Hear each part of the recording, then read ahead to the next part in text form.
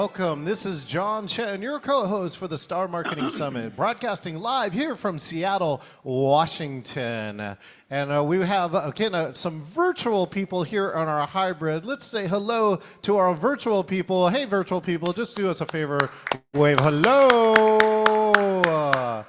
Let's get a quick, let's unmute. I would love one or two words of what you already experienced or loved this morning. How about Kathy? Kathy's new here. Hi, Kathy. Hi, John. I actually did catch your presentation for a little bit. So I think what I love the most is that you don't just tell, but you demonstrate what you're telling us so that you show us how it actually works in real time versus just telling us what to do to be better at the hybrid and virtual and in-person events. Outstanding. I'll take one more. How about Donna Cunningham, live from Seattle, Washington? I knew you were going to do that. And I was just telling you, it's so much fun to see the production go live after being behind the scenes and see all the work that goes into it. And so it looks really good. And Donna, this weekend, we were able to give a children's book to baby Chen, right? The new grandson on the way. What did you think of that baby book? I thought it was very clever. And especially the last photo, which of showing the shadows of the young and the old holding hands. Well, this is the greatest part, Donna, because here in the Star Marketing Summit, we don't want to just talk about this book. We want to show you. So I'm excited to tell you that I have this amazing guest coming up. She's got a very special message for you and your inner child. I read this book too, by the way. If you are not a child, right, this message is also for you. Let me introduce to the stage, here in Seattle, Washington, Ivy Kwong.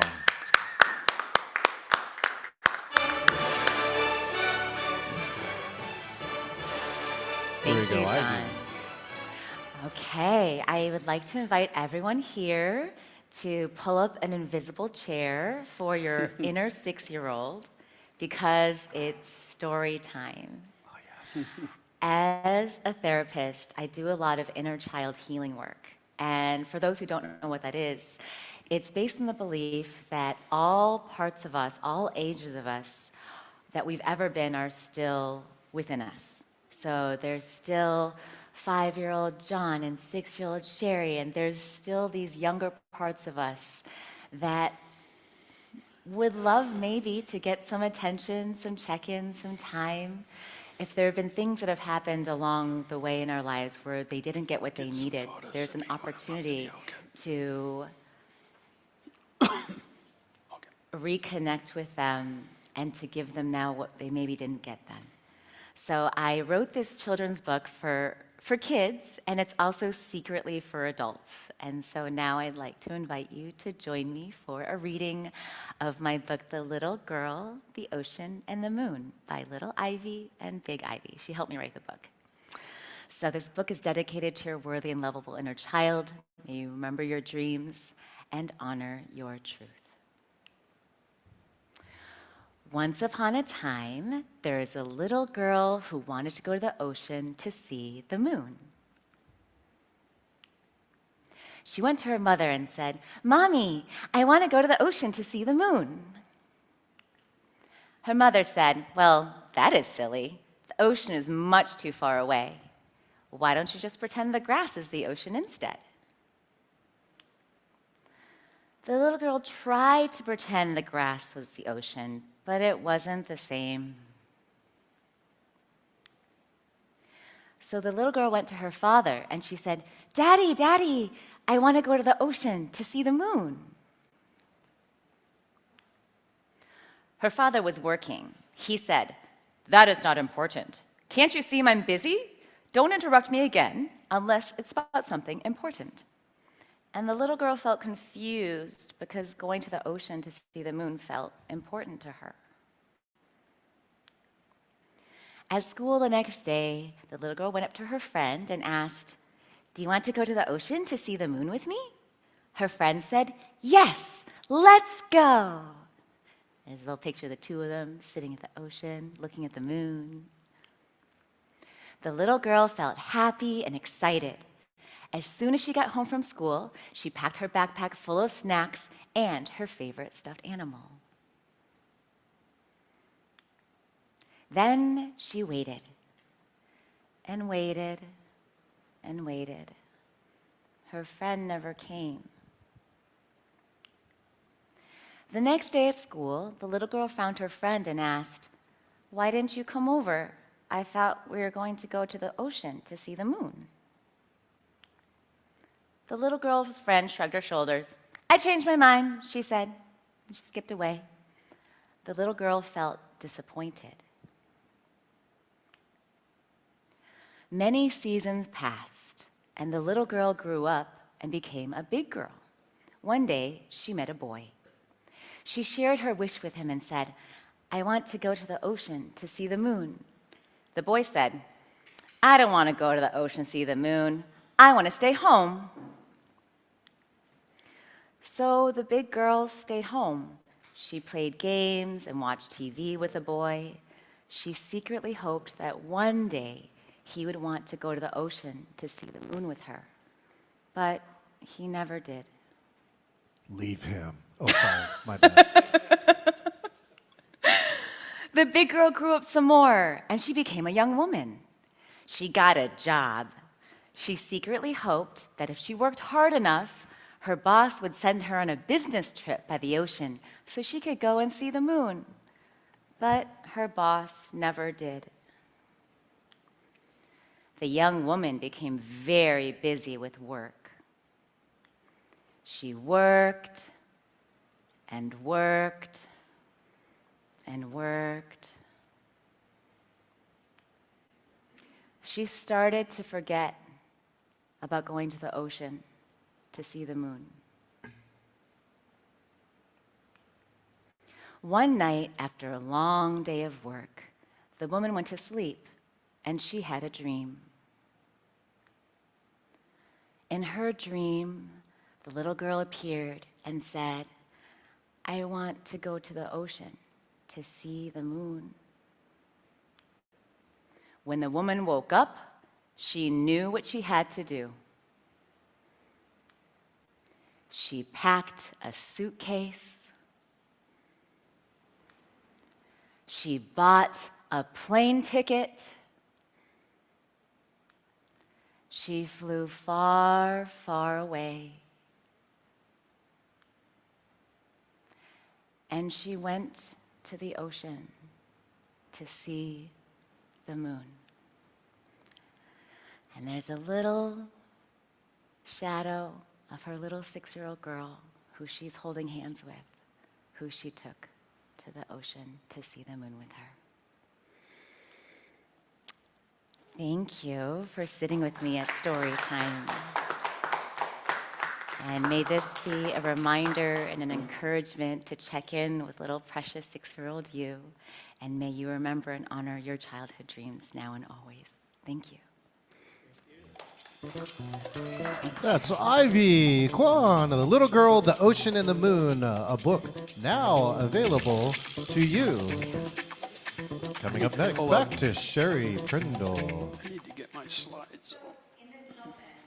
In between speakers, in this moment when maybe our hearts are opened up a bit from hearing that book, I invite all of us to just take a moment and remember, why did you start speaking, coaching, training, consulting? Why are you an entrepreneur? Why is it that you wanted to go out and help people? I know for years everyone said that the great secret to being motivated is to find your why. And Julie and I always said, well, I don't know what my why is. Do I have a why? Yeah.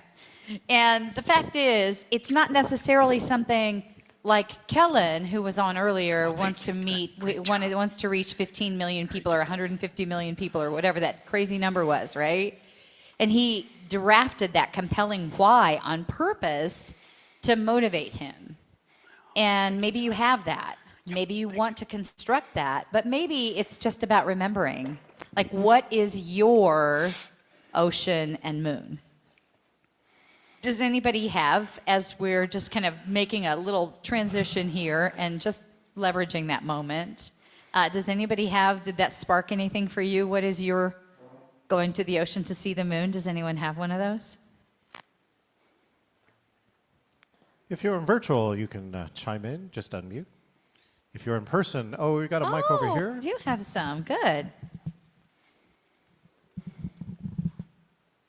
My moon is to my moon is to dress up and be on stage as a rock star. That just seems like the most fun in the world. I'm not sure if it's the ocean or the moon, but for me, it's very much about just getting into the mountains. That's my happy place. John, are we ready with the technology? All right. Thank you, everyone. And I'm going to let you, because you have these facts about our next speaker. Is that correct? I do. All I can right. do this intro. Okay, here we go.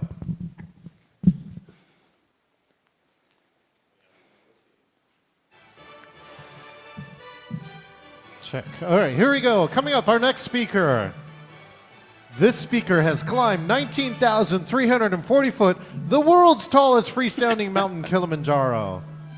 He's happily married 22 years now and father to a wonderful 14-year-old boy. He's a speaker, coach, and facilitator. Please put your hands together for the one and only Daryl Kerr.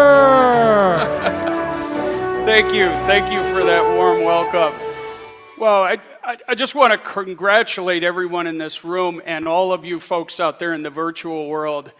What an incredible industry that we're part of as coaches, as facilitators.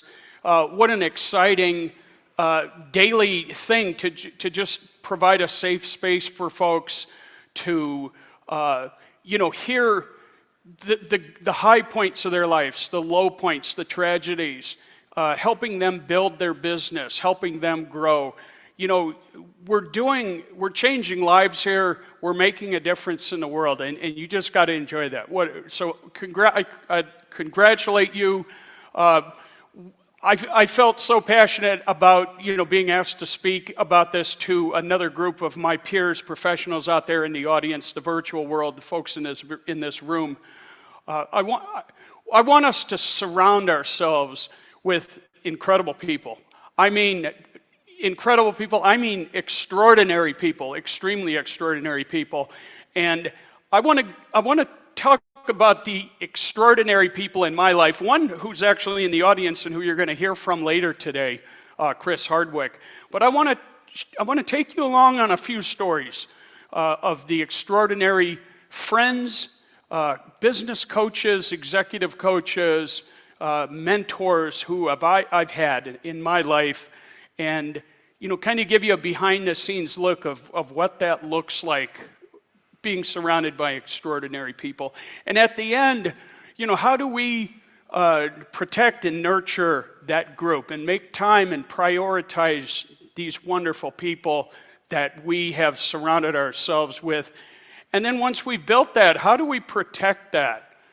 Because there's a lot of forces in nature that kind of want to break that up. And so how do we protect that? So anyway, I'm going to go into my first story. Was Danny Lane. And Danny Lane is on the left there. And Staff Sergeant Danny Lane. He came into my life in Okinawa, Japan. I was a young Marine in Okinawa, Japan.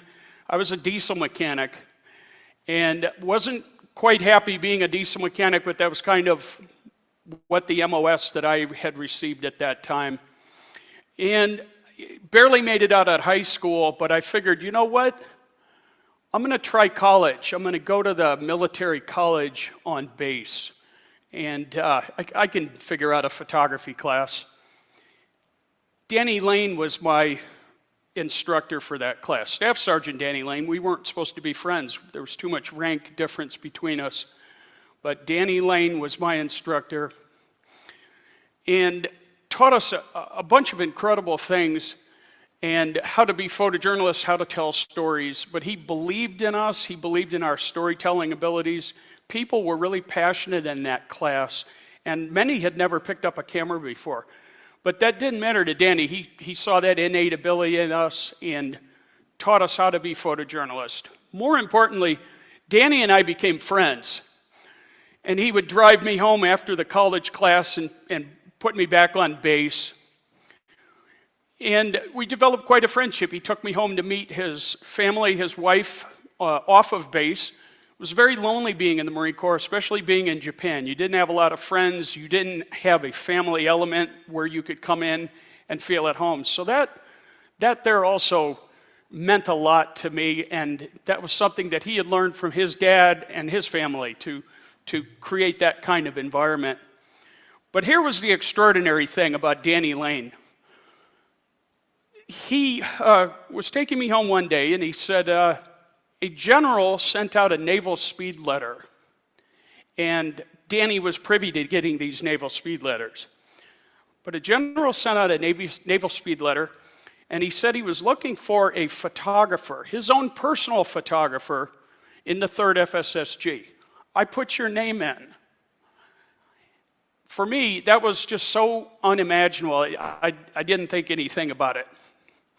About 2 weeks later, I get a call from the Chief of Staff's office, the 3rd FSSG in Okinawa, Japan. They said, Corporal Kirk, your name was put in as a possible candidate for General Porter's photographer. Could you come down? And because of Danny, I already had a portfolio ready. We had some incredible portfolios. Danny really knew. He went to school in Syracuse at one of the best photojournalism schools in the country. Grabbed my portfolio, slapped a U.S. Marine Corps sticker on it, went to the Chief of Staff's office. They loved it. They said, this is great. We'd love to have you as a photographer. You'll hear from us. Again, I figured there's no way in the world this is going to happen. There's just no way. I'm in a 60-man squad bay. It's noisy. People coming and going from duty, coming in out of the base on bars. It was pretty hellacious Marine Corps setup. Anyway, it was the annual rifle range training. We trained for 2 weeks every week in the Marine Corps. Every year, 2 weeks of rifle range training. Very far remote location, about an hour and a half away from our base. We were dry firing, snapping in on a Sunday late afternoon, and a Jeep comes driving in. And it's my master gunnery sergeant, big old guy, and he's got his driver there. And they're like, Kirk, get your ass in the Jeep. And I'm like, oh my God, what did I do? We get down the road a piece. It's real silent. No one's talking to me. The master gunnery sergeant opens up. He says, you got orders to be the general's photographer. And he didn't say it quite that way. There was a lot of expletives in there. And I just could not believe it. Anyway, we are headed. We're going to see the colonel. The colonel's pissed as can be. He can't believe it. Why didn't you tell the colonel? He would have been proud of this. I never would have told the colonel, or I never would have got the job. Anyway, we finally got from the firing range to Camp Kinzer, where I was stationed, where our maintenance battalion shop was. And we sat there for an hour. Basically, everyone was befuddled. How the hell Corporal Kirk got orders to be the general's photographer? Anyway, it went in one ear and out the other. About halfway into it, I had realized that these orders meant everything. Got the job. About 3 days later, I was given my own private apartment on the East China Sea. I mean, I could not believe it. From a 60-man squad bay, noisy, to an incredible job on the, I had my own apartment at East China Sea. I had my own office with a few other Marines at Building 1. I was with the general. I was with other very important people in other billets. By the way, this was an illegal position. I was told very clearly, you have to buy all your own camera equipment. What do I need to buy? I'll spend every check I've got until eternity to buy, to get whatever camera equipment I need. So incredible. For the first time in my life, I really realized that one person can just do one small thing and change your life. And when I think about the demeanor of that time, people would have withheld, anyone else would have withheld this incredible opportunity. but Danny immediately thought of me, and it changed my life. I was flying all over Asia with General Porter. We were going to Japan, to Korea. We flew on every chopper and that the Marine Corps had. We flew on private jets. And he would have me photographing extraordinary things, like something out of MASH, where the general would fly in a cow to a Korean orphanage so the kids could have fresh milk. It was really amazing, and it gave me time from a very busy schedule, working on trucks and Jeeps and everything the Marine Corps had, to actually having this garrison job interacting with the Secretary of the Navy. It was Secretary Lehman would come in from time to time. So the Secretary of the Navy, or the Commandant of the Marine Corps, or the Featherstone was the General Counsel. The U.S. Counsel was Councilman Featherstone. So I had time on my hands. I was meeting incredible dignitaries in and off of base. But again, this was all made possible by Danny Lane. And I'm still good friends with Danny Lane. On the right there, where we're holding the salmon, that's Danny on the right in the red coat. So we're still good friends. That's me in the middle on the DMZ in Korea. Again, this was all made possible by Staff Sergeant Danny Lane over there. So my stockbroker is the general's aide-de-camp.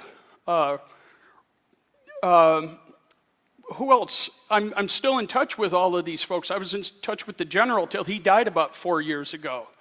So these are extraordinary people. Who in your life can say one word and change your life? Nurture these relationships. Protect these relationships.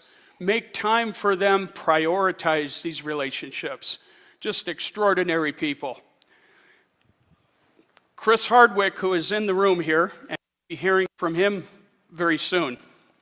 I met Chris in China back in 1986. I had been doing a lot of crazy things in China. China was wide open. You were allowed to go anywhere at that time. I had gone to Tibet through Golmud, China. Chris had gone to Tibet through Nepal.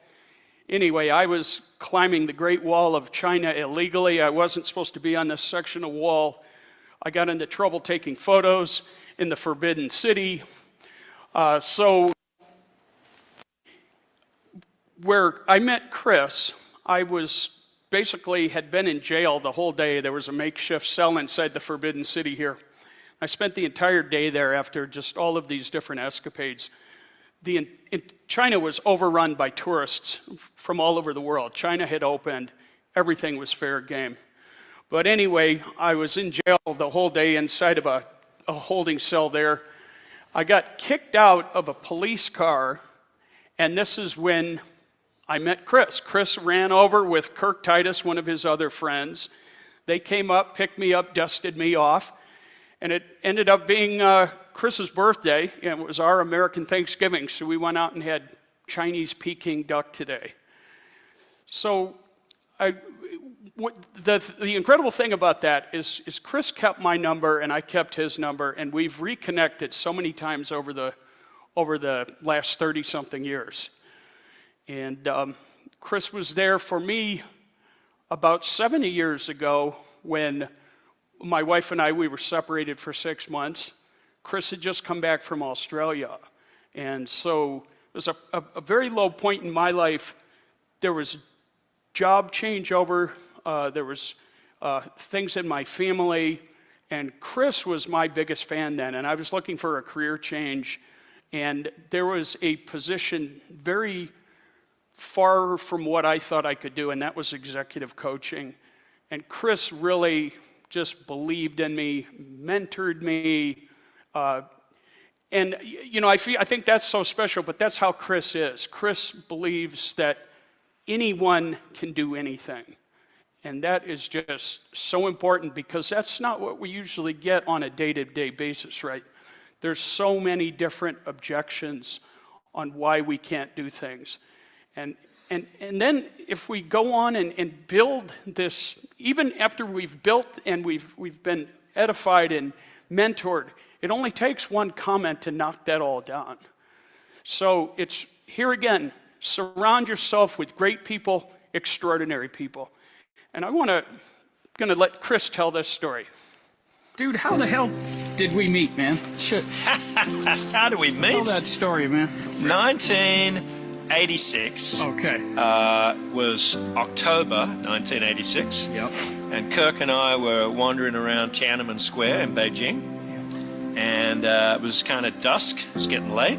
And I remember we saw this like police paddy wagon pull up, and we saw a backpack get thrown out the back. And then we watched this guy get dragged out and kind of unceremoniously dumped on the ground. And then the cops or army or whatever they were got back in the paddy wagon and drove away. And Kirk and I ran over and helped this guy up off the ground, and turned out to be Daryl Kirk. This is a trip that Chris and I took 2 years ago in his beautiful Vancouver, Canada. Oh, yeah. Mm-hmm.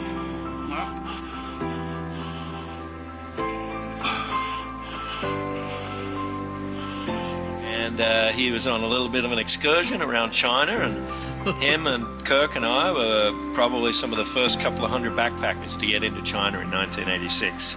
And then he went and proceeded to share a story with us over Peking duck that night. We went out for dinner. It was Thanksgiving. It was our Thanksgiving. Yeah, it would have been that's October, right. yeah. So yeah, US Thanksgiving in Beijing, or Peking as I knew Yeah. it in those days. Going Yeah, out once for I Peking got out of duck. jail, I Yeah. was like 6 or 8 hours detained.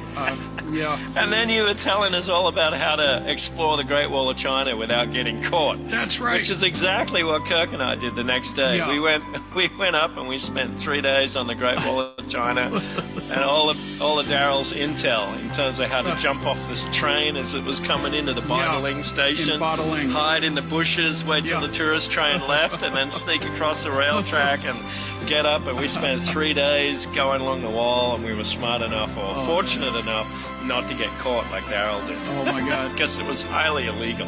Oh boy. Oh, yeah. And we're still really good friends to this day. Hey, mate. 30-something years. Yeah, that was 1986. That's a lot more than 30 years. Yeah, it was. Yeah, That's exactly. 35, 36 years ago. Actually, and then you came up to Vancouver and you were the videographer for when For your Melissa and I wedding. get married That's in right. 1990. Yeah, Really great day. 32 and a half years ago. Great day. Yeah. Wow. So, yeah, we've known one another for a while. Man.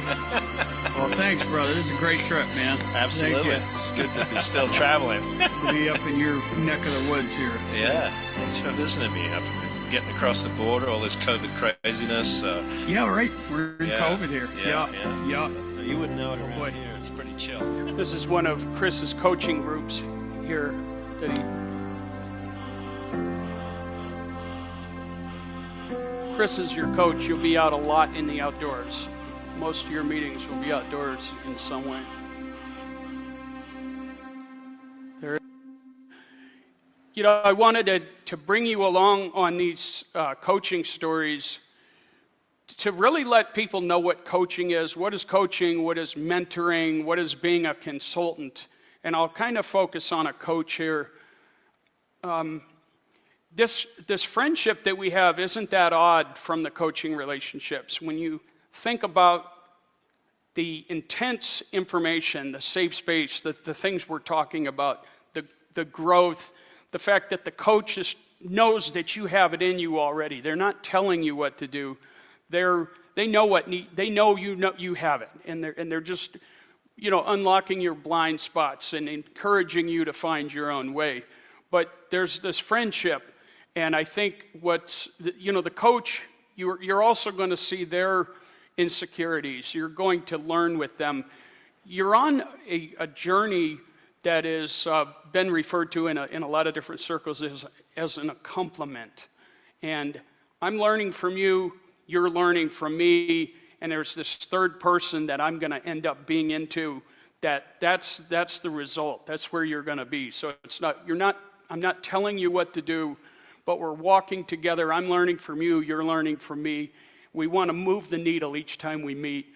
And that's a very important thing when you have that vulnerability on both sides. That coach becomes very human when you get to see that, you know, we put our pants on the same way.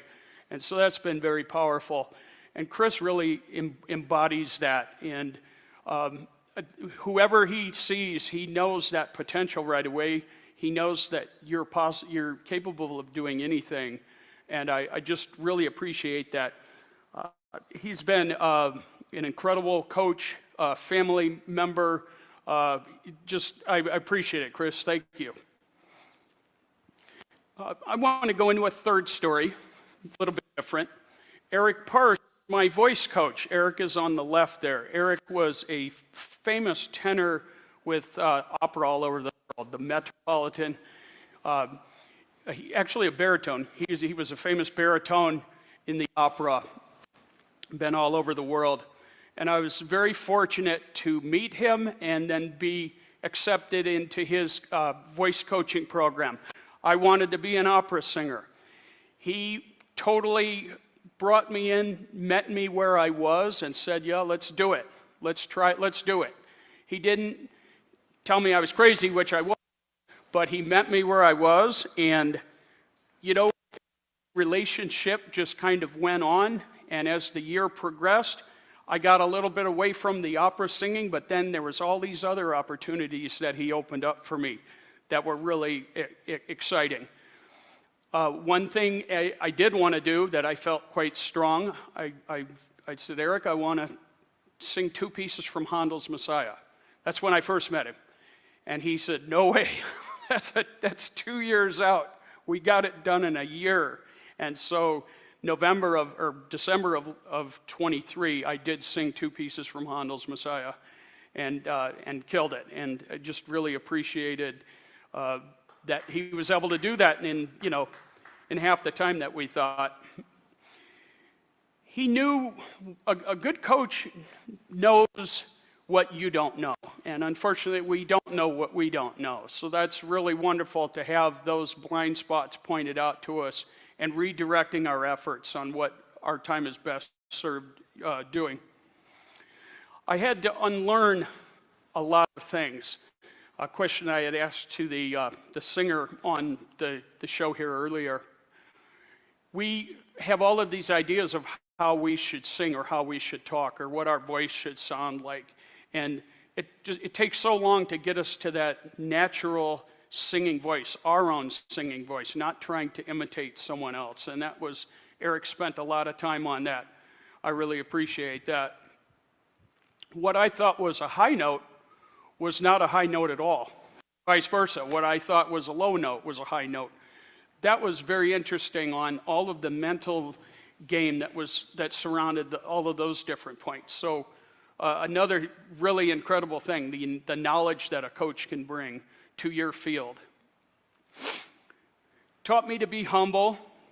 Probably one of the biggest lessons that Eric taught me was how to be humble as a singer, how to bring the audience with you. When you sing a song, everyone in that room better be singing. You look at Taylor Swift, she is on the moon right now. She's always, at least the last half of her career, she brings the entire audience along with her. Incredible, and that's what Eric has been really good about, is this is about them. It's not about you. When you go there, they need to be singing too. They need to be able to sing that tune. The coach loves their craft. I love being an executive coach. We love our craft. We work at it a lot. And Eric is always working on the craft of singing, his love for singing. He's always introducing YouTube videos to his students on singing technique. So really, really have to love what you do, be passionate, always be working on your craft. And that's what's going on. Chris' presentations that's come up, I just saw it a month ago. It has improved just like unbelievable what he's added to that. And so the love of craft, the love of what you do, and we're so lucky again, we're so fortunate again to be in this industry where we're changing lives, we're making a difference in the world, we're helping people build their businesses, and helping them grow. So who's your biggest fan? We're in a virtual conference here, so let's ask the virtual audience, if I may. Sherry Bear, are you there? Hello. Sherry, who's your biggest fan? Your coach, your biggest fan. I mean, give us a story. My best friend, Lisa, is 100% my biggest fan and helps me so many ways. Oh, that's great. Give an example if you would, if you don't mind. Okay. Well, I'll be vulnerable, and I was struggling for the last couple of years. Things were getting much harder to do than they used to be, and she kept pushing me to talk to doctors, and it turned out I had ADHD diagnosed after 50, and she Oh, just gosh. wouldn't let me not do it. So she pushed me and pushed me and pushed me. Oh, good. Congratulations, by the way. It's an incredible gift, but it's a difficult gift to navigate. So I'm there with you, by the way, for sure. Thank you, Sherry. Thank you so much. That's right there, though. Sherry, thank you for demonstrating that. That's what feeds me to get up in the morning, is that vulnerability, that humanness that we share. So thank you so much. You're welcome. Thank you. Susan, do you mind? You're next on my list here. Susan Michelle, I believe. Susan, who's your biggest fan? Susan, if you don't mind.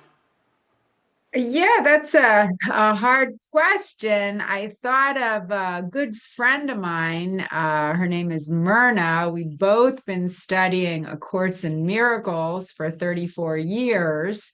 Wow, We nice. speak together online, and she's always complimenting my teaching methods. So she always builds my confidence, and I'm grateful to have her as part of my life. Oh, wonderful. Thank you for sharing, Susan. Thank you. Where are you at? What state are you in? Where are you? I'm in Western Massachusetts. Oh my gosh, Springfield, okay. Massachusetts. Yep, right on the Connecticut border. Oh, wonderful. Thank you so much. Thank you again. Kathy, do you mind? You're next up on my screen here, if you don't mind. I don't mind. So, I'm in Las Vegas, by the way. I have the benefit of having a community because I, like John Chin, am an NSA chapter. So I'm NSA Las Vegas. And I have to say that I benefit from so many speakers that are, much more successful than me, but that pour into me. One in particular is Dr. Jeffrey McGee. He's one of our most successful speakers here in Vegas. He does more coaching and consulting, but he is so generous with people that are kind of behind him a few steps. And he's somebody that he could easily have this like big ego, and because he's so successful, but yet he just always makes us feel like we're so smart and important, and he honors the skills and recognizes the skills and knowledge that we bring. So he's one. My biggest fan is probably my sister and my nieces. So Oh, great. Oh, wonderful. Thank you so much. How did you meet that gentleman? Do you have a group there? yeah, so I'm a member of NSA Las Vegas. So great. in the chapter here, which John Chin, I think, is upcoming president, maybe for the Northwest chapter. Do I have that right, John Chin? Are you That's the right. incoming Yes. president? Yeah. Yeah. Yep. So I'm past president. I was president last year. And just that networking and being around people that are doing what you're doing, and just in the business, it kind of helps you feel a little bit more motivated to do it, because now you have other people that are as crazy as you trying to, go fulfill this dream that everybody else thinks is insane. So, yeah. Yes. Thank you. And There I NSA am. Northwest, I think it's really the de facto speaking organization. If you want to get into a speaking organization, NSA Northwest really is it. One of our good friends, Gonzalo from Colorado, he told me early on that's the de facto speaking group. And we're so lucky. I know your chapter is very strong. Our chapter in the Northwest is incredibly strong. Thank you so much, Kathy. Thank you. You Really have some great appreciate it. leaders there. You guys should be proud of what Yes. you have there. It's a great leader. Yes. Yeah. Thank you so much. Thanks, Kathy. Mel, the squid lady. Gosh, hang on. Mel, who's your Okay, biggest so fan? which question are you currently asking? Who's your biggest fan? So the friend that I'm visiting here in Vegas, hi Kathy, I'm up in Henderson, down in Henderson, has been my best friend for over a decade. And he's the one that when something goes wrong, like I got a hard email last night, and he's like, or you can reframe it as this, you won't fit in every place. And that's, I was just saying, yeah, I have ADD too. And that sense of, when you don't fit and not taking it as hard. And he's been the person who's really said, yeah, you seem scattered, but you have been focused all this time. And that's that reassurance that you're not as dysfunctional as it feels, the hot mess storyline. So I also think it just a reflection on everybody I know in the speaking community is there's a lot of ADD here. Yes, thank God. We hunger for more knowledge and we're ready to dispense it at a fire hose level. And I'm glad you are teaching our younger ADHD kids to how to drive in the ADHD style. So that's I feel safer on the road because I remember that journey. Hey, Daryl, we got a friend from Florida. His name is Matt. I just saw Matt come in. I was going to call him next. Yes, Holy Matt. cow, let's find out. Hi, Matt. Matt, how are you? Who's your biggest friend? Who's your biggest fan? In terms of friends, are you talking about the voices in my head or like physical, like people? Oh boy, good one. Yeah. No, who's your biggest fan? Who's always there for you, always complimenting you? They're always going to come through for you in a positive way, and just always wondering what you're doing next, and just your biggest fan. Well, it depends. Right now, my ceiling fan is on, so that's probably my biggest fan in the vicinity. I guess John didn't warn you before I got on the call. God help you all. So, in terms of people in my life, I mean, there's very much a handful. Like I can count them on like one hand per se. So I truly believe in quality and not quantity, and being yourself or your authentic self. So I'd say probably like my friend Ryan, in terms of certain family members that I'm close to, like my brother, my cousin Diane. I have my therapist as well. So there isn't a lot of people in my life. So I'm grateful for the people in my life that are there and that are supportive for a number of nuances. So, and vice versa, of course. So. Oh, great. This is a difficult one. Who are you the biggest? Who are you the biggest fan of someone? Who do you try to be their biggest fan in a way, or being there for them? Well, I mean, I know it sounds cliche, but really it's anybody that is supportive of me. So for me, it's about paying it forward, giving back, or as we say in Jewish, doing my mat mitzvah as a presence. And so it's a matter of being there for others as well to elevate them. And again, coming from doing IT, you always have that intrinsic value of service and value to others and putting them on the pedestal. And so if I could sit there and roll out the red carpet without the limp balls and not just for the Oscars, then why not? And so that to me is important, to be there for my friend Ryan, my family, certain people in my life that are important, especially important clients. I'll basically pull a gadget Gumby and bend over for them, or stretch in all these different directions if I have to. If you treat me fairly or you treat me great, I'll more than pay it back in spades. That's great. That's all we can ask for, right? And we should demand that, in our relationships. So thank you for kind of off the cuff. I asked that kind of off the cuff. I really appreciate it. Well, as I like to say, you scratch my back, I take off your fleas. There you go. Great. Okay. Where are you calling in from? Someone just mentioned it. Where are you? California? Where are you? Well, right now, Florida. Yeah. Right now, I'm in my chair. So. Oh, great. Good deal. With a fan. Thank you. Exactly. Thank you. I'm a fanatic, so. We have. Thank you so much again. Really appreciate it. Thanks, Matt. Okay, we talk about this is a virtual conference. We really have a virtual conference here Chris Hardwick is here live and he's virtual. Chris, do you mind answering on from your camera there? Oh, hold on. Get a yellow mic, please. Oh, yes, the mic. Yeah, there you go. Yeah, talk about putting me on the spot. Who's your biggest Thanks, fan? Daryl. My biggest fan. Well, in business, my biggest fan is Richard Branson, and I modeled him in my own businesses. He never wanted to be the biggest. He just always wanted to be the best. And that was something that I strived to do in all 15 of the companies that I owned. And I love to take on the Goliaths, like the big competitors, and I love to find a way to beat them at their own game.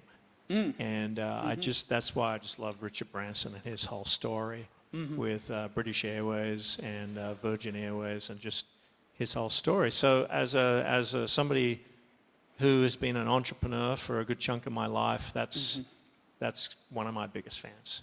Oh, Yeah. great. Thank you. And if I had to have another one, Yeah. it would be my wife. Yeah. Great. Yeah. Good 'cause, answer. Yeah. After 34 years of marriage, nobody would ever have thought that would have worked. Since I'd only known her for a couple of months when we got engaged, and 3 months later we were married. So sometimes you just got to roll the dice. That's great. Thank you, Chris. Anyone else? Rose, do you? So I've lost track. Are we talking fan or fan of? Yeah, who's your biggest fan? Yeah. Right now, I think I would say my oldest brother. Your old. Yeah. All right. Yeah. He's just all ears and really excited about whatever I'm doing. Oh, great. Yeah. And somebody that I'm currently a very big fan of is Deepak Chopra. And, great. You know, I feel like I know a fair amount of science and have a good mind. And when he talks and really lets himself loose, he just blows my mind. Oh, that's great. Yeah. Who are you a big fan? Who would consider you their big fan? I mean, you're kind of always cognizant of your relationships and your job. What? Do you mean who appreciates me? Yeah. I recently spoke with a new client. She's new again. And she talked about some work that I did probably 20 years ago. And she just gushed like it was yesterday. And it felt amazing that, gosh, Oh, great. she noticed and she remembered. That's one. And remembered. Yeah. And remembered. Yep. Yeah. Years from now, Yeah. they remember that.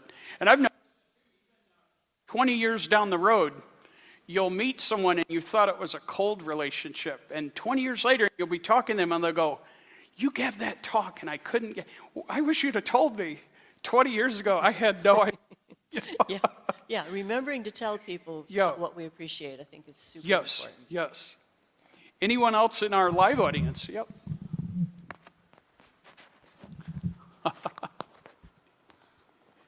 I think one of my biggest fans for a lot of my life was one of my best friends, Joe Polish. He's a marketer who lives in Arizona, and Good. he at one point opened up his whole marketing library to me and was like, go and read everything. And, Oh, and gosh. I was grateful to have the chance to go to his events and met incredible humans. We got to go to Necker Island and hang out with Richard Branson. So I was like, we should talk. Let's go to Necker together at some point. But just someone who always saw more in me than I could see in myself. Oh, And great. to this day continues to be someone who checks in on me, sends me random funny memes, and is such a pillar of care and support. He's one of the most generous of spirit humans I've ever known. And Oh, he's great. also a super connector. So I feel like he's like 1 degree of separation from literally everyone. So Oh, really that's grateful great. to have him in my life. It's really amazing to hear, family members or, full-blown famous coaches or professional speakers being people's hero. I really love that, So thank you so much. Thank you. Anyone else? Okay. Well, great. I'll tell you one of my biggest fans, and he just passed away. This is Lance Georgeson. He was in our Rotary Club, and he's in my church, and he's a leader in both organizations. And he is such a fan to many folks, and he really understands what you're about, your hobbies. He takes an interest in your own hobbies, sees where his hobbies and interests line up with yours. He's I really miss him a lot, and he was He's a big fan of his children, of his wife, of our church. He's a big fan of the Rotary Club. And so he builds this bridge between several organizations where if you're in this organization, you end up on one of these organizations with him. And so Lance Georgeson, just, boy, the deep knowledge and from so long ago, or, you know, associating conversations that we've had or a dilemma that I'm having, being able to bring a story from his lifetime, or maybe something in the future or something from the past. And that really brought deep meaning to me, because then I could really see it. And it was more than just a condolence or a congratulations. There was a lot of deep meaning in his thanks. And I also like, he was tough with me.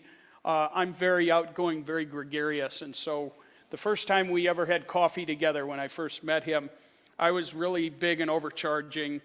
And I knew the woman behind the counter, and she had a lot going on. And Lance said one word to her, and she just blathered out her entire life story just after one word. And I go, Lance, that was really amazing that you used one word. He says, I told you, you're a little overbearing sometimes. You really kind of freak people out a little. And so that really, he could really give you some incredible lessons where you saw it. I mean, just so in that case, this was one word of a different sort, where he was able to use one word, and he did not know this woman, and I was just really impressed. And so he gave real world examples, and so I really appreciate that. I miss him dearly. He just passed away a few months ago. Nurture and prioritize these extraordinary people in your life. Make time for them. Prioritize the time that you're with them. There's Chris and I is this base camp, Chris? I think this is base camp Mount Kilimanjaro, world's highest mountain, freestanding mountain. And this is Lois Georgeson in the middle. She turns 100 years old this month. So she is also retiring. She runs the Elks Lodge in Ballard. She runs the lodge, make no mistake. She turns 100 this year. She drives to work every day. Rosie the Riveter in World War II.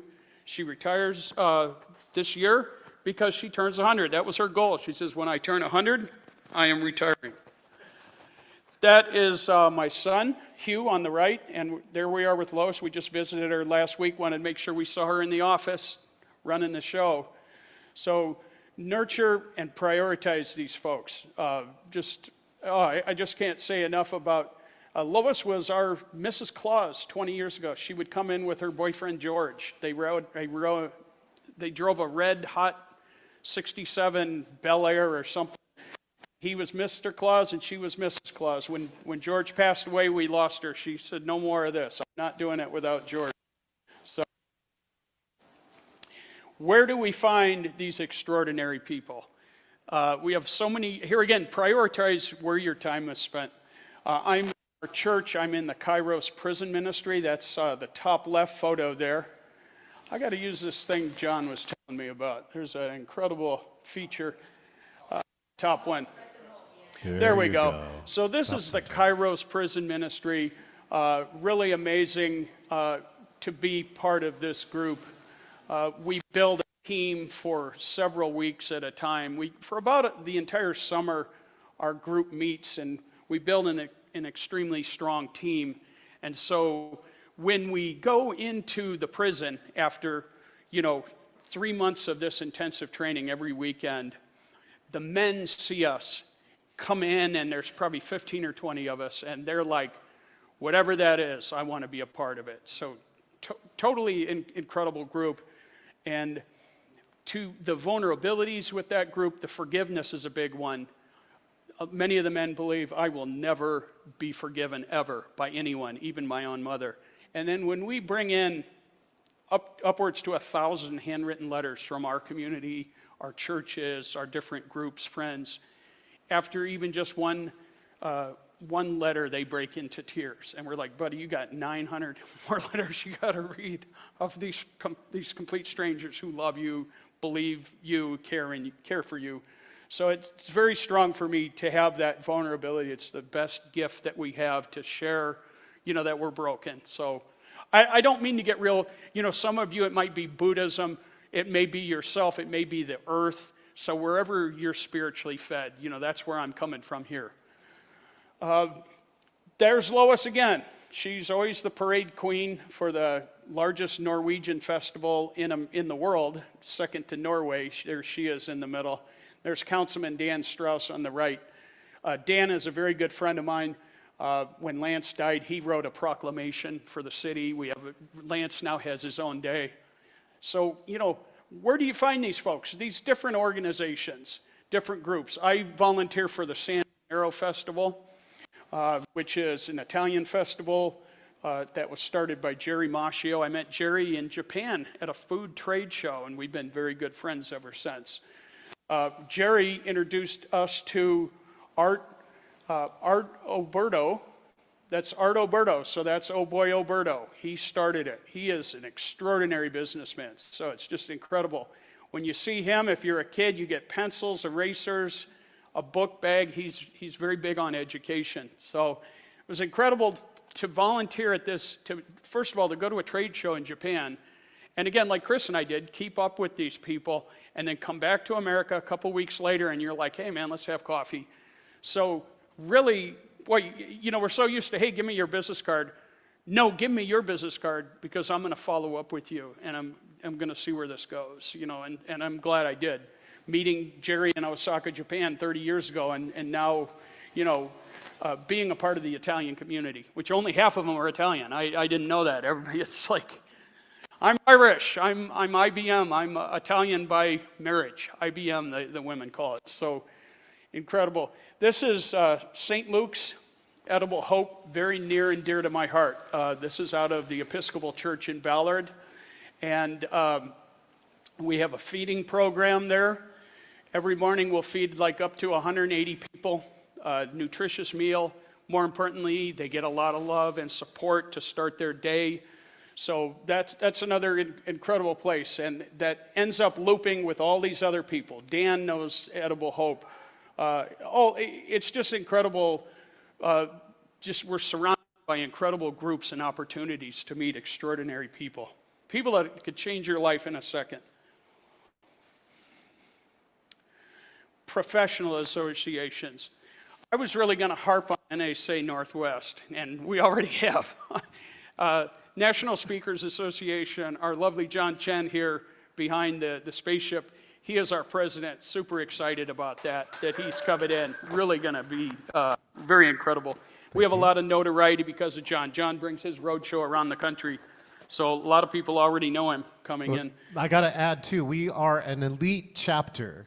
We are an elite chapter, yes. It's a special designation that only given to some chapters. And let me tell you, too, when you serve as president, it's not your year, right? It's the year you get to serve everybody else. Oh, so I love it. Just so you're clear. I love it, yes. And John, I think they've emphasized that you're speaking, what is that called again? It's the, you're receiving your award. Yes, it is the CSP, known as the Certified Speaking Professional, only given to 17% of the National Speakers Association members. I found out last week that I got it, and I will be walking across the stage August 3rd in Denver, Colorado at their summer conference known as National Speakers Association Influence. Take a look at the criteria for that. I'm surprised 17%. It is very difficult to get that. So great job, John. That was a lot of work. Very proud of you for that. So professional associations. This is NSA Northwest. This is Pegine in the red. She is a famous speaker, goes around the country. She is a powerhouse. And so we had a workshop, giving speeches. How do you give a speech? How do you open up? And she was very hard on us. We had one of the benefits of being in NSA. We got to hang out with her the night before. We had an incredible one-on-one time with her. It was a really great opportunity.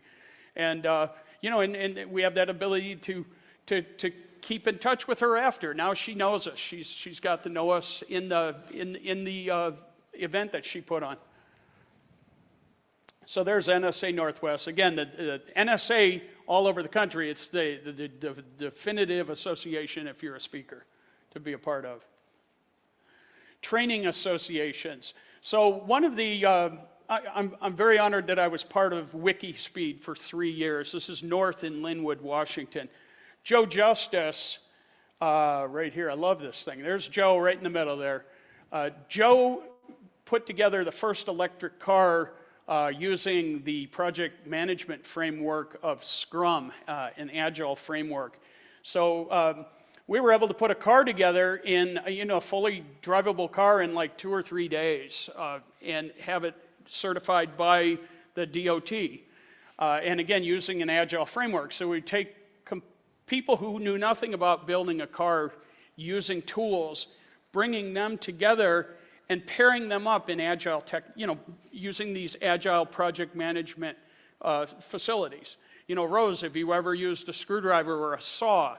No, but I have used a drill press. Okay, let's put you over here with this person, or you find your own person, build your team, and you've already doubled your speed, and you've become more efficient. So it was very incredible to be part of that. I was then hired to be one of the trainers, and one of the things when we did our Train the Trainer class, we actually brought our roadshow to Washington state government here. So we actually trained Washington state government, and they're doing a good job on their own, but we were able to come in and really give a shot in the arm for their agile transformation of government in Olympia in Washington state. This is Paolo Samascello, a good friend. I met him. He's in Italy. He teaches this program in Italy now from what Joe had set up. Joe actually did this for the X Prize.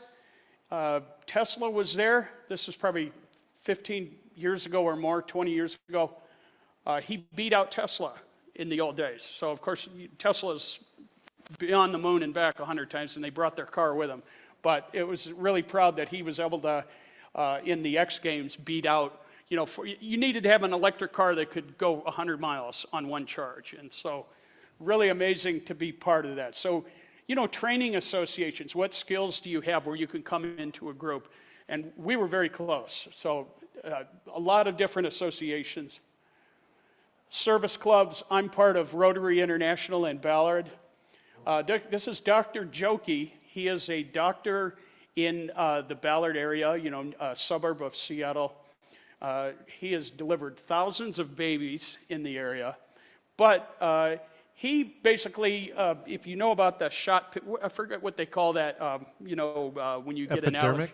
Yeah, he started some of that technology for the space program in the 70s, and also feeding devices in space, all of that. He was part of that, so extraordinary to meet him.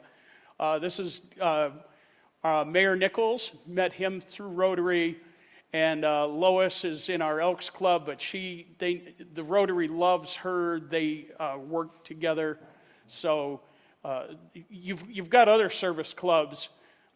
Rotary is the one that I'm part of. We have a Student of the Month award. You can see Dr. Jokey speaking to one of the Students of the Month. And one thing incredible about Rotary, almost anywhere in the world, any city in the world, you can find out when the meeting will be and walk in. You can go into Zimbabwe. Here we've got Moshi. You can walk right in as a Rotary member and immediately have this audience of other Rotarians. They'll have you come up and speak, talk about who you are, where your club is, anywhere in the world. That's just like unimaginable networking. Rotary, I would say, is one of the best organizations for you to get in, take a leadership role, and present and start speaking. Incredible opportunities. And if you don't speak there, you can speak at one of hundreds of other clubs in your state. You've got Kiwanis International, Lions. They both have their different programs. For Rotary, we hang our hat on polio elimination. And when I was in Tanzania, I was surprised that the #1 killer in the world is the mosquito. 700,000 people die from mosquito-borne illnesses. Rotary also championed that, to the elimination of malaria at least in Moshi and all over the country. They do a lot of work on that. Spiritual groups, again, like I was saying, it may be the trees, the river, Buddhism, whatever it is. That's, you know, if you look at the 12-step programs, or if you look at other different programs, that's always one of the prescriptions, you know, having some kind of spiritual faith and having a spiritual group along with that. Again, I already spoke of the Kairos prison ministry. Again, our St. Luke's Edible Hope, our church also has a food bank program. That's my son. We did a lot of work over the pandemic feeding different senior groups who were locked down. So we initiated these programs. So you can come into these programs. If they don't have something for you to volunteer, then set up your own program or suggest something. It's just an incredible opportunity to meet other folks. And again, we kind of talked about that, be their biggest fan. I really want to be the biggest fan to a lot of folks. This is Mr. and Mrs. Tan. Mr. Tan turned 100 here, and that's his wife, Mrs. Tan. That's my lovely wife there. This is up in Vancouver, Canada. It was a big Chinese wedding. I did everything I could to, well, through some other relationships that I had back in college, I was able to get a hold of Governor Gary Locke at the time. And Gary Locke met me at his law office. He was the governor, but then he moved on to a law firm. I was able to get in touch with him, and he wrote them a very nice card that was read at that, and it was really an honor for Mr. Tan to have. They were very happy that Gary Locke. It was like one of the first Chinese governors, and they were very excited to get that letter. With Lois, I'm always singing Lois's praises everywhere I go. And Lance, who just passed away, I went to Dan Strauss, our city councilman, to see if he could write a letter of proclamation for Lance at his funeral, and they ended up making that a day, an actual day of the year now with Lance. So never let them get you down. Okay, we built this incredible network. We have these wonderful people that nourish us, that are just mean everything to us. You're going to have that one comment that's just going to bring down the house. I'm kind of thin-skinned. My wife will definitely tell you that. I get really built up, excited. I built this perfect house of cards, but it only takes, honestly, you guys know, it only takes one comment to really bring your house crashing down. You're a coach? What is that? How do you coach baseball? How much do you make on that? Or what do you do? And I think it becomes more magnified because we're in an industry where we've all been studying performance and positive techniques, right, our whole lives. So it really hits hard when we get that one negative comment. Never let them get you down. This is I'm sorry, it's dated. There's a lot of the use of man, but I love this, and this is something I always try to remember. When you do reach that point where you've had some negativity, and you really just need to remember, it is not the critic who counts, not the man who points out how the strong man stumbles or where the doer of deeds could have done them better. The credit belongs to the man who is actually in the arena, whose face is marred by the dust and sweat and blood, who strives valiantly, who errs, who comes short again and again, and who at the worst, if he fails, at least fails while daring greatly. Theodore Roosevelt. Thank you so much. I really appreciate the opportunity. Again, congratulations. I'm so honored to be one of your peers in this incredible group where we're changing lives. Thank you. There he is, Daryl Kerr. All right. This is John Chen here, co-hosting live in Seattle, Washington. We'd love to hear your feedback. If you are in the chat, please chat us some commentary for our one and only Daryl Kirk. I have to admit, that's one of the best videos I've seen. I would put that video on about friendship any day of the week. Anybody else here in the chat, feel free and join in. All right, we're going to take a short presentation coming up. We're going to learn how to communicate even more powerfully with the SSLS technique. All right, let's bring back our one and only Ivy Kwan. Here she comes. Hello again. It's good to see you all again. The original name of this talk is How to Communicate More Effectively in the Boardroom, on stage, and in the Bedroom. Hello. As a therapist, I work with a lot of couples. Communication is important. And so I feel like what we're about to learn together and practice together is effective across. I mean, if you're a human communicating with another human. We already heard from Sammy earlier, who talked about the 5 elements. And so mine is similar. And the SSLS technique is softer, slower, lower, and silent. Ooh, can you say that So, again? yes. Softer, Mm, slower, okay. lower, Lower. and silence. And silent? Yes. Okay, I'll and stop silent. talking now. I love the interactiveness. So when we get excited, we can speak really loudly and we can project and our voices change. When it comes to the first thing you can do to draw people in, you can speak more slowly. When we're stressed, when we're agitated, when we're nervous, we start to speak really rapidly, and then we can try and get all our information in. And when you're speaking really rapidly, especially in an argument, and you're thinking about what to say in response to someone else's argument, I can't believe all the dishes in the sink, and no one's listening to anybody else. No one can hear anyone else. So when you slow down, you have to be more intentional about your words. And whoever's listening to you can also hear, take in, and respond more effectively as well. I'm personally of the idea that you can never slow down too much, but that's just me. So slower, softer.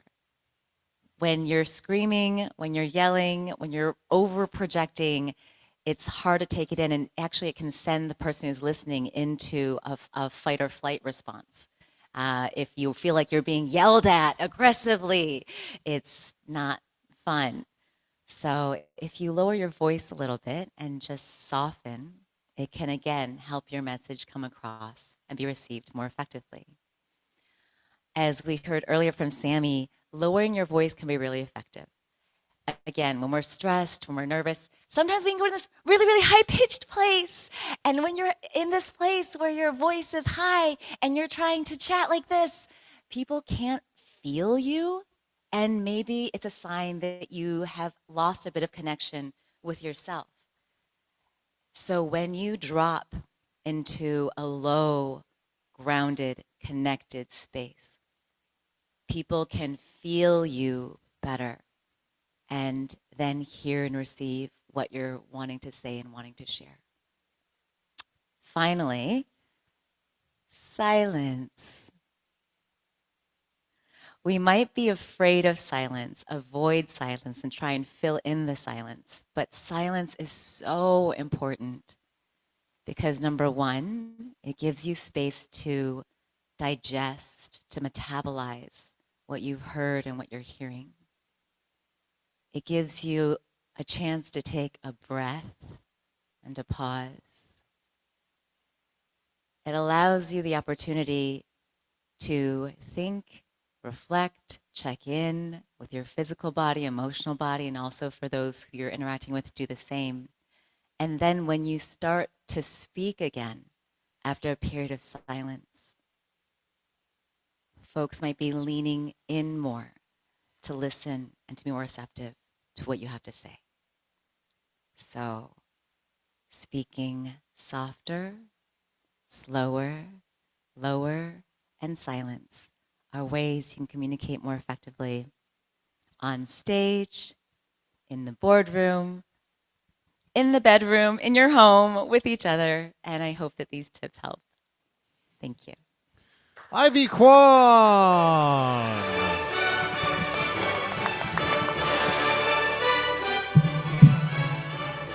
Okay, let's see. Say it with me in the room. Somebody grab the yellow mic. Not Ivy. Somebody grab the yellow mic.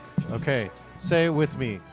Softer. Softer, Slower. lower, Lower. silent.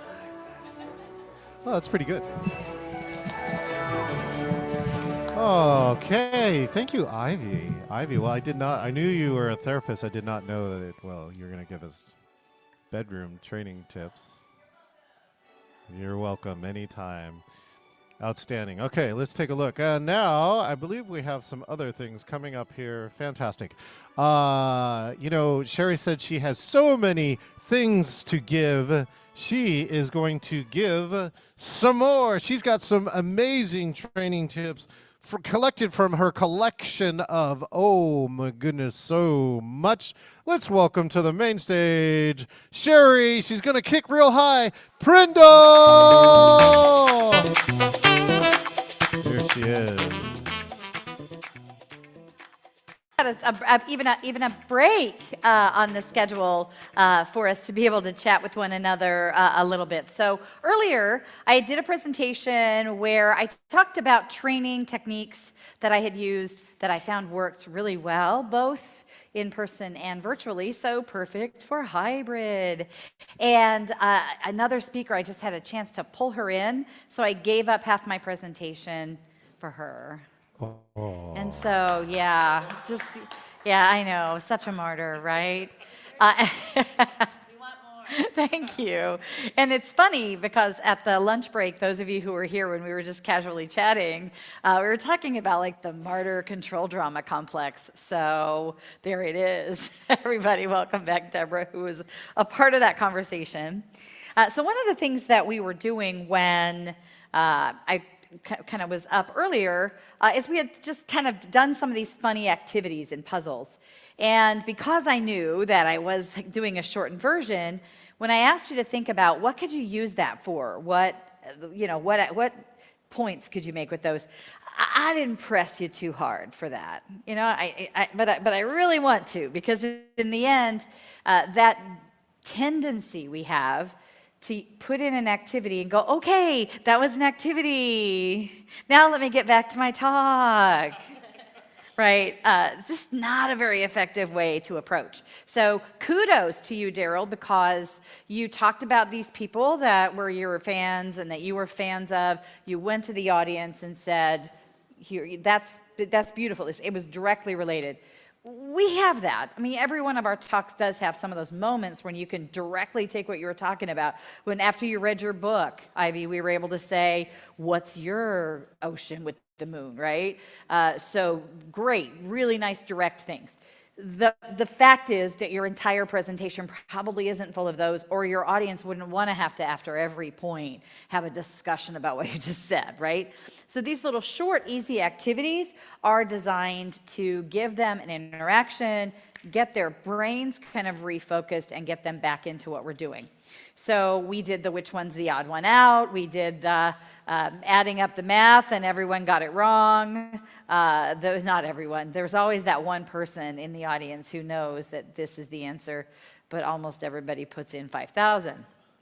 So just kind of bringing everybody up to speed. So now I just have a couple more that I think you might find to be fun, and I did the thing again where I did the wrong direction on my. All right. Does anybody know what the game Scattergories is?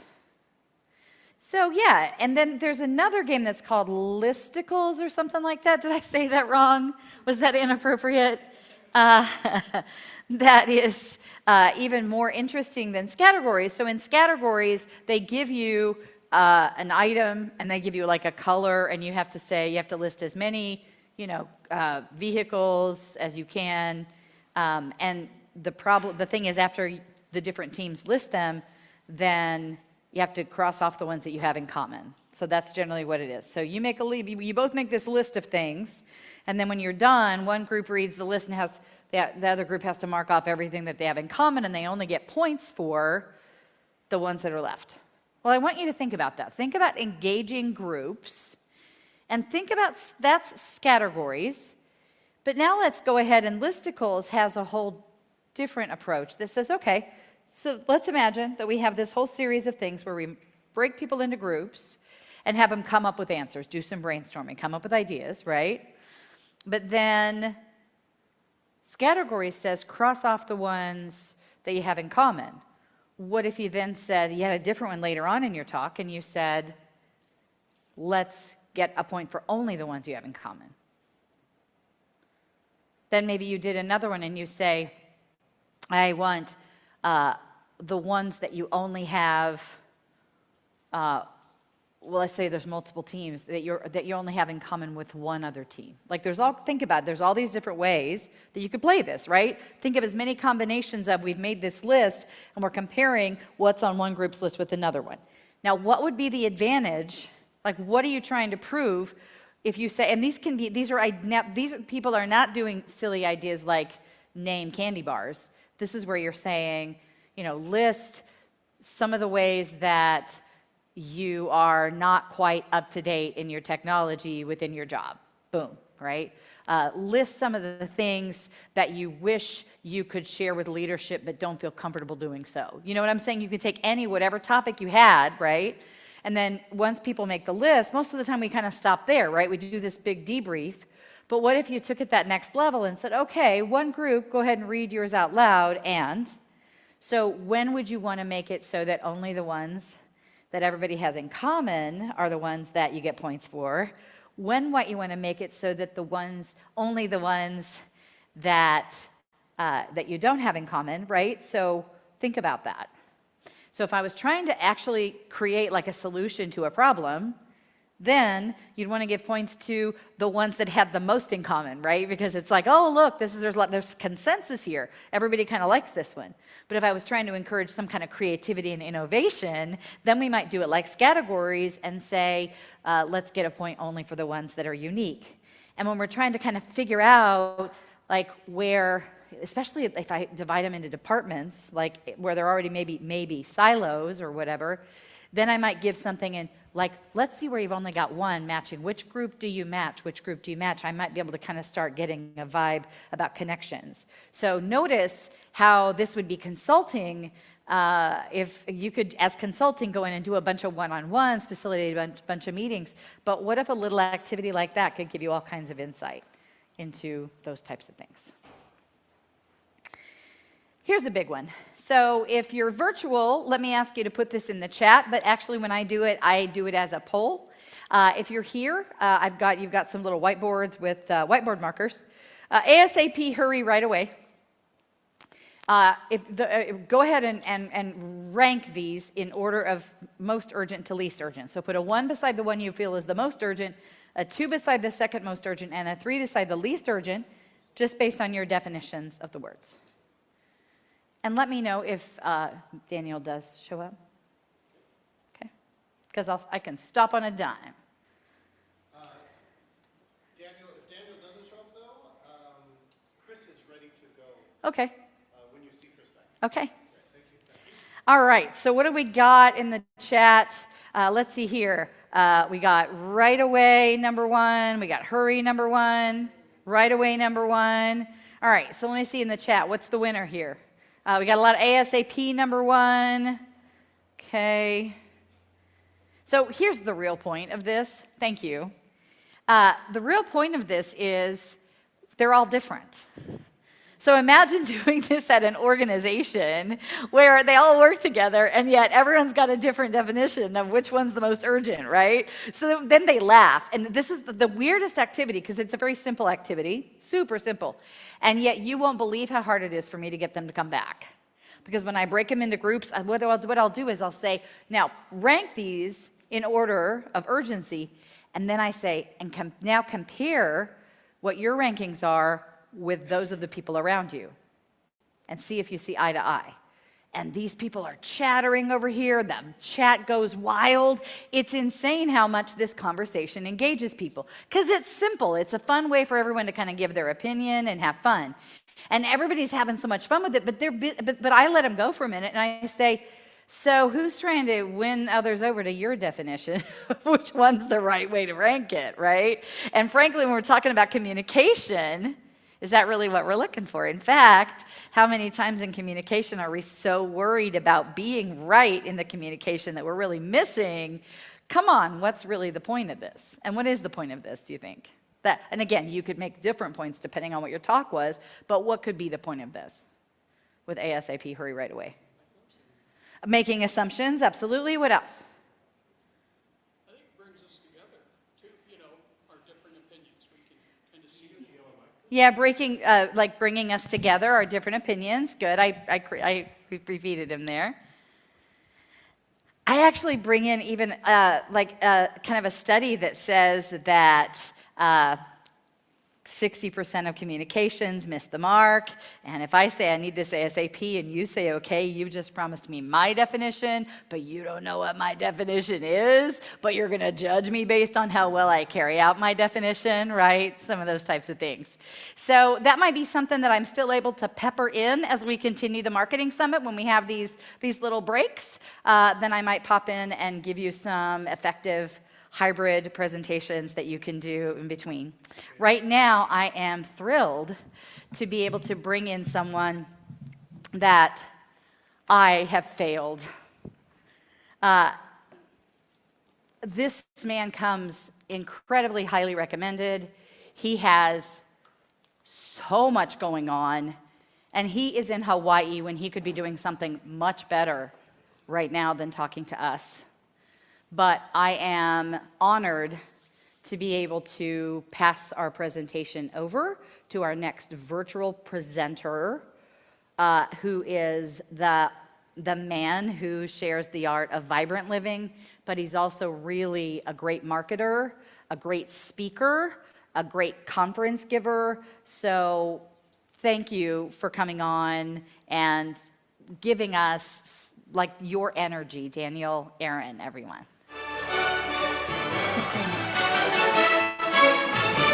Welcome, Daniel Aaron. Aloha. Awesome, Sherry. Thank you so much. And I appreciate that. And I take exception, though. There's nothing that I could be doing that would be better than hanging out with you right now, regardless of where I am in the world. This is absolutely the most important thing going on in the world right now. So I'm super grateful to be here. Thank you for inviting me, for trusting me with your audience, and thank you for what you're creating. It's a beautiful thing. So there's so much that we could talk about, and I'm excited to share with y'all some things that I know will make a profound difference in your life, in your business, in your marketing. And let me check in. Am I able to share my screen with y'all? Hold on. Hi, Daniel. This is John. 1 second, and you will have some capabilities in 3, 2, 1. Here you go. Excellent. That voice, holy moly, John, thank you. This all voice will right. cost you at least $4.39 over at the ABC store. Aloha, Daniel. Fantastic. Thank you. All right. And double checking, I am with you for another 42 minutes. Is that accurate, John? I see the end time currently, and I'm talking to Sherry, is what, 3:10 Pacific Standard Time? Is that correct, Sherry? Yeah, so right just under 3:10. Perfect. Under 40 minutes, Daniel. All right, perfect. Excellent. Cool. Well, so y'all, thank you again for having me here with you. And what I will share with you, I call the Vibrant Life Activation. And it's about how to create abundance in health, wealth, and spirit. And mahalo is the Hawaiian word for thank you. I appreciate you being here and lending me your attention for this time, because I know there are millions of things you could be doing right now. I invite you to hopefully be entertained and informed by what I have to share with you today. Even more, though, my request, what I suggest, I implore you to commit to not just taking in some more information, because I know on this summit, you're getting a ton of great information. Even better, though, than creating new synaptic connections in your brain, which is great, even beyond expanding your mind, which is great, way better, where the rubber meets the road, is commit to doing something with this. Now, I don't know what it will be that I say. That I guarantee you at least one thing will strike a chord for you that you'll say, ooh, that makes sense. I can do something with that. So here's my request. Don't just go, oh yeah, that's a good idea. Actually say that's a good idea. And I'm going to do something with that. Commit to doing something new or different in your life, in your business, in your marketing with something from this talk today, right? And I encourage you and further invite you to be open to the possibility that in the next 33 minutes that we are together, your life can change. As in, this is how evolution transformation works, right? I'm guessing that you and I are very similar in that we love to learn. Personal, professional, spiritual development is like the sustenance of life, right? So you're here because you love learning and growing, right? And the way it works for all of us is the anatomy of transformation, or the anatomy of a breakthrough, is we learn, we learn, we learn, we practice, we practice, we practice, and it seems like not much is happening. And then in one moment, something shifts. And my invitation to you is that the penny could drop for you at any point here. So be open to one thing clicking for you that changes everything in your life. And so, would that be good, or would that be awesome? You can choose. Now, everything in my life and my work is geared toward helping you to make your life a masterpiece. And the way this languaging came to me is years ago, I saw a clip of an interview with Mahatma Gandhi. And it's toward the end of Gandhi's life. And the interviewer said, "Mr. Gandhi, do you have a message to the world?" His response, "My life is my message." And that's where it occurred to me that the ultimate creativity, the ultimate creative power that we all have is the shaping and the creation of our lives. And not only would I say to you that it is your opportunity and your birthright to make your life a masterpiece. This might push a few buttons. I apologize. I don't mean to offend anybody.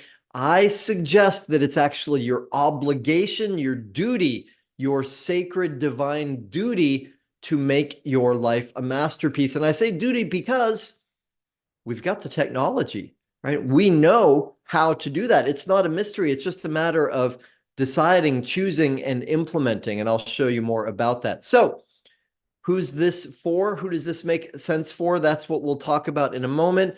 Why I might have something to share with you that's useful here.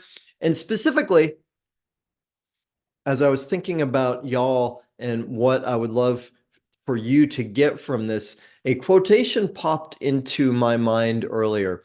One of my mentors, great business teacher by the name of Jay Abraham, said this: "If you have a product or service that genuinely benefits others, then you have a moral responsibility to reach as many people as possible with it."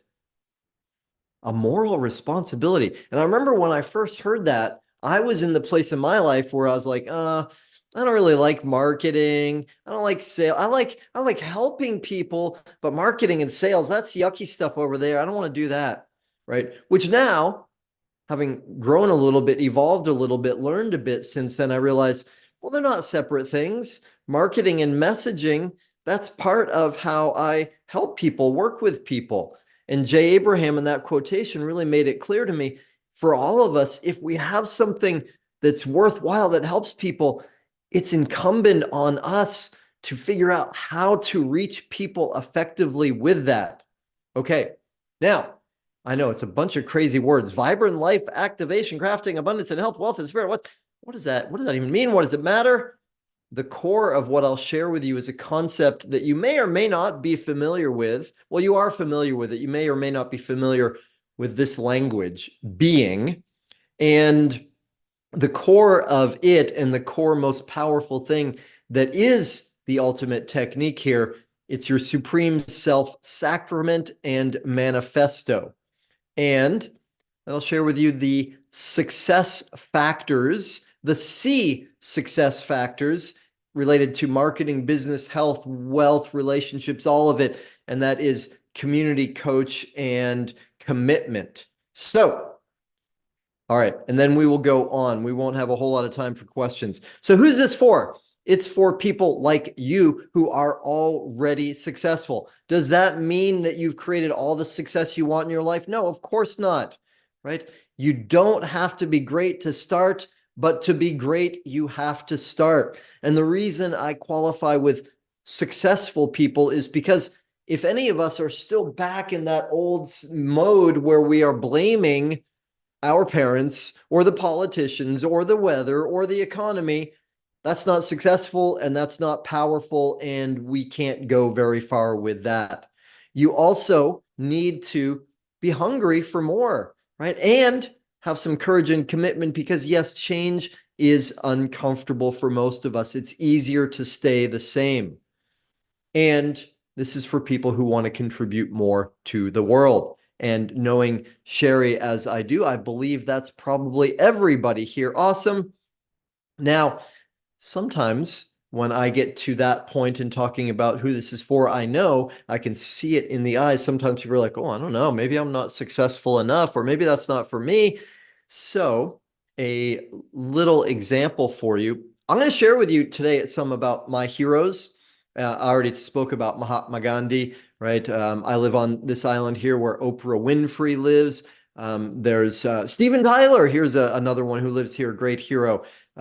Many great heroes that you would know. My favorite heroes, though, are the ones that you might not know because they're just like you and me, ordinary people with real challenges and difficulties who made a commitment to grow and to overcome them, who did the work. And Ross Adams is one such person. He joined a program with me a few years ago.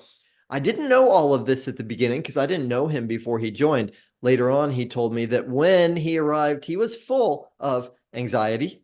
He was severely depressed. He was literally addicted in that moment and totally afraid. And now this is not the actual toilet stall. However, one just like this is where Ross spent the first several days hanging out on his own, crying because he was afraid to face me and the other participants. Quite literally. We made a few minor adjustments for Ross.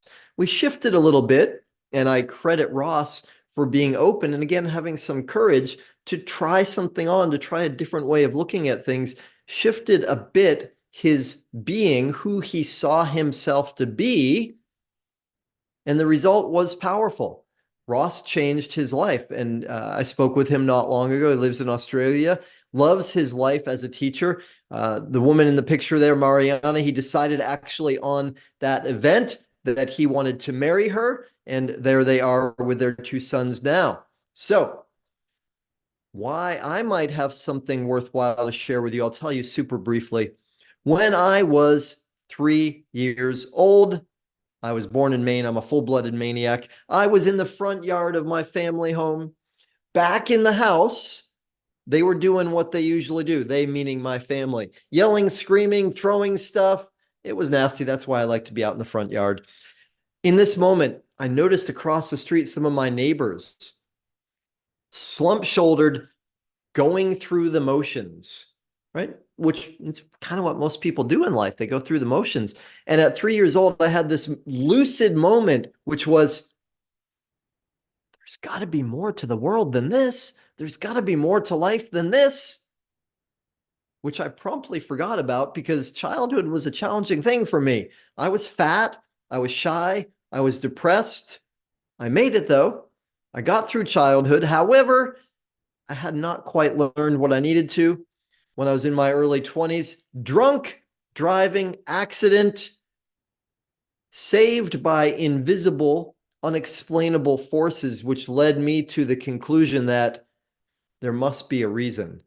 And it was a couple years later where I experienced what I call a lightning rod for God moment. Now, at that point in my life, I couldn't have used the word God. Nonetheless, she reached down, grabbed me by the hair, It was on my head, not my chin at that point. Lifted me up and said, "Hey, buddy, there's more to the world than you've been seeing." And you could call it an awakening. You could call it going crazy. Whatever you call it, it was amazing. It was fantastic. It was awesome. I tasted oneness, human potential. It was blissful. And it was also horrible because I didn't understand it.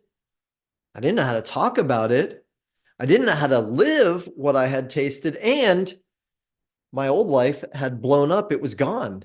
So when my feet came back down to the ground, what I realized is I got to figure this out. How to be spirit in human form. Not that I had those words then, but I got to figure this out. My education didn't cover this stuff. How to live in the world and not be of it is the way Jesus put it. So I moved to this place in upstate New York, Omega Institute, Holistic Learning Center for adults, New Age summer camp for adults. And that began the next 10 years of my life, which was an obsession with personal and spiritual development. That's all I did. That's all I cared about. It brought me all around the world, from training to university to center to ashram to guru to healing modality, this to certification course, that you name some kind of healing modality. I probably got certified in it in those years, right? Not my best testimonial, however, an entertaining one. Perhaps it was in a group where Robert Downey Jr. said he liked the way I was being honest. I want to be like you. That period ended. I moved to Bali, Indonesia. Another divine whack upside the head said, time to put down roots. I built a big center. I ran transformational events where people came from around the world. A couple of years ago, I got this book published. Now I work as an author and a coach. I run the successful live video show podcast, The Art of Vibrant Living Show.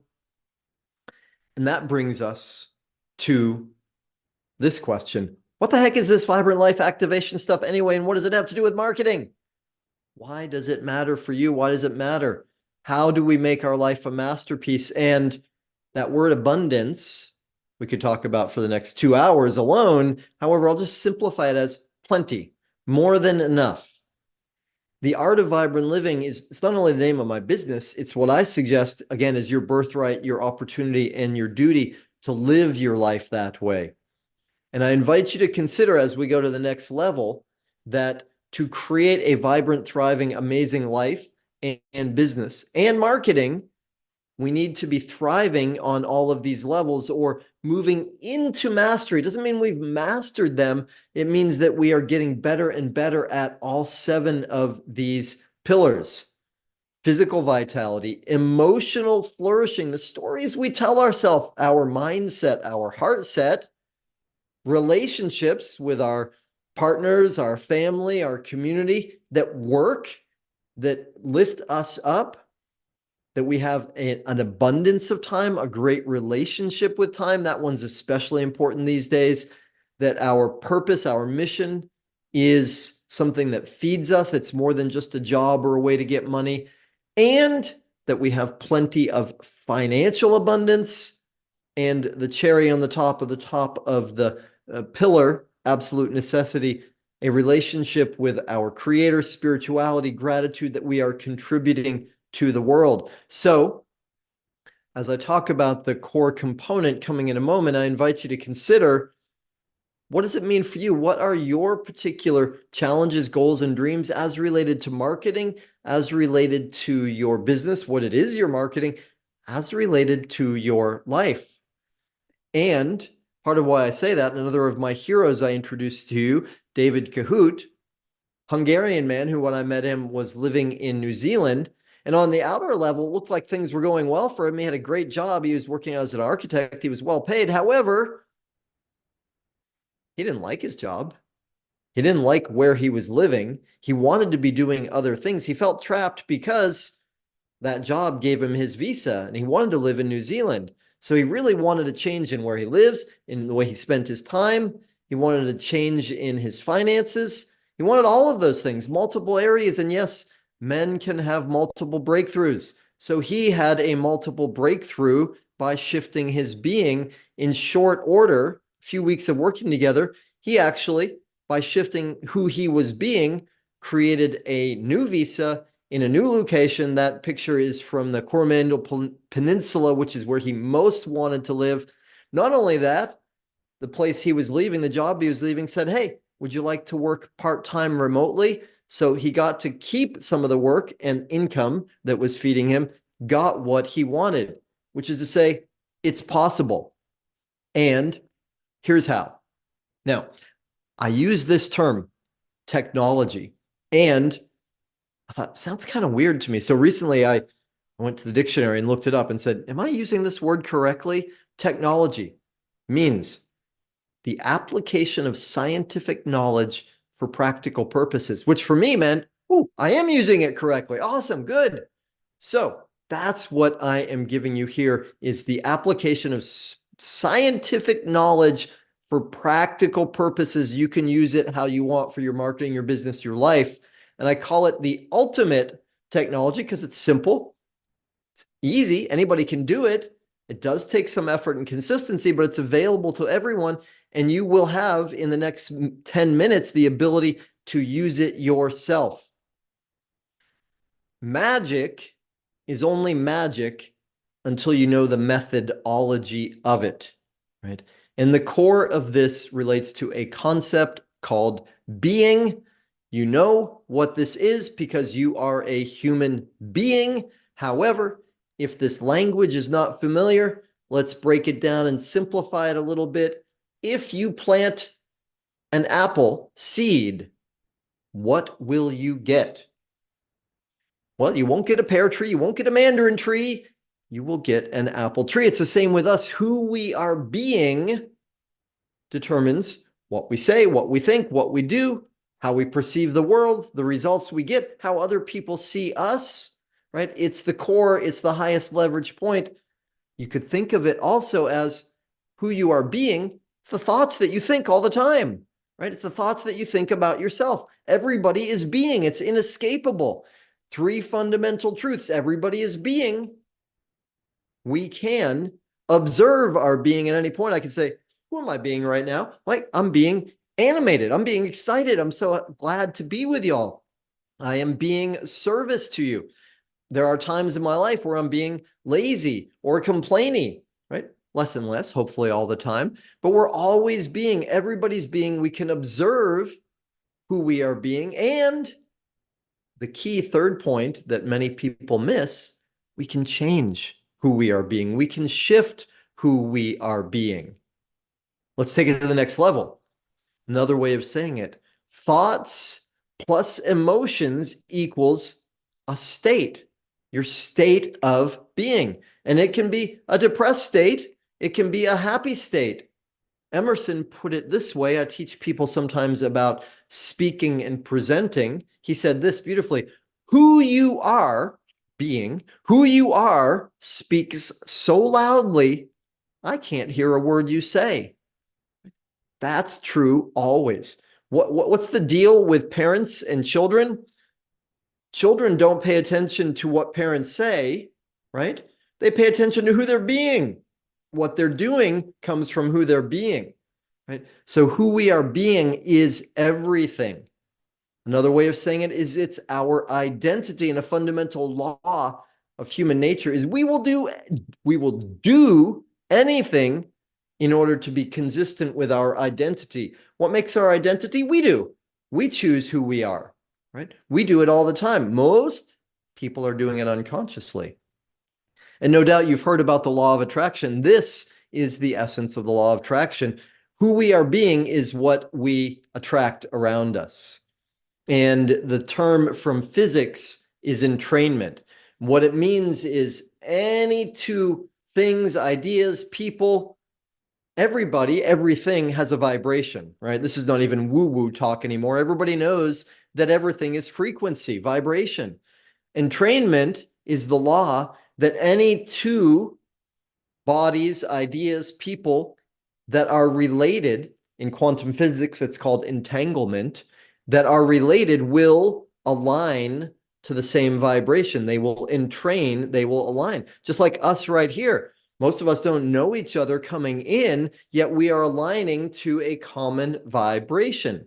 Same principle that is when a opera singer hits just the right pitch, it'll shatter a crystal. That's entrainment, that's vibration. So the ultimate technique is learning to harness the power of being.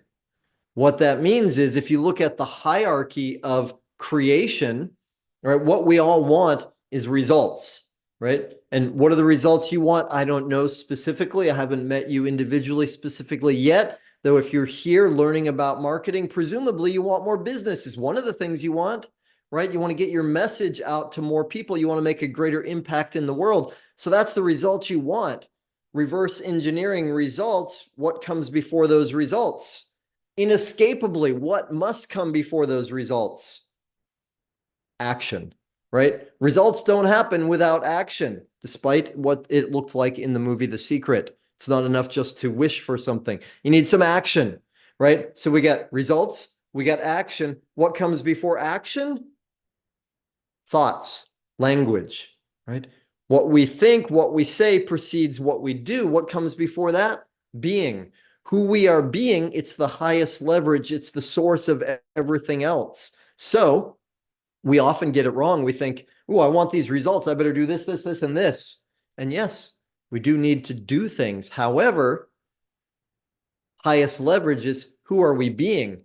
And who we are being determines, again, what we say, what we think, what we do. Only always. So we'll skip beyond sharing about Nikki, and we'll come to this central principle. You are a powerful creator.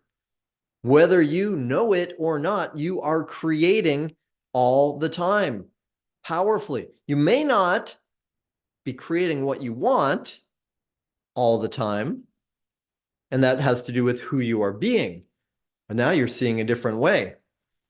Highest leverage, again, create who you are. As Emerson said, I can't hear a word you say. It's who you are being that determines everything. So creating self, and I'll give a little nod of appreciation to a man named Steve Hardison, who helped me evolve this conversation to the point that I created a video. You can see this is the thumbnail on it. If you look on my YouTube channel, there's an example that goes deeper into this. It's called, the channel is called Daniel Aaron Coach, and you'll find it there. And he brought forward a concept called the document. I call it the manifesto. One of our colleagues that's on this very same summit, Kellen Flukiger, he calls it his personal truth and commitment statement, right? And it is something that you have, that I have, that everybody in the world has. It is a set of declarations about who you are. Everybody has one. Now, if you go to the food court at the mall and you sit on the side and you watch, and maybe you've got like a telescopic microphone and you can hear all the conversations, you can learn everybody's document because they say things like, I am, and then it will be followed by, I am lucky, I am wise, I am weak, I am lazy, I'm always late, I never do well with money, I'm a klutz. Yes, I am. Everybody says this. Everybody has, if you looked inside, a set of statements about who they are. Again, very few people, though, have consciously, intentionally said, wait, who am I? Who do I want to be? Let me write that down. That's really important. In fact, it's so important, it's the core of my life. I'm going to write down not only who I am, like an infinite, powerful creator, that's everybody. I'm going to write down who I'm choosing to be and to become, who I aspire to become. And that is incredibly powerful. Not sufficient, yet incredibly powerful. What's also sufficient, what also is required to get real use out of this is magic, right? You know the word abracadabra, right? That's what magicians say when they pull the rabbit out of the hat. But remember, magic's only magic until you know the methodology. What does the word abracadabra mean? It means through my speaking, I create. I speak into existence. So what does that mean for us? Yes, create your manifesto and speak it, declare it, speak it out to the universe with feeling, with regularity, until you speak it enough, it becomes who you are, right? You may have heard about this thing in the United States a couple hundred years ago or so. There's like a revolution, and then the US said, you know, we're not going to be part of England anymore. You guys are way over there, and we don't want to pay taxes on our tea or our whiskey. So they created a document called the Affirmation of Independence. No, it's not called the Affirmation. It's called the Declaration of Independence. Because while we don't have time to go into great depth on this now, I will cut to the chase. Affirmations, do they work?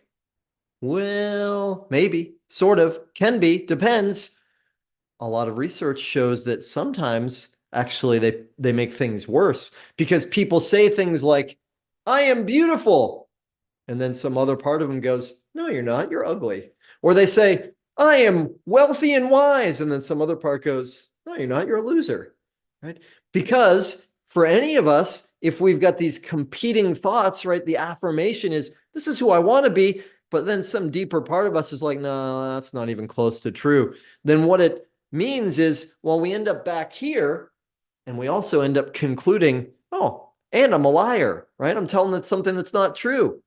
So it's what Steve Hardison says, it's called putting frosting on poop.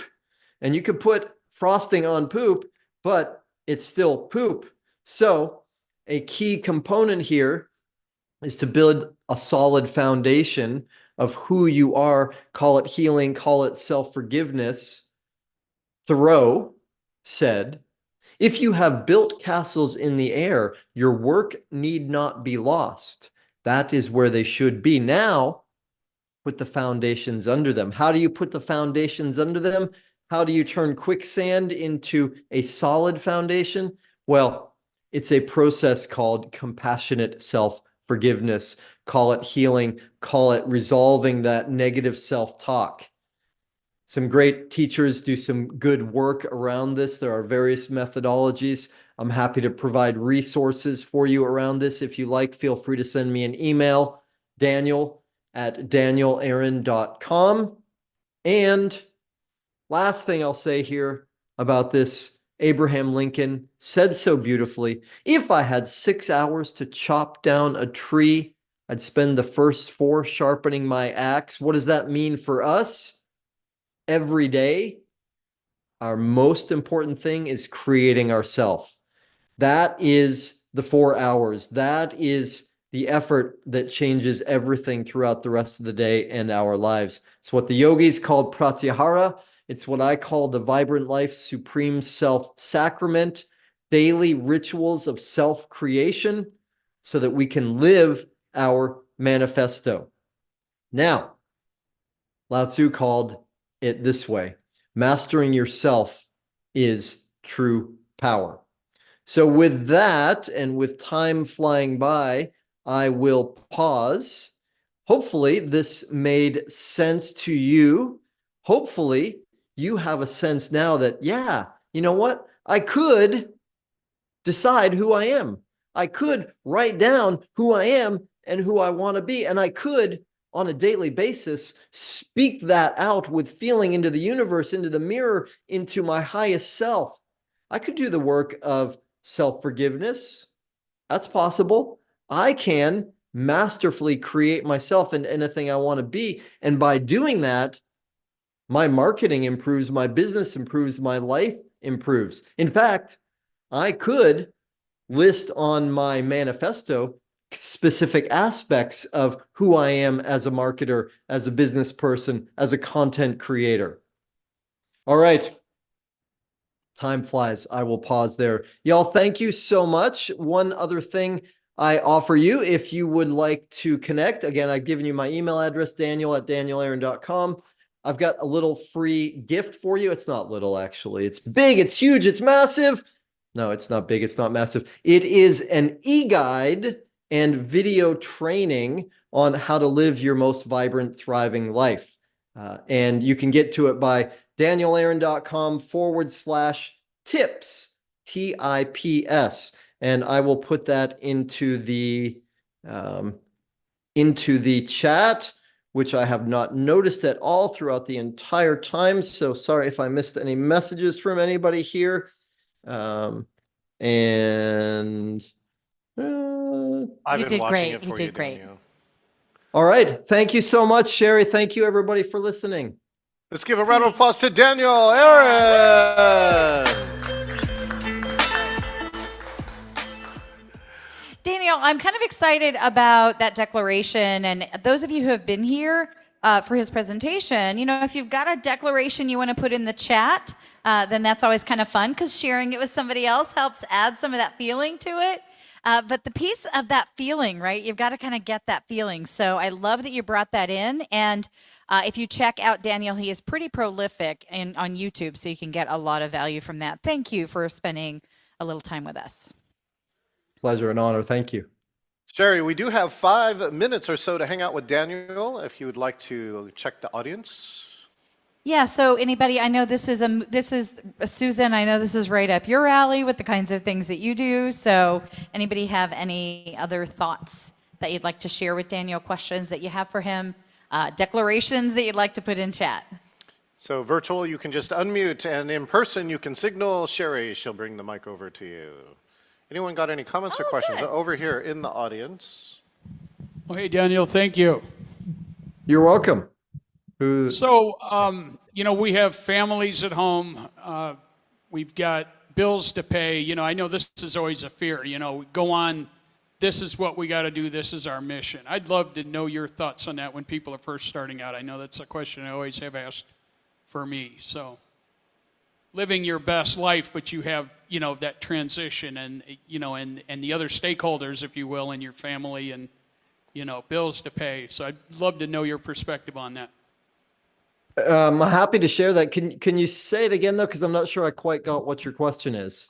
Well, you know, there's different levels of people coming into this profession, and you know, we're talking changing professions. You've got other stakeholders, bills to pay. You know, how do you keep up that faith and that this is the work that I was meant to do, and I'm going to do it? Great. Okay. Well, 2 things that I can say in response to that. I love that question because really practical solutions matter to us. And when you say this profession, I assume you're talking about speakers and trainers and consultants. Good. Yeah, you know, or whatever work, you know, in our case that is, you know, but there's other people going off changing professions, you know, really finding what they were meant to do, what their gifts, where their gifts lay.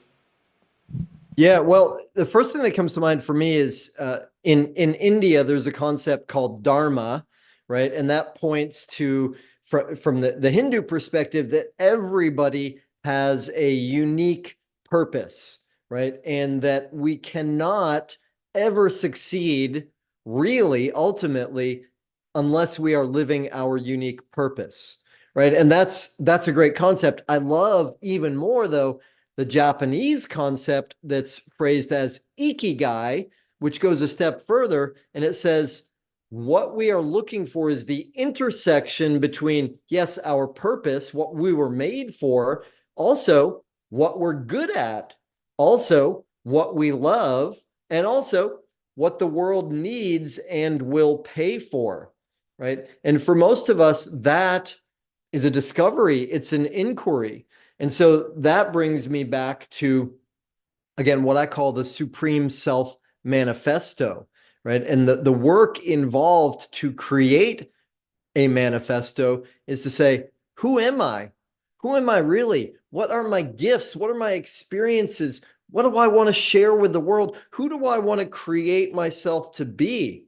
Right? And that's, like, to me, that's the absolute most important thing anybody can do. The old Greek wisdom at the Oracle of Delphi, know thyself, right? It's a prerequisite for living a good and successful life.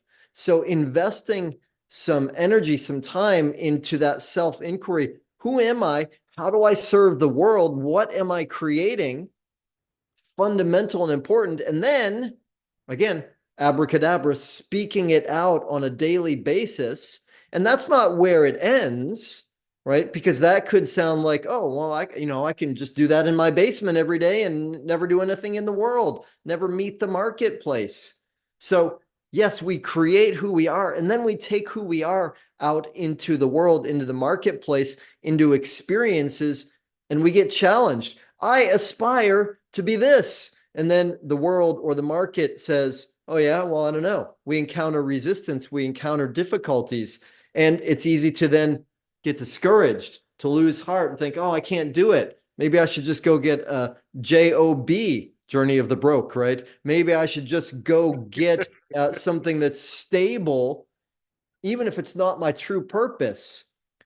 That's where, again, one's manifesto is so important, because it says on a daily basis, I recreate myself to be who I truly am and who I aspire to be. And yeah, I'm going to run into difficulties in the world. I'm not going to measure up to my standards all the time, but I'm not going to beat myself up.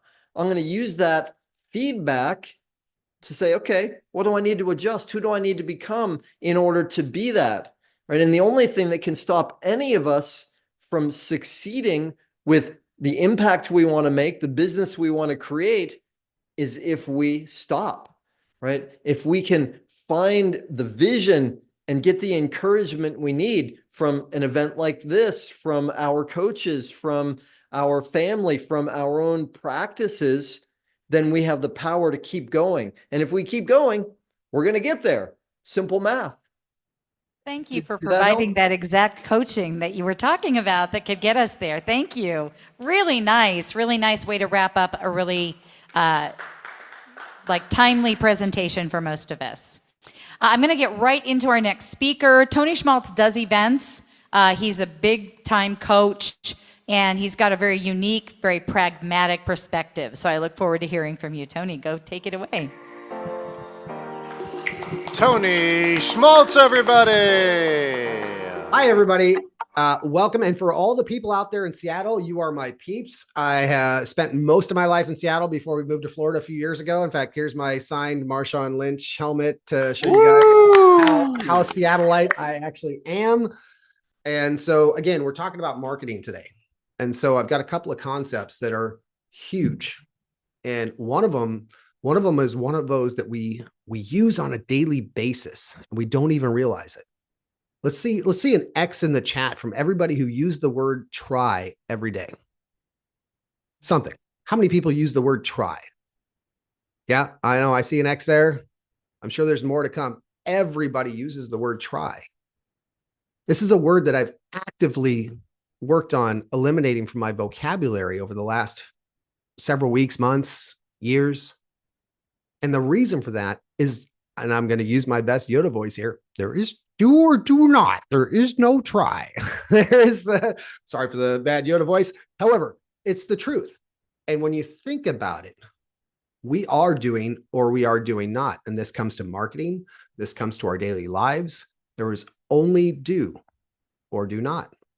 So think about it. If I say right now, I'm going to try to move this microphone, and I move it. No, I did not try to move it. I actually moved it. That's the same thing. For those of you sitting in the chairs there, in the audience there, I'm going to say, try to stand up. Well, no, you either stood up or you stayed seated. There was no try. And so we use this regularly when it comes to our businesses. We say the word try. And what that is actually a cop-out. It's a cop-out to the people we're talking to. It's a cop-out to ourselves. And more importantly, to ourselves. So when I say, hey, I'm going to try to make it to your meeting, you're literally telling that person that you can't count on me. You can't count on me. I'm not my word. I may or may not be there, but you can't count on me being there. And meanwhile, you're also telling yourself that, oh, that person can't count on me because I didn't say I committed. I said, I'm going to try. And so when we live our day-to-day lives, especially when it comes to marketing, when we can eliminate that word try and actually do or do not, we're going to make that much more of a difference. So when I say, I'm going to make 5 sales calls today. Cool. Do it. Don't say, hey, I'm going to try to make 5 sales calls. No, because then when you only make 2, you're giving yourself an out.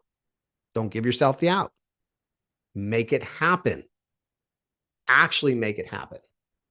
And not only are you creating a better integrity with yourself, you're creating a better integrity with the people around you, with the people that you're trying to do business with.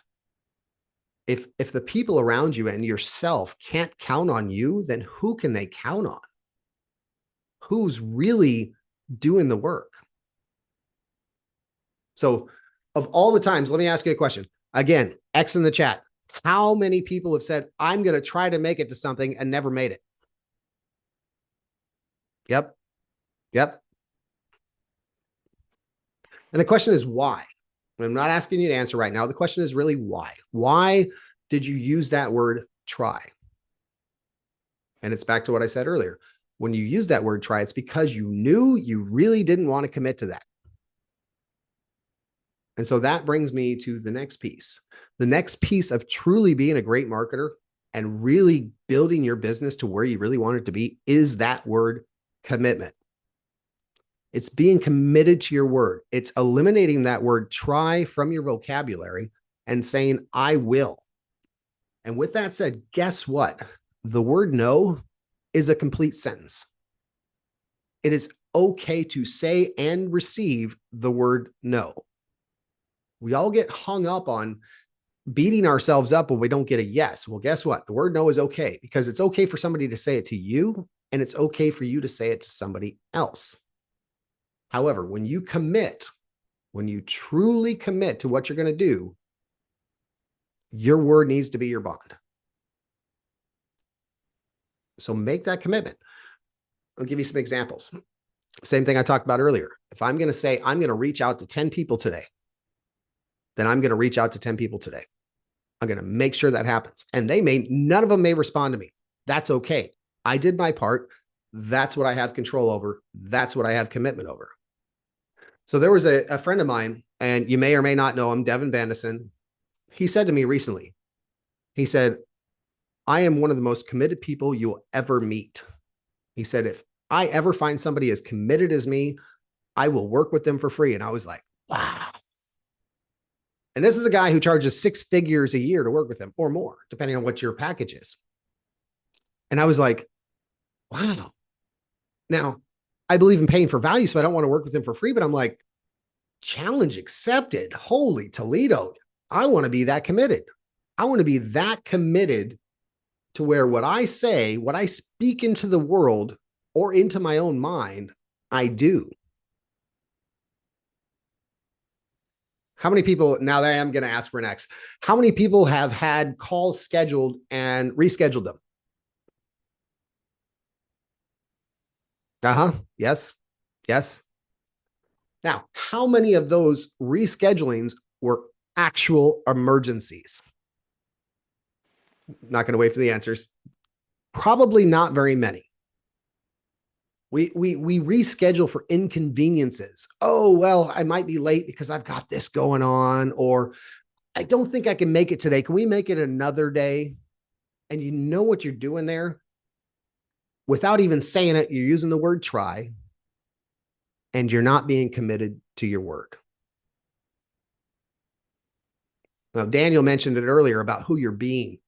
Who you're being. Are you being committed to your word? Are you being the person that people can rely on?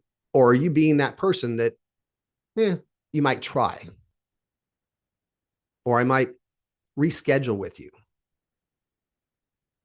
So these are a couple of concepts I cover in my new book. Not here to talk about my book. However, it's really interesting how many people get caught up in that world. We get caught up in that world of it's okay not to be there. It's okay not to be our word. It's okay not to fulfill our commitments. Well, guess what? It's not okay. It's not okay. If you truly want to have a great business and you truly want to be a great marketer and you truly want to find the life of freedom, success, and happiness that you really want, then that has to be one of the first things is that you are your word, that you are committed to doing the things that you say you're going to do. And here's the other part about this. I relate this to your business. I relate this to your sales calls. I relate this to your appointments. It's not just that. How you live, how you do one thing is how you do everything. And so this has to be the same thing that you do with your family. If I tell my wife I'm going to be somewhere and do something, then I damn well am going to make it. If you tell your husband you're going to be somewhere, then you darn well better make it. If you say you're going to do something, then do it. If I'm going to be at my kid's soccer game, if I say I'm going to be at my kid's soccer game, I'm going to be there. So even though we're talking about marketing here, it's not just marketing. You can be the greatest salesperson, the greatest marketer in the world. However, if you're living your life in two different ways, then you're not really living it. You're not really being it. You're not really fulfilling what it is. If you want that big business, that great business, that one that really brings everything together, then be that commitment, eliminate the word try, and make it happen for everybody. Now that's part of it. That's just a part of it. The other part that I'm really huge on and that I like to talk about is your vision. What is your vision for your business, for your future, for your life? And I like to use this example. I call it the 3-year look back. So let's say that you and I were here together today and we don't see each other for 3 years. 3 years from now, we run into each other at a restaurant. I'm like, oh my goodness, Sherry, I haven't seen you in 3 years. And you've accomplished every one of your goals, both personal, financial, business, everything. And I'm like, what does your life look like right now? And if you can visualize that like you're living it today, that's a great start, because then you have something to work with. And that's what you have to work towards. Thank you, everybody. Thank you for your time. Glad to be here. Love you all. Love my Seattleites. Tony Schmaltz and Beast Mode. All right, Tony, wait, you got to unmute for a second. We just want to hear, what do you think about all the latest Seahawk maneuvers this year? Coach, players, everything. Well, I have to say, I'm just going to wait and see. There's been so many changes over the last 2 or 3 years that I have been just sitting there waiting to see what happens. And I'm one of the few guys here that represents in Florida with my Seahawks jerseys and Seahawks shirts. And I walk in, everyone's wearing Miami Dolphins or Tampa Bay Buccaneers, and I walk in with my Seahawks jersey. So I'm definitely representing down here, although I'm just anxious to see what happens. Well, just like all the mysteries. So, well, good. And thank you. One more round of applause for Tony Schmaltz. All right. Well, good. I'm John Chen, again, your co-host. We hope you're enjoying here the Star Marketing Summit. I want to give a shout out to Larry J. Snyder, my amazing auctioneer friend, and Jim Humphreys, who's now working at Doppler Labs. If you lost your hearing and can't hear us, you need to meet Jim Humphreys. All right. Thanks for all our viewers who are on virtual. Now, I got our next speaker coming up. This gentleman, he's going to build fearless leaders like you to catapult your business. So check this out. Happily married for 34 years, and he's got 3 boys. He's built, bought, and sold 9 companies in 15 years. He's been shot at 6 times in the world. Let's give it up for the one and only Chris Hardware.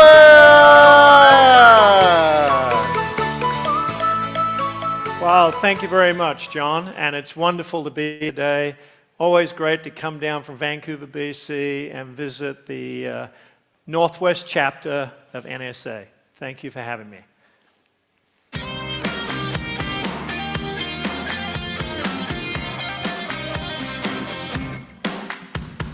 Climb that mountain, ride that wave, drive that passion, seize that day.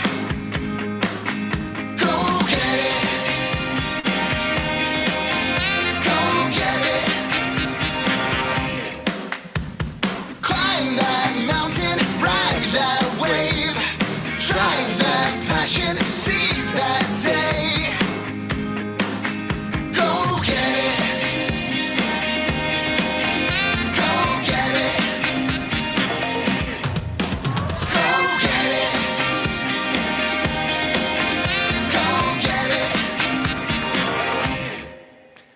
righty, thank you very much.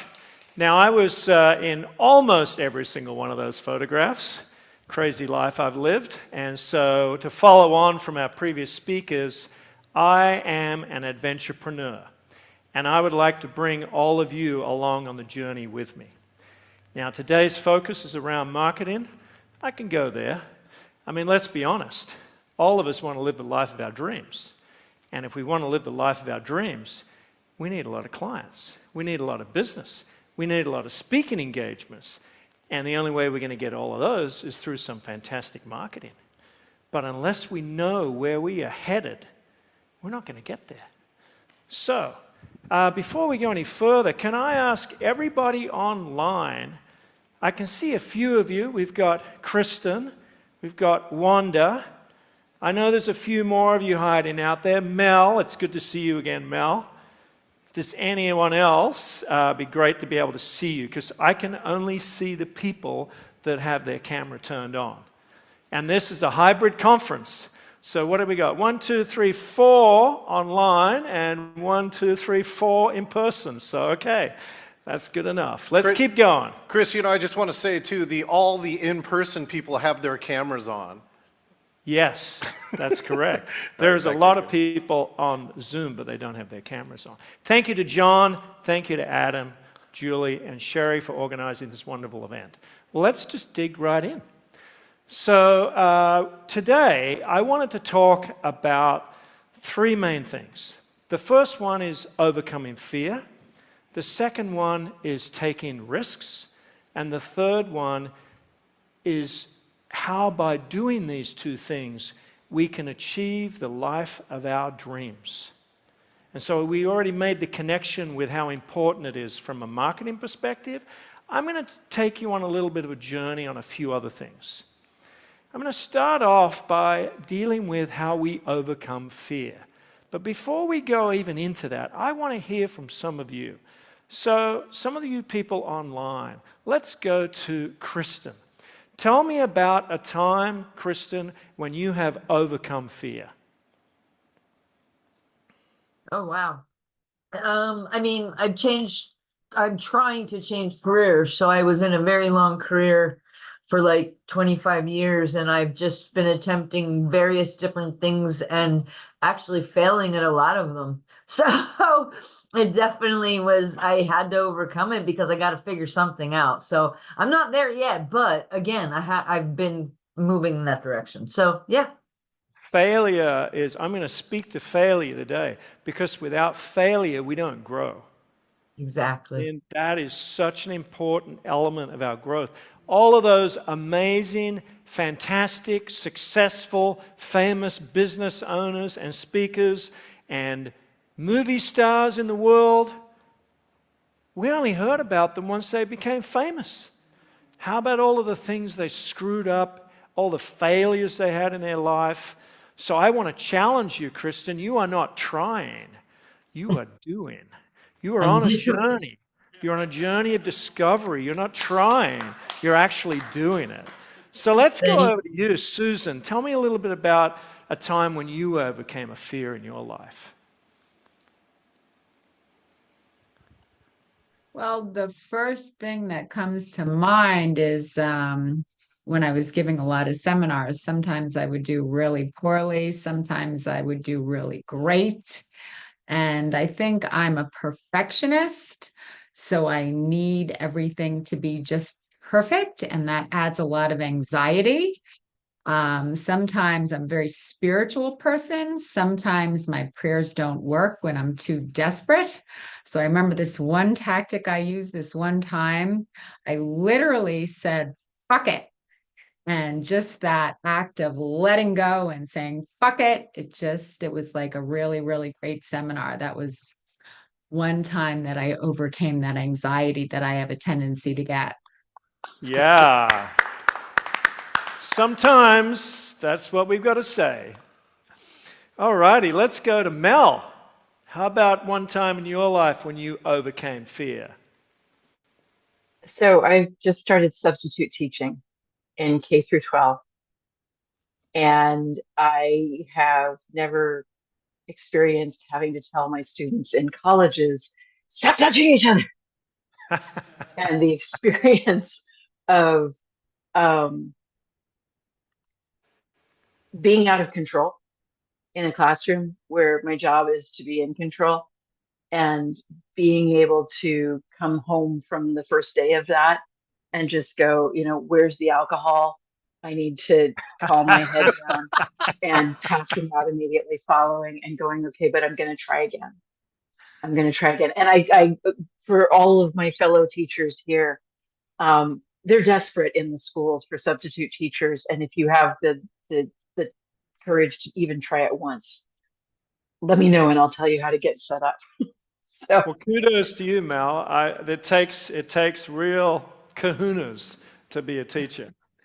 And I'm curious though, but is this the very first time you've ever had that situation where you've been fearful?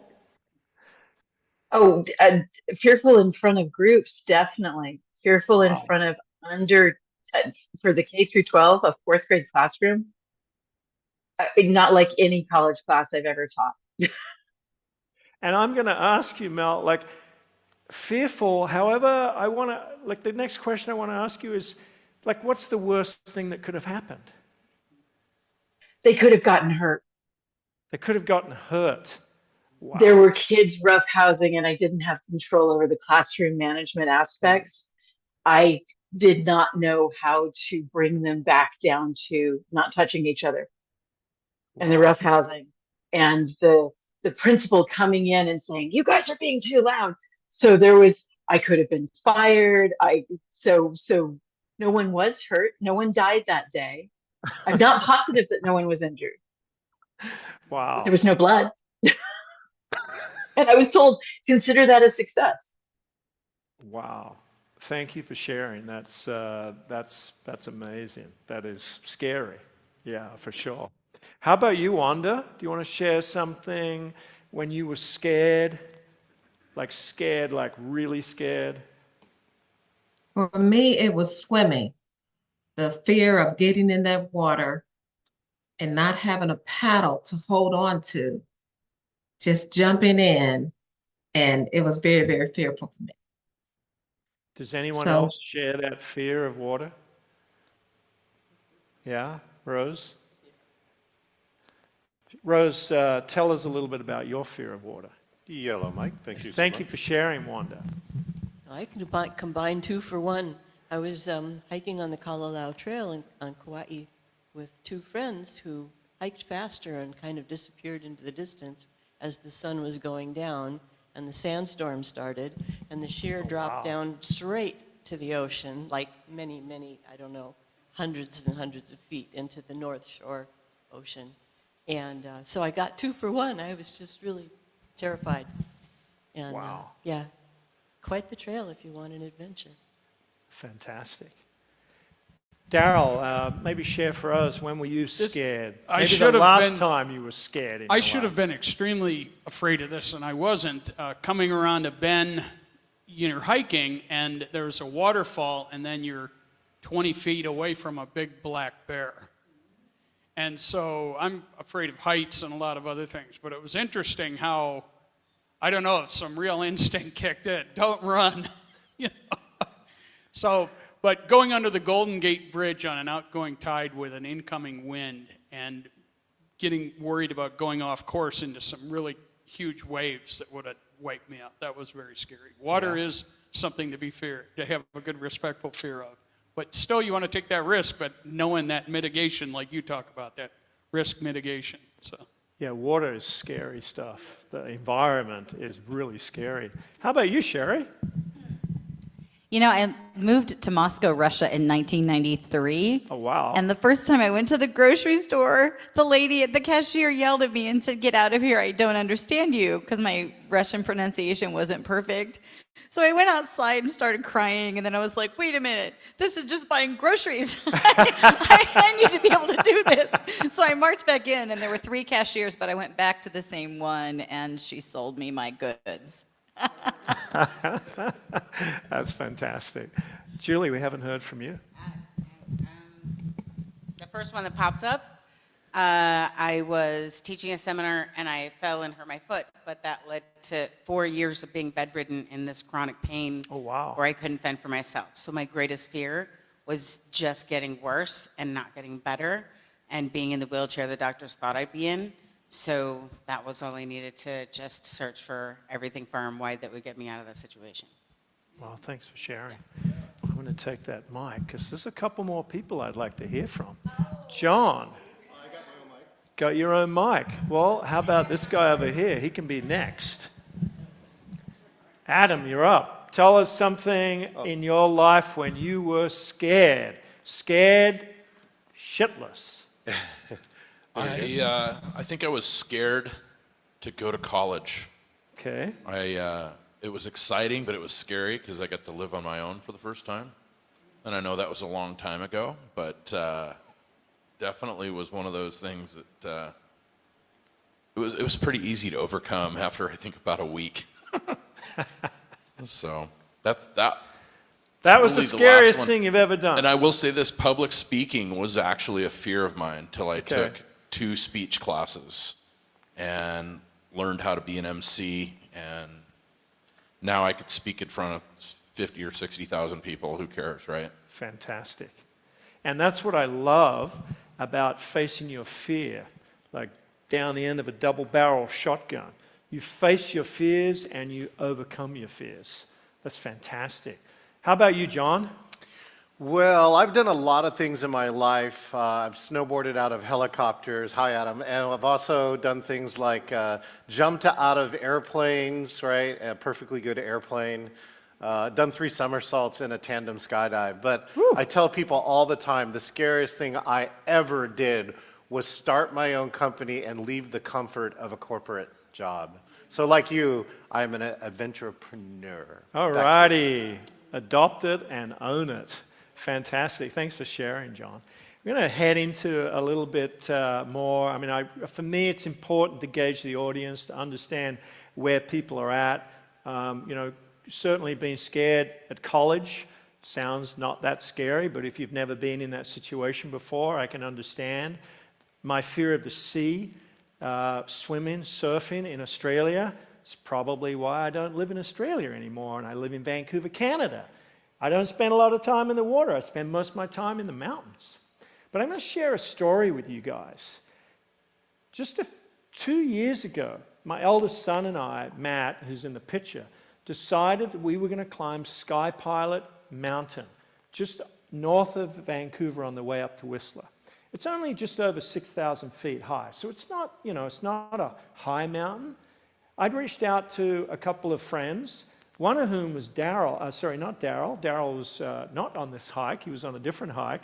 Reached out to a friend, Dylan, who's a really well-respected trail runner, an ultra-marathoner up in this area. And I had been online and I'd done some research about Sky Pilot, and everything I read said you needed ropes. You needed harnesses, ropes, and you needed to go up with a professional guiding service. I call up Dylan. He's like, nah, you'll be fine. You don't need ropes. I've been up there a bunch of times just wearing trail runners. So I call up Matt and I'm like, Dylan says we'll be fine. So off we go. We catch the gondola up to the main lodge, and it's about a 2.5-hour hike up through this beautiful forest. We're going up the scree slope up here, up there, and we go up this like chute up in there, kind of up through there actually. That's Sky Pilot in the distance. And we are about 2.5 hours in, and we get to the bottom of this famous cliff called the Pink Slab. And the Pink Slab is basically this. And we come up to this big pink slab, and there's 2 groups of roped up climbers. Professional guide, they're all tied in, they got their ropes and everything. Matt and I look at one another and we're like, well, we don't have ropes. So we just climb straight up the slope. 3 points of contact, right foot, left hand, left foot, being really careful not to look down. It was 150 meters off a cliff that way, 200 feet off a cliff that way, and we just focused on getting to the top. 10 minutes later, after passing 2 groups of climbers, we're at the top of the pink slab, and we're like, yeah, cool, no worries, we got this. And I'm thinking, we got to down climb that. Like, climbing up is a lot easier than climbing down. I don't know if you know the stats, but most people die on the way down a mountain, not on the way up. Because when you're going down a mountain, you cannot see where you're putting your feet and where your holds are. So we get about another 15 minutes along, and we come to this ledge. Now, this ledge is only about a foot wide. And we are standing on this ledge, and we are going like this across this ledge. And I freeze. I'm absolutely frozen with fear. I'm just standing there, and I'm like hanging onto the rock, and I'm stuck. And my son Matt is already past this ledge, and he's climbing up above me, and he's like, Dad, what's going on? Come on. You know how to walk, don't you? I'm frozen. And I am clinging onto the rock behind me, and I am just scared shitless. And as I'm standing there freaking out, I remember back to this Thai monk. I lived in a monastery in northeastern Thailand for a few weeks in the 80s. It was 1987, about a year after I'd met Daryl. And this guy taught me these breathing techniques and these exercises. And we all hear about all these different types of breathing and box breathing and 4-7-9. We heard about that today. And I just came up with this really simple one that he shared with me that it's always worked whenever I've got into a situation like this. And I'm going to ask you to all stand up. Even those people that are virtual, I want you to get up and out of your chairs, Mel and Susan and Kristen. Come on, everybody up. That includes you, Adam. John, that's it. We're going to do a breathing exercise here. Now, it's pretty simple. It takes 33 seconds. We're going to breathe in for 5 seconds and out for 6 seconds. I'll get into the science of this later. But before we start, let's just roll the shoulders a bit, guys. Just roll the shoulders. Just kind of relax a little bit. You know, you can close your eyes when you do this, and I'm just going to count you, okay?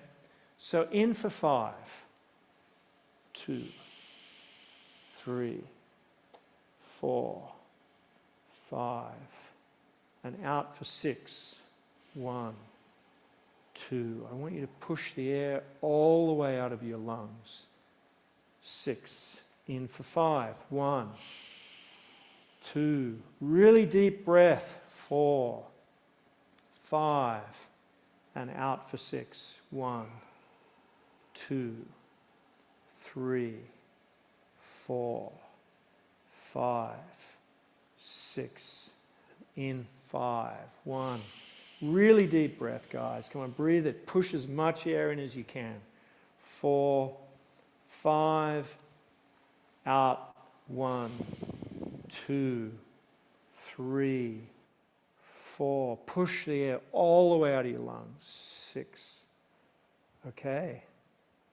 Now I'm curious. How do you feel? You feel any different? Sherry? More powerful somehow? More powerful. Okay. Anybody else? Anyone else online want to share? Anybody in person? Sorry? Lighter. Okay. Brighter colors. Cool. Anything else? Virtual, feel free to unmute. So one of the things, please take a seat. Thank you very much for participating in that. So I did that breathing exercise, and I love some of the things that you guys said because I felt lighter. And when you're hanging off the side of a cliff, feeling lighter is a good thing. More vibrant, more colors. So it's interesting what's going on. Now, you've all heard about the different parts of the brain, and I'm just going to zero in on one part of the brain, and that is that tiny little green pea-shaped thing at the top of the brainstem called the amygdala.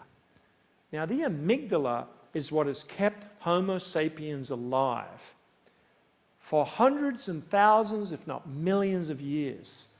It's our survival mechanism. We've all heard of the flight, fight, but you haven't always heard of the freeze. It's a flight, fight, or freeze response. And, you know, when the woolly mammoth is bearing down on you 20,000 years ago, you had two options.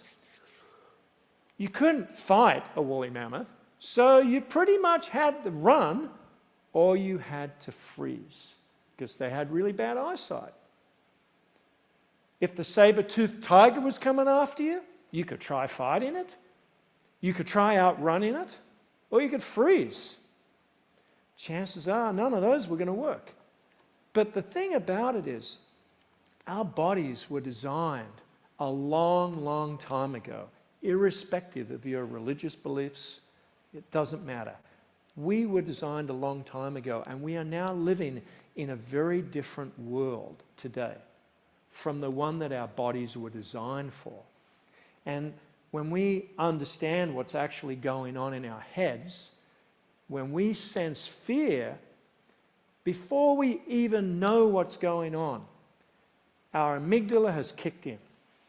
It's turned off our digestive system, our reproductive system. It's turned off all kinds of things in our body, and it's releasing cortisol, adrenaline, estrogen. It's pumping all these chemicals, and it's got us into a flight, fight, or freeze mode. And when we get into that situation, we are no longer thinking with our prefrontal cortex. We are reacting. It's a primal instinct. They call it our primal brain, our reptilian brain. It's got a lot of different names, but the fact of the matter is that fear is what is kicked in, and the fear is controlling us. And what I had to do on the side of that cliff was to remove the fear of falling from the equation.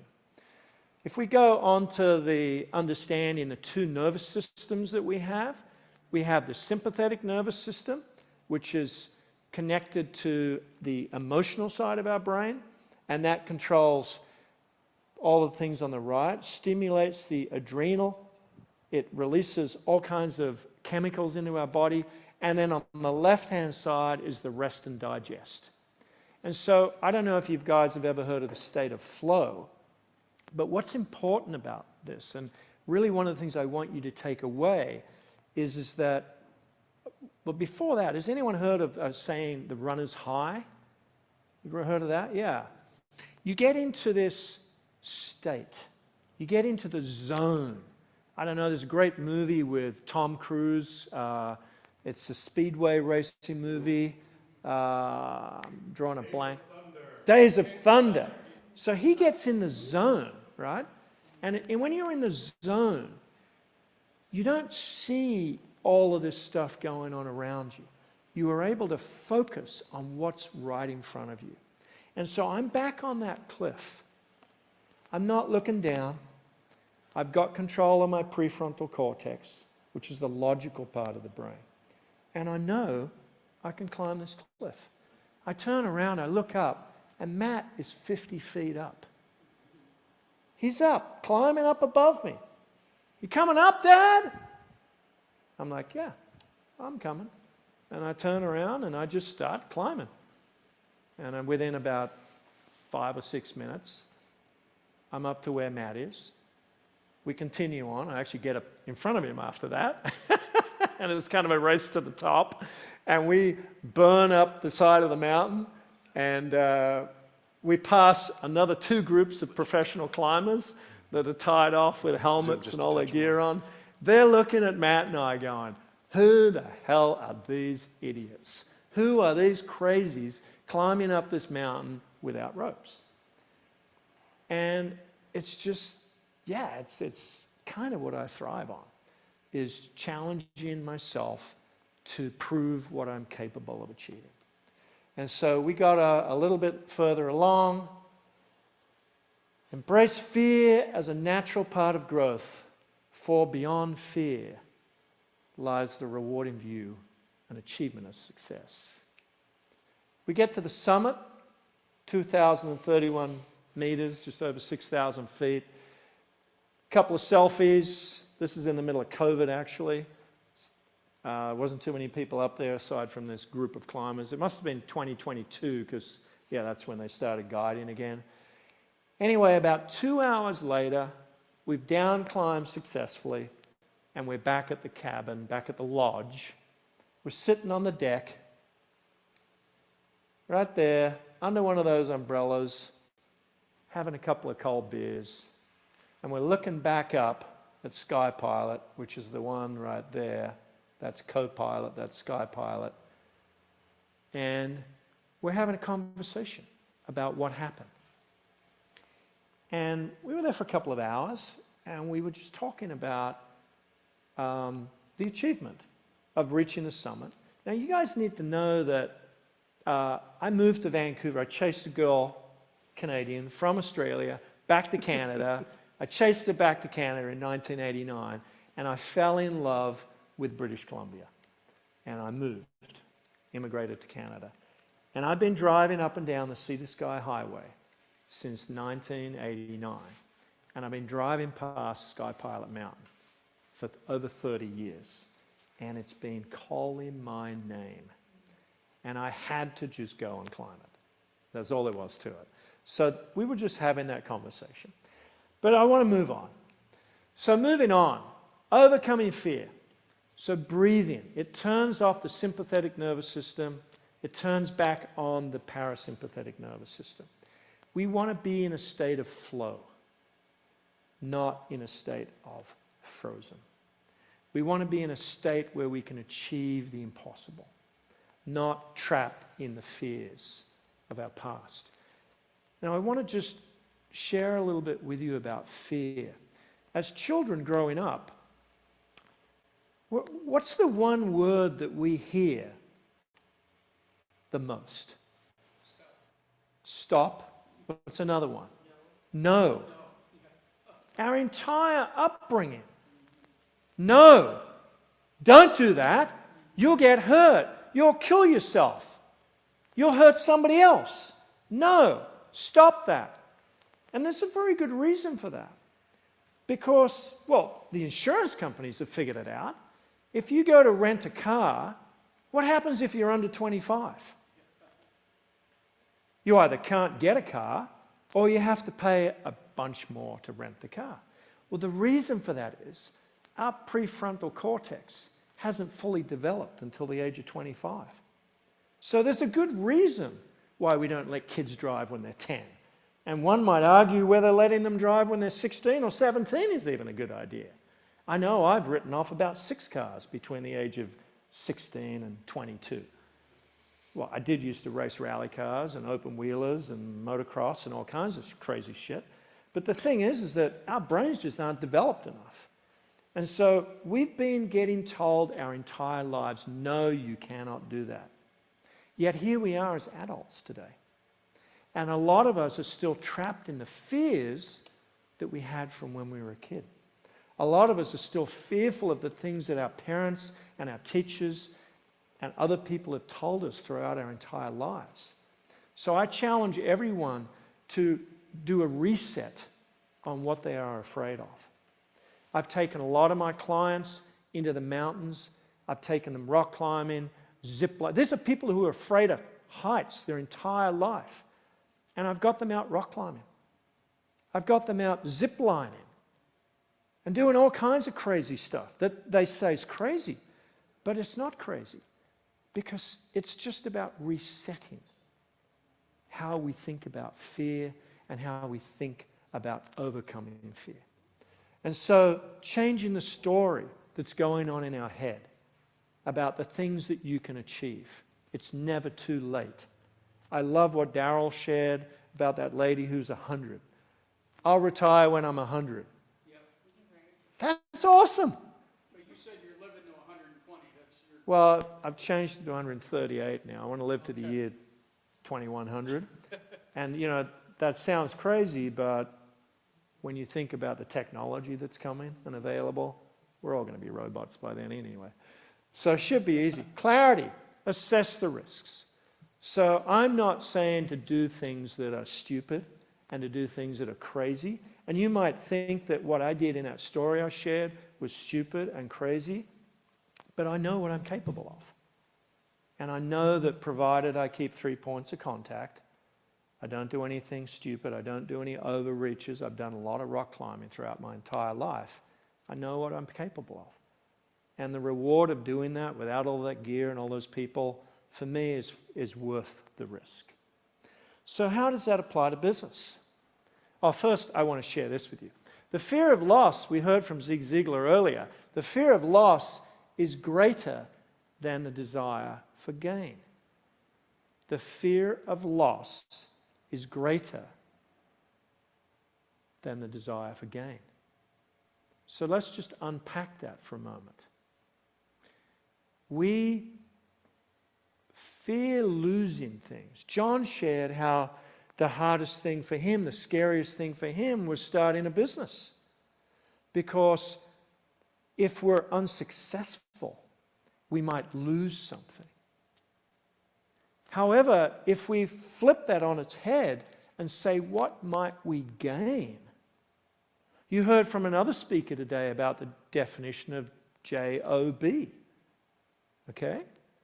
So this is a problem, that we are fearful of loss, but we don't take into account the benefits of gaining something that can be far greater than the loss. It's kind of like if I said to you, here's $10, I want you to do this, but hang on, if you have a go at something else over here, you might make $100. You know, one's appears to be a bigger gain, but if you do this, you're going to lose $10. It's like most people are really stuck with, well, 10 versus 100. If I might lose 100 doing that, I'll just take the $10 loss right now. So they don't actually do the thing that could result in a $100 gain, because it's always easier to be afraid of loss. So taking risks. This picture was taken on the Zambezi River in August last year. Now, the Zambezi River flows over the top of Victoria Falls. It's the border between Zambia and Zimbabwe. It's a crocodile-infested river. So first of all, rafting down a crocodile-infested river, you know, rafts flip, people fall out. The guy sitting right in front of me, right there, English guy, I'm there in the middle, he fell out of the raft 3 times. You think he didn't want to get back in the raft in a hurry? Crocodile sitting on the edge of the river. Not only that, this is a class 4, 5, and 6 rapids, which are some of the biggest rapids in the world. There was 13 rafting companies in Livingston on the border right next to Victoria Falls, and there was only one company that was running the first 11 rapids of the company on this particular day, and that was Safpa Rafting. And the guy standing up in the back, Bodhi, he's an Olympian whitewater rafting guy from Zambia, and he's the only guide that can get people down through these rapids without capsizing. And he was our guide. I did my research. So, taking risks. Now that we've figured out how to overcome our fears, let's talk about taking risks. The future belongs to risk takers, not the comfort seekers. Now, I'm not sure who came up with that quote. I might adopt it, but zip lining. That's slacklining. Slacklining. I'll take risk-taking for 400. Yeah.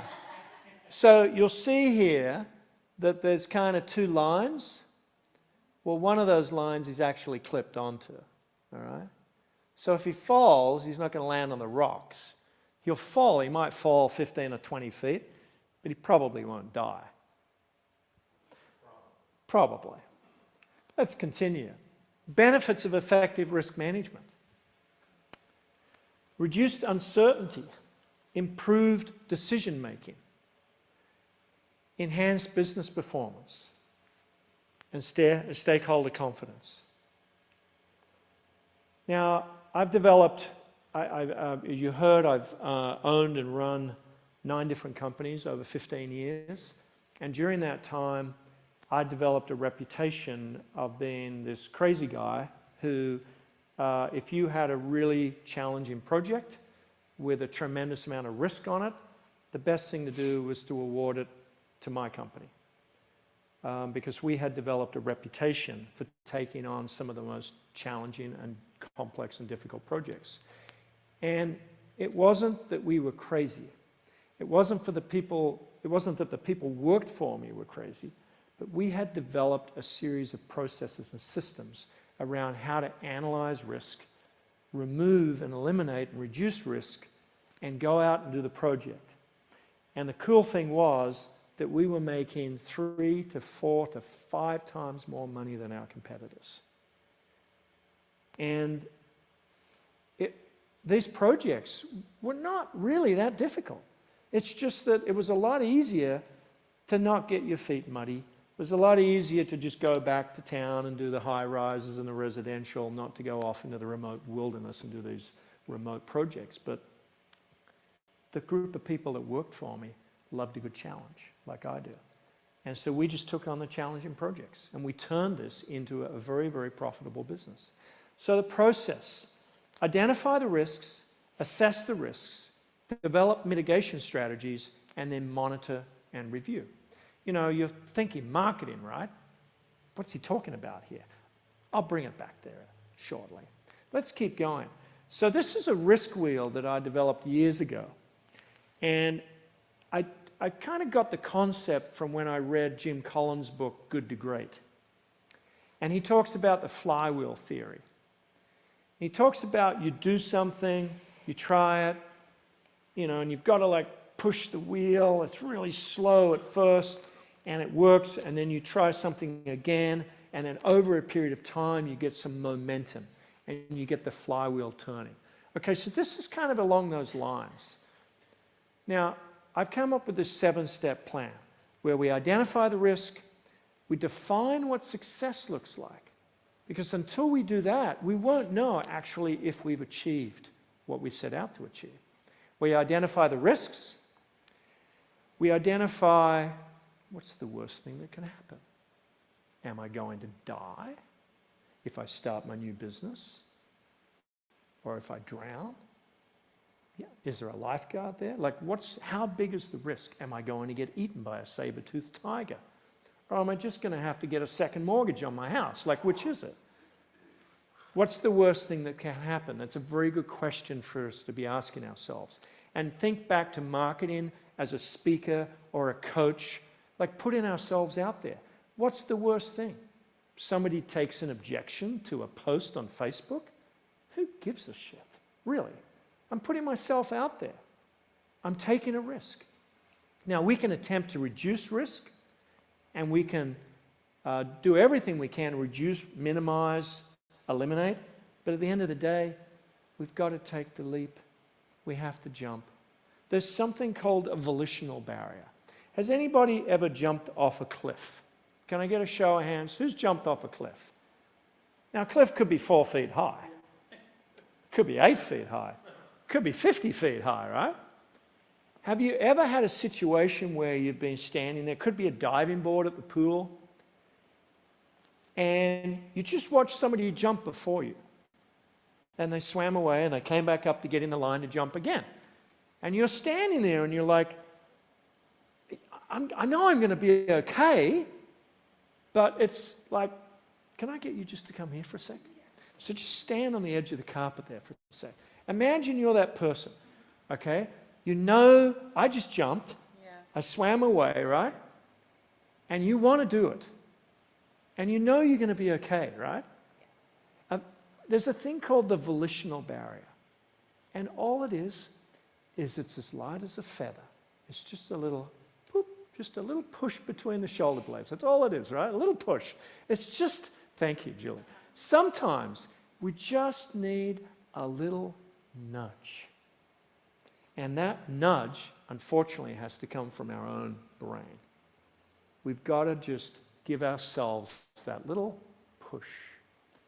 Now, when I was in Greece back in the 80s, my friend Kirk, this is before we met Daryl in 1986, on November 26th, not October, I got my Canadian and US Thanksgivings mixed up. We were rock climbing on the island of Kamari, on Kamari Beach, on Santorini, and there's this massive cliff that comes straight out of the ocean up to this beautiful temple, demolished temple up the top from 2,000 years before. And we decide that we are going to climb up to that temple. So we leave our towels on the beach and our t-shirts, and all we're wearing is like runners and shorts. And we swim out and we start climbing out of the water up this cliff. And we get about 10 or 20 feet up, and I slip and I fall back into the water. And Kirk's up there going, come on! And he keeps climbing. And then he gets about 40 feet up, and he slips, he pushes off the wall, and he lands in the water. And now I'm up at about 60 feet. And we kept doing that. One of the things I learned very quickly is when you fall off a cliff, you want to enter feet first into the water, because it really hurts when you land on your back. So after a few experimentations, it took us about 4 hours, we actually free climbed all the way up to the top of this temple. But we didn't just go out there and jump off a 100-foot cliff. We sort of experimented, and we got a little bit more comfortable, and we found a route up there, and we just kept going for it and experimenting. So I'll dig into this a little bit deeper. Identify the opportunity. So what is the outcome that you want? What is it you want to do? Do you want to be a famous, Facebook superstar, a speaker? Do you want to have a great Instagram account? Do you want a lot of followers? Like whatever it is. What is it you actually want? What's the dream that you have? What's the end goal that you are working towards? But this here is just what's the first step to get there, right? And then what's the defined goal, and what adventure in life do you actually want to go on? Next, we define success. What does success look like? You can either describe it, you can draw it, you can think about it. I always like to put a little celebration attached to what I define. If I'm going to define success on this risk that I'm going to take, how am I going to celebrate it? So for Matt and I, it was a couple of beers. We got down to the lodge, we had a couple of beers. Cheers, well done, great. Finally checked that mountain off my list. Identify risks. What are the perceived losses versus the actual losses? Will I get injured personally? Probably not. Is there going to be a financial loss? Sure. I lost a company a few years ago that was worth $50 million. I had an ERP rollout that went wrong. I own half the company. I was worth $25 million on paper. The banks called our loans. I had to get rid of the company, sell my debt. 2 years later, the company sold for $100 million, which was my plan. I got from 0 to 50 in 4 years. In the 5th year, we were going to get to 100 and sell it. Now, I lost $25 million by an ERP rollout that went wrong. But actually, I never had that money to start with because it was all on paper. It's one thing to say on paper I'm worth that much, but it's another thing to actually do the deal, get it done, pay taxes and all that other stuff. And I would never have got to be here today if that had happened. I'd probably been a very different person. What's the worst thing that could happen? Could I die? Could I lose my business? Could I lose my marriage? So I shared with you that I've been married 34 years. Around the time that we had this ERP rollout go wrong in 2012, I came home from work one day and my wife said to me, Chris, when did it all become about money? We had a garage full of Audis, 4 houses. We went on trips around the world all the time. I was down in Vegas on conferences, World of Concrete, you name it. She's like, you're not the man I married. And it was like in Australia, we say you get a 2-foot long 4x2 and you smack somebody on the side of the head. She pretty much gave me a smack on the side of the head, woke me up, and I realized that that was a life that was not the life I set out to achieve. But I was getting sucked up into this definition of success based on social media and the people I hung out with who had the newest Porsche, who had the biggest house up in the Okanagan, who had the nicest place at Whistler. But it wasn't who I really was. So we made a decision to pack up, leave Canada and move to Australia. My dad had passed away the year before. So what's the worst thing that could happen? I lost a bunch of money I never had. It was money I'd made and then lost. So I ended up back where I started. Whatever. You get over stuff like that. Reduce risk. You know, I used the climbing example. You could rope up. Pretty simple. Clip onto the rope. Eliminate the risk of falling. You could borrow some money. Tried that. I had $8.5 million of debt. I sold my debt. Hire experience. Hire expertise. You could bring an expert into the business, or you could hire people who have way more skills. You could hire that marketing expert, or you could outsource it to another company. Or you could build a better mousetrap. We spent most of our time building better mousetraps. At the end of the day, you still have to take the risk. You still have to take the risk. Julie, you still have to jump. Right? You just have to do it because you want to do it. And so the song that I had written for me last year, Go Get It, go get it. Just go get it. Take the risk. Go get it. Your life will be way better. You saw the thing about the couch, right? Get off the couch, take the risk. And what will the result be? Well, now you'll either have succeeded or you'll have failed. The failure is more valuable than the success. You've heard the saying, fail fast, fail cheap, fail often. That's the mantra for technology companies. Look at Elon Musk and SpaceX. How many times did NASA blow up a rocket? How many times has Elon Musk blown up a rocket? Who progressed the fastest? Failure can lead to success. Failure is criticized and underrated. It is so valuable. Just go get it. Go do it. Go for it. And you'll learn from your mistakes and you'll get better. And keep the wheel turning. 4 types of risk. Financial risk, strategic risks, compliance risks. Yeah, there's laws, unfortunately. And operational risks. But the big point here I wanted to make is that there is perceived risk and then there is real risk. It's very important that we understand what's the real risk, not what is the perceived risk. So, business story. Lionsgate Bridge, 1998. I put a joint venture together with a company out of Philadelphia called American Bridge. There was 4 bidders on this contract. Peter Buckland, Peter Taylor, 2 very smart engineers in Vancouver, Buckland and Taylor. They designed a redecking of this bridge. But they designed what the new deck would look like and from the old deck. But they had absolutely no idea how they would do the project.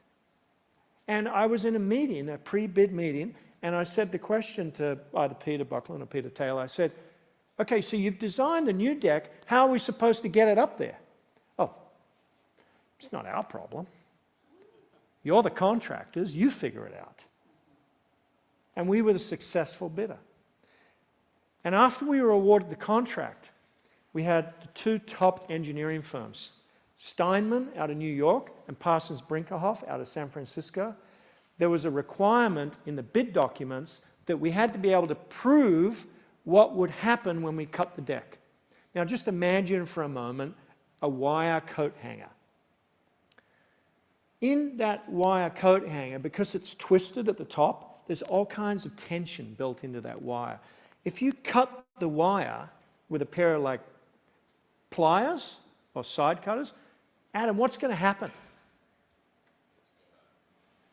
It could go like this. It could go like this. It could go like this. You don't know, right?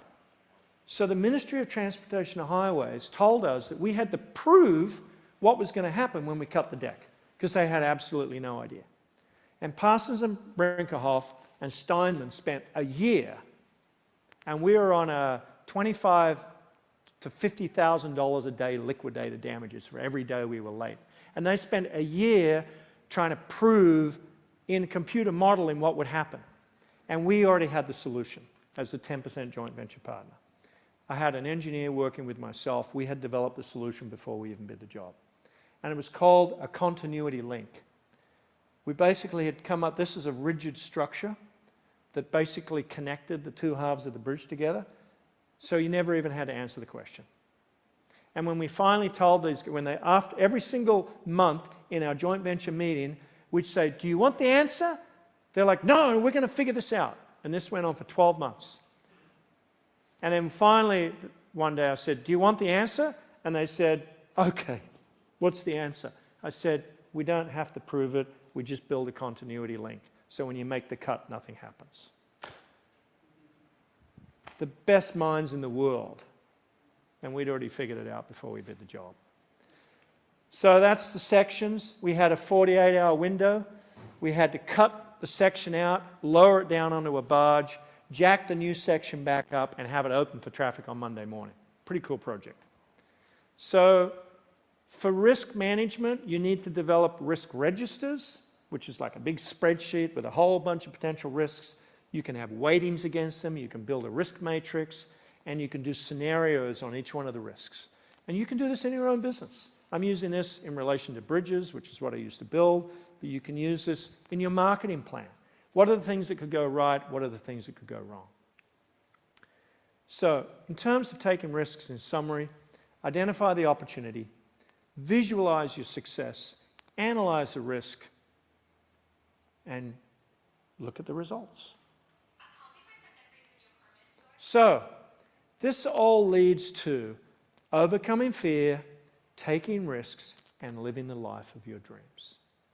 Quick time check, John. How long do I have? You got 4 minutes. Perfect. Back to you. So I love this quote.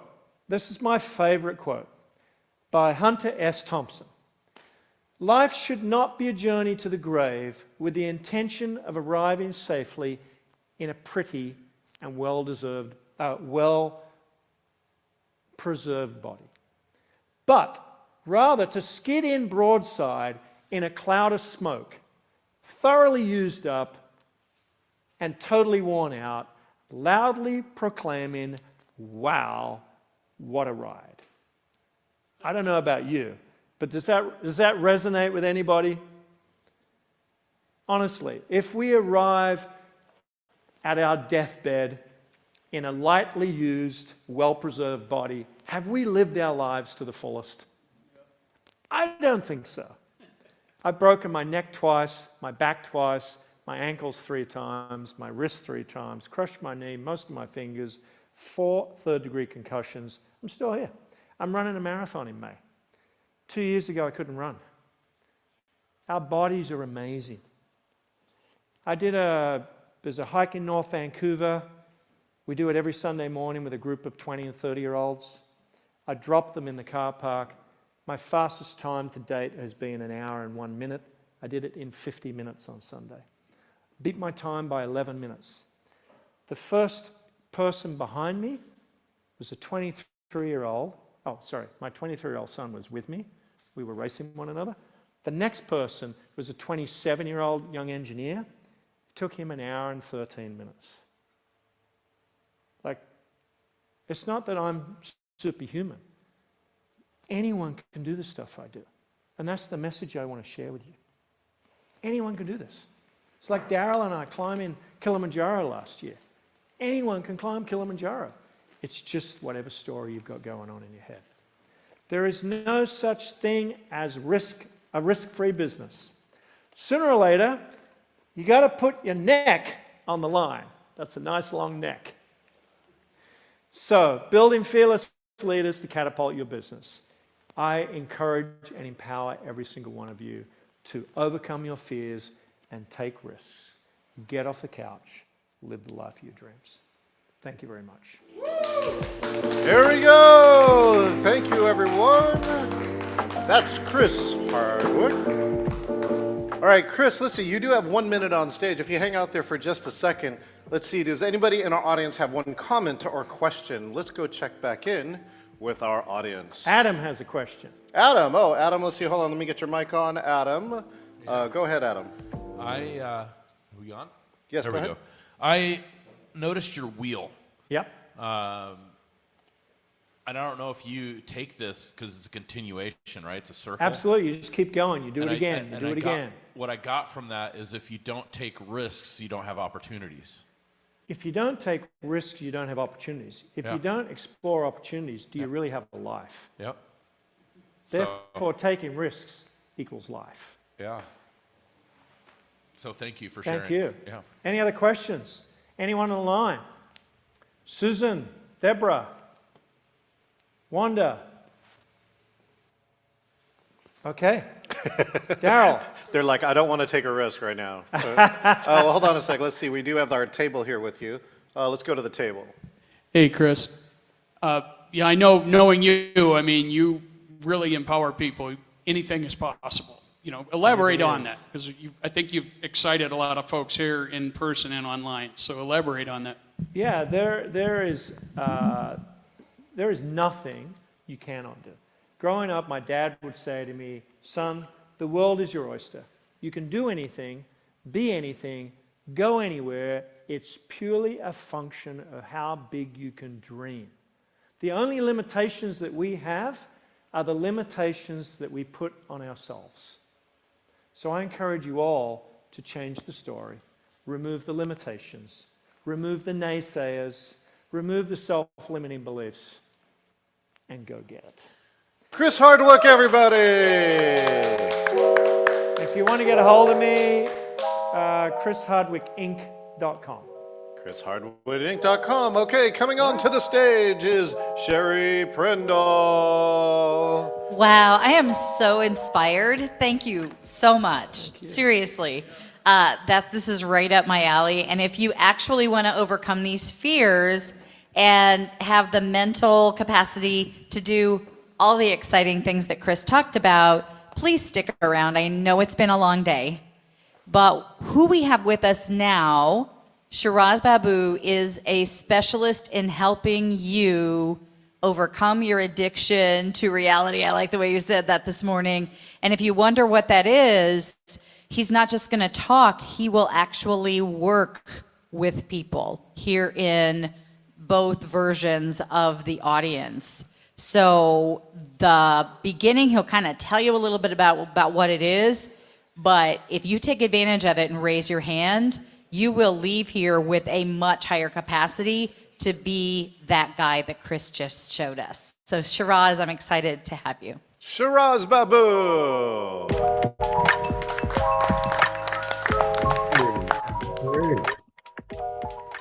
All right, let's get started. Ooh, I can already feel some stuff's going to happen here. So, if you would like to get a lot more clients in your business, can you give me a yes or throw it in the chat? How about our in-person people? Say no or yes? Okay, I want to hear them. Good. Okay. If you would like your business to get more fun and easier as it grows, give me a yes. Yes. Yes. John likes it. Okay. Deborah says yes. Wanda says yes. Christine Okay. says yes. And if you would like that to start happening within the next few months, few weeks, or even few days, give me a yes. Sherry said yes. Chris said yes. Okay, cool. Daryl said yes. So now imagine if that happened. Imagine that you're reaching out and getting more clients. Imagine clients just starting to show up in your life and you start to access success potential that you didn't know you had. Right? It's kind of like one of my clients, Devin, who called me up 2 days before an event, and she said, I was expecting 3,000 people. There are 500 people registered. And I said, well, it's probably just you did some bad marketing.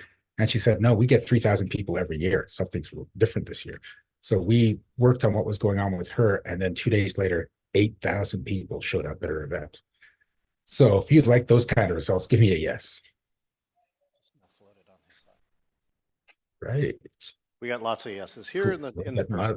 loud. All right. We got So Mel I'm Gaddis said Shiraz. yes, yes, yes. By the way, Yes, Shiraz. yeah, I saw Mel. Let me go, Mel. Mel's all in. So I'm Shiraz. The name means one who is sweet. Now, by the time I was 17, my parents realized they should have named me Sahir, which means one who is sarcastic, but that ship had sailed, and they're stuck with this.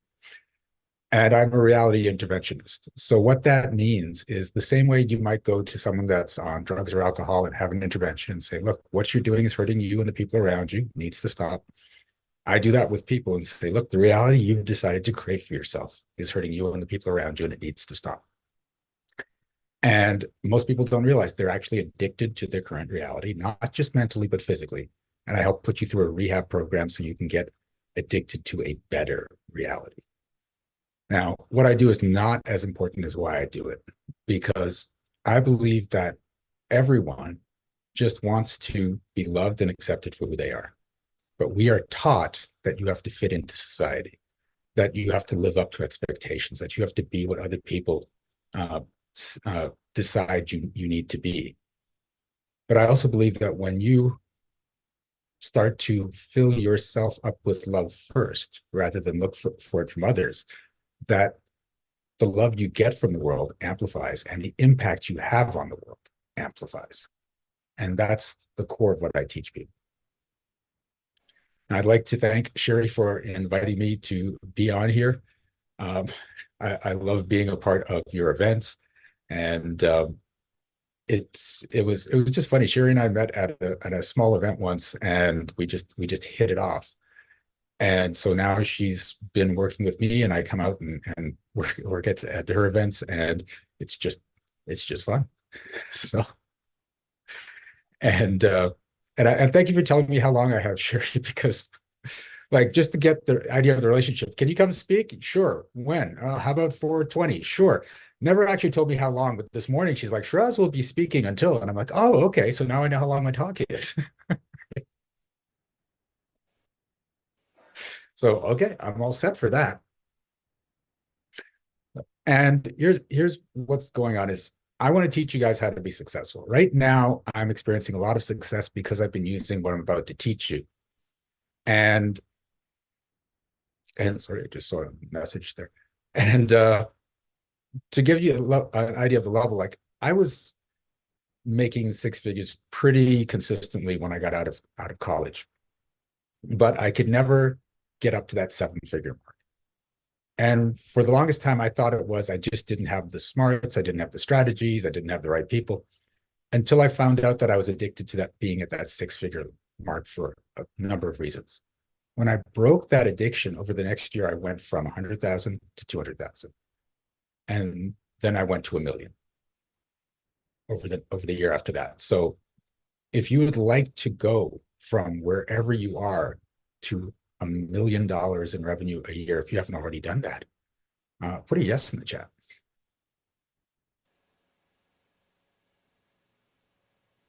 At least Sherry does. Okay.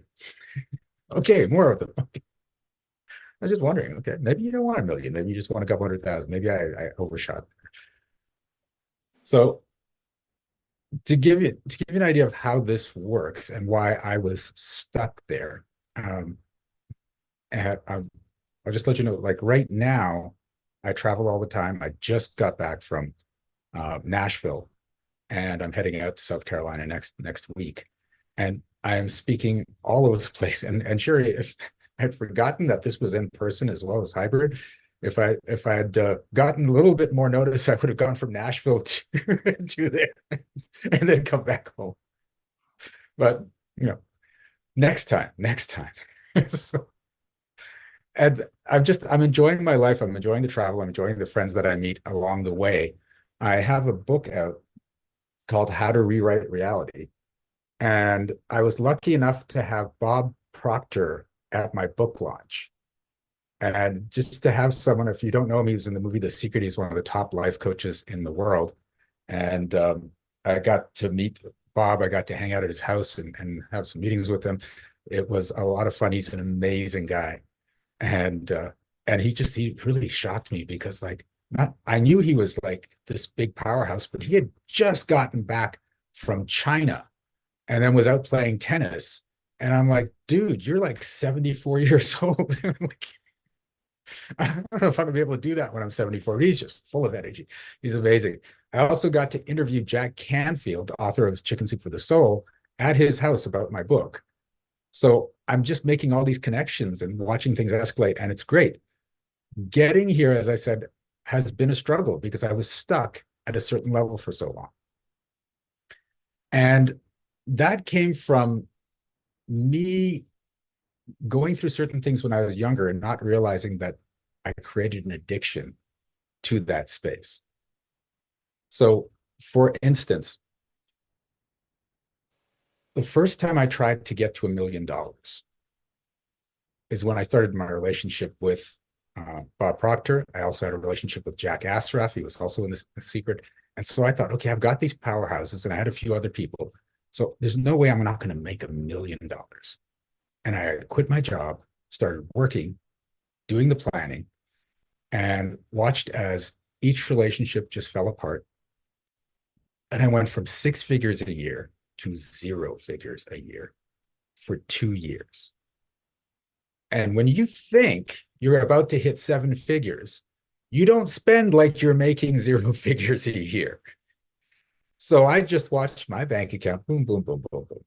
I watched my credit cards, dun, dun, dun, dun, dun, dun. And I couldn't figure out what was going on, what I was doing wrong. And it wasn't until I decided, you know what, this isn't working. Let's just see what happens if I let it go and just try to get work of some kind. And I got offered a job in my old career for $100,000 a year. And I just went to this, oh, okay, fine. Now we'll just go back to doing what I was doing, relax, start paying off this debt. I accumulated like $80,000 in debt by that point, and went along with my merry way. Then I started learning these various techniques, and I learned about reality addiction and the upper limit points for people. I looked into why was it that when I decided I want to make $1 million, instead of going up, my income went down. And when I worked with one of my coaches, we found out that when I was a teenager, I was talking to a bunch of my friends and my family, and this conversation came up multiple times. With Shraz, you're a smart guy, you're a creative guy. We know you're going to do amazing things. We know you're going to be traveling the world. You're going to have that house on the beach. And then, we get to hang out with you and party with you at your house and come traveling with you. And everyone's like, this is such a great idea. And my brain's going, oh my God, they're all going to leech off me. Oh, hell no, that's not happening. So my mind came to this conclusion that if I make around $100,000, I can live a comfortable life. I don't really have that much to worry about money, but no one's going to leech off me. If I go to $1 million, they're going to just swarm. So when I made that decision, I'm going to get to $1 million, my subconscious mind panicked that it pushed me as far away from the goal as it possibly could. But I didn't know that was going on inside of me. I thought it was just circumstance. And this is what happens with a lot of people. You think that what you're trying to do is failing because of circumstance, because you've gotten too busy with other things, because technology fails, because family issues come up, because you get sick. But all of that is your subconscious saying, I don't want to go there. Oh, hell no. And when you figure out why you don't want to go there, then things start to shift. So when I found out this is what was going on, that's when my income went from $100,000 to $200,000. And then I decided, okay, we've broken this. So next it's going to go to $1 million. This is going to be awesome. And I joined a program called Icon Makers, where the promise was, we'll get your business to $1 million in 2 years or less. And one of the things in that program, they said, my coach said to Strauss, are you okay doing a $25,000 a year, $25,000 a year, just $25,000 program? And I said, yeah, sure. I've got a $20,000 program. 25 is not a big deal. We could do this. And so the way they had said it is, like, if you have a $25,000 program, you get 40 clients in about 2 years. That's $1 million. You're done. You only need 40 people. Sounded fairly easy. Still a little bit of 40 people. Okay. So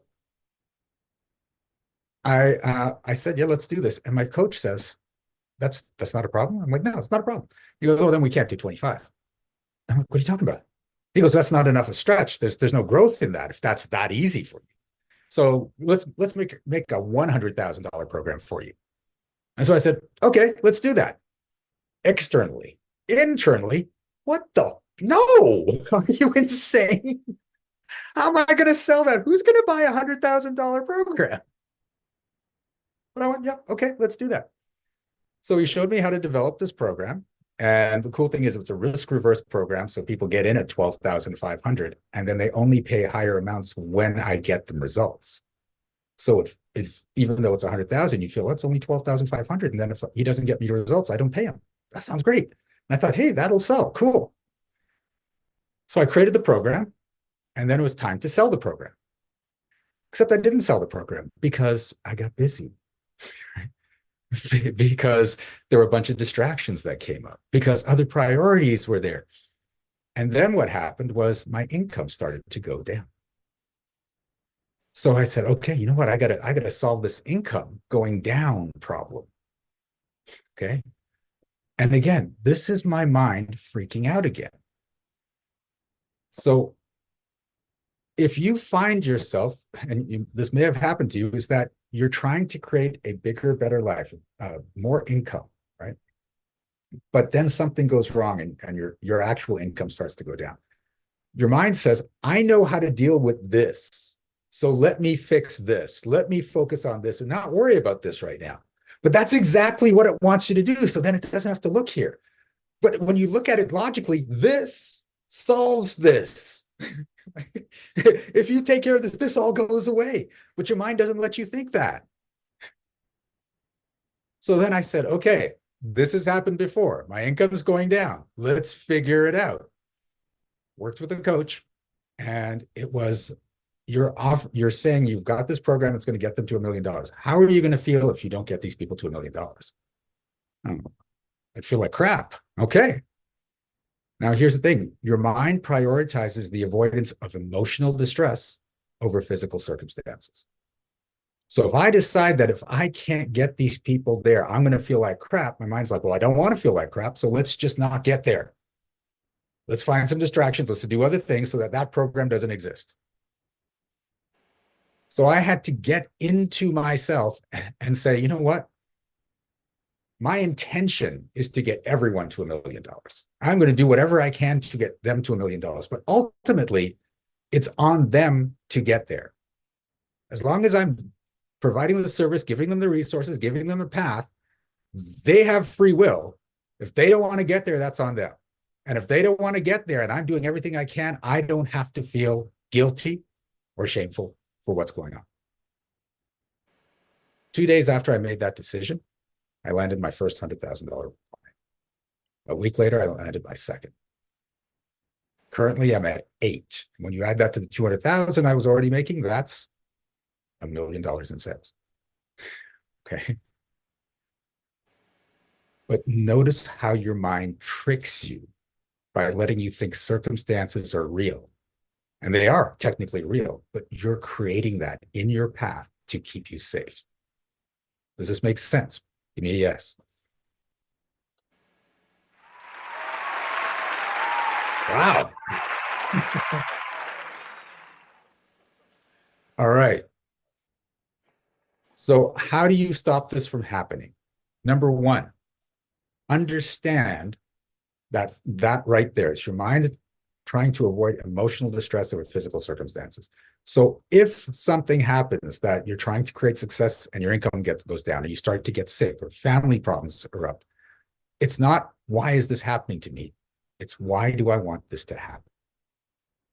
When you reframe the question, oftentimes the answer will come out of your subconscious. And it's like, oh, so I don't have to do this. So this doesn't happen. Right? For instance, if you just can't get to that next level, it could be that you've got, well, if I make a lot of money, everyone's going to come asking for it. Right? They're going to be like, can you invest in my business? Right? Can you just give me some? You know, you take care of the family now because you're the money maker. And so your brain says, nope, don't want that. Let's just keep my income right down here where it's safe. If you lost a lot of money at some point, you might be holding the shame of that. I had that money and I spent it on crap. How did that happen? So your mind says, well, I don't want to feel like that shame anymore. So let's not make that lot of money, because if we don't make a lot of money, we can't lose a lot of money. Problem solved. I got your back. If you watch the news and you see some billionaire is not paying people a lot of their, and they're just ripping people off and taking advantage, and you're like, I never want to be like those. Those guys are asses. The more you hate them, the more your mind says, what can I do to make sure I'm never like them? Oh, they have a lot of money. Let's stay as far away from the amount of money that they have as possible. We'll be good. And you might not be thinking just one of those things. Imagine if you're thinking each one of them, right? Wow, if I make a lot of money, I might have to pay taxes. Let's stay down here. Right? Then what you're doing is putting building block after building block after building block in as to why you shouldn't be successful, why you shouldn't have money, why you shouldn't be visible. And you don't realize you're doing it. Now, here's the thing, it gets worse. Because now you've got these building blocks and you're not making the money you want, you're not getting the visibility you want. And then you see another thing in the news about a billionaire screwing people over, and you're like, oh, thank God I'm not like them. Now you get a hit of dopamine and your body goes, ooh, that felt good.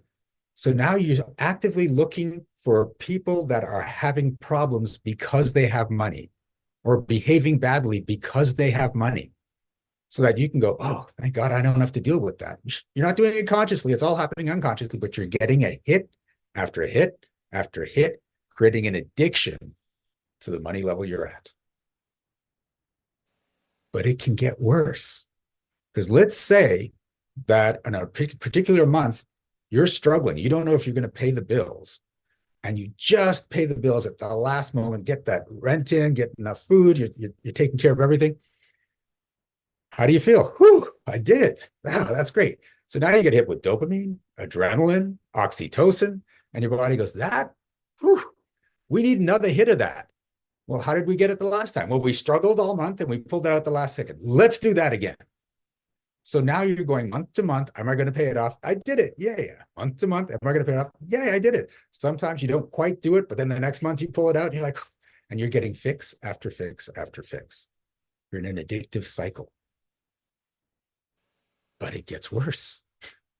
Because like any addictive cycle, you build up a tolerance for what's going on. So eventually this, I just made it, isn't good enough for your body.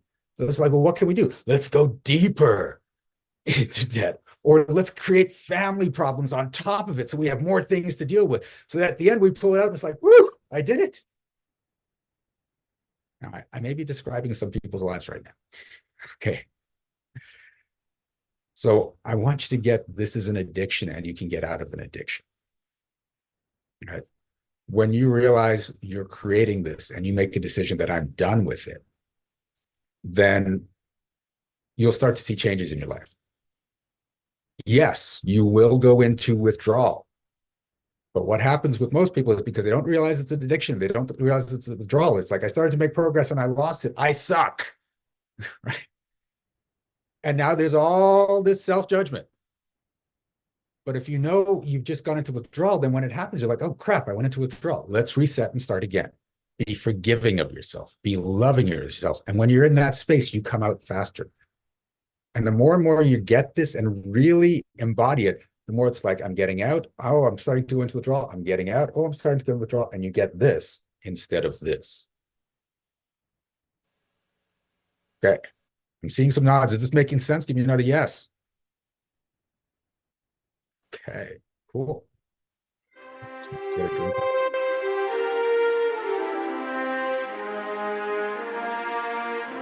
I love this music. I'm powering up on Red Bull because yesterday I did a 22-hour day and then I had 6 hours sleep and I started again today.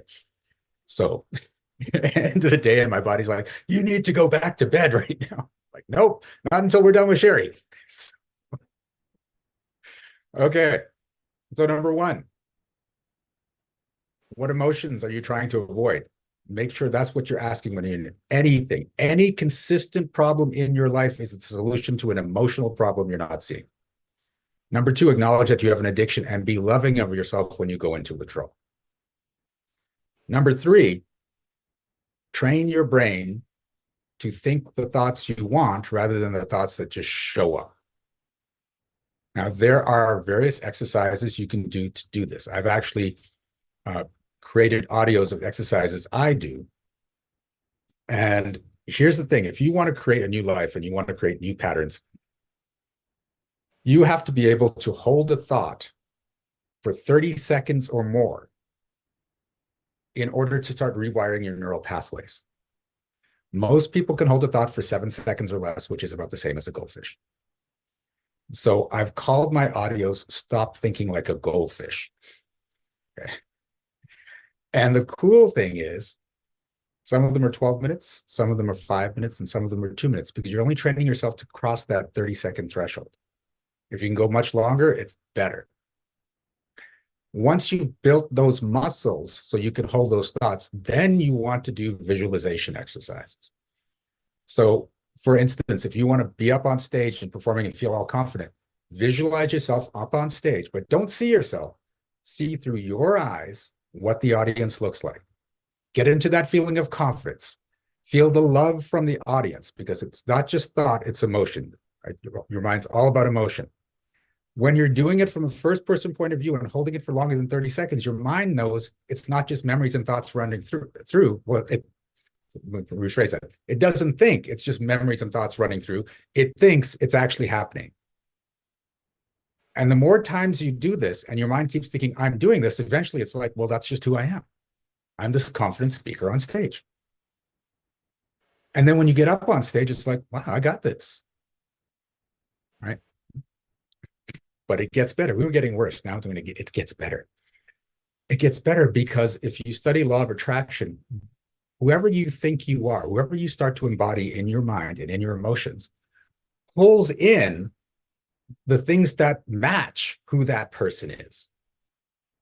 And so when you're like, I'm this person that gets up on stage and I talk all over the country and I get all these opportunities, while you still want to take action, get those opportunities start to show up for you.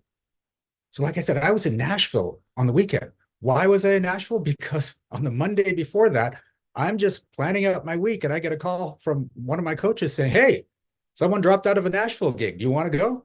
I'm like, oh, hell yes, I want to go. and then I just jumped on that opportunity and I spoke. And this happens regularly for me because that's the image I hold in my mind.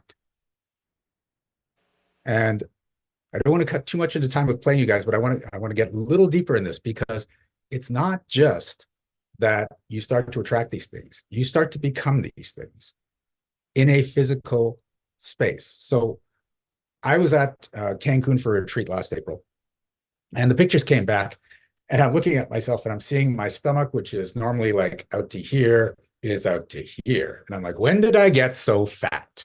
And now it's up on social media and I hate this. So I have to lose that weight.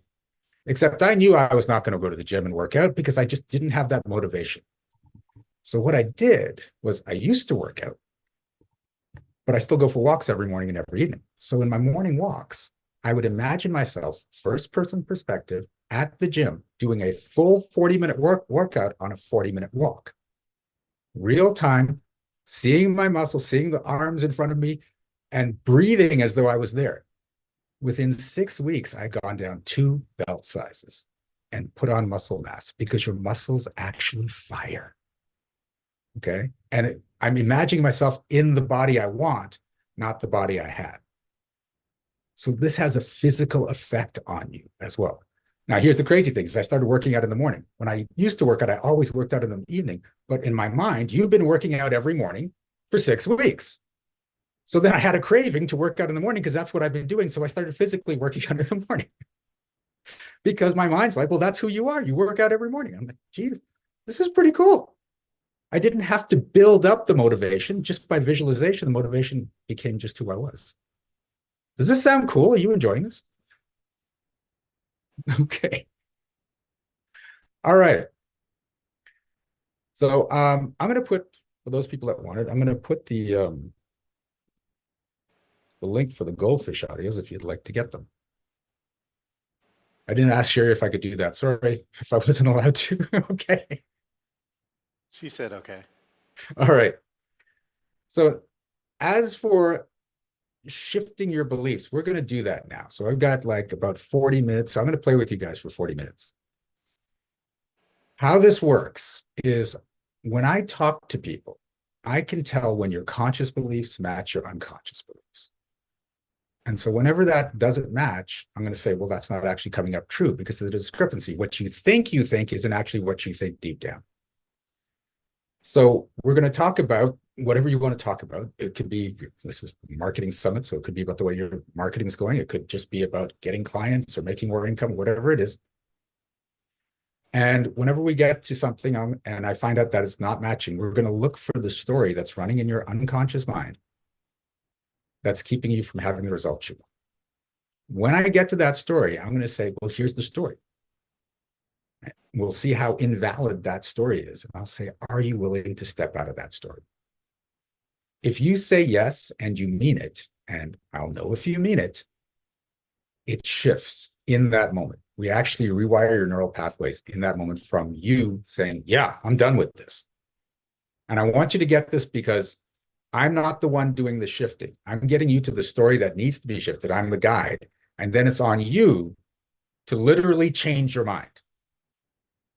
Right? If you expect me to do the work, it's not going to work. But if you're like, oh, that story sucks. Yeah, I'm willing to step out of that story.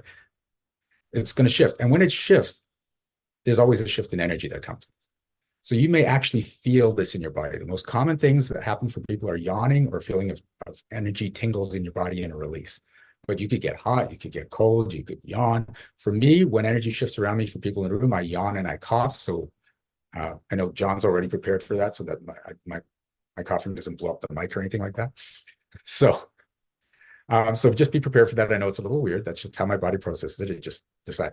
And I know I could probably change it, but I don't because I remember one of my friends, she used to burp when energy processed for her.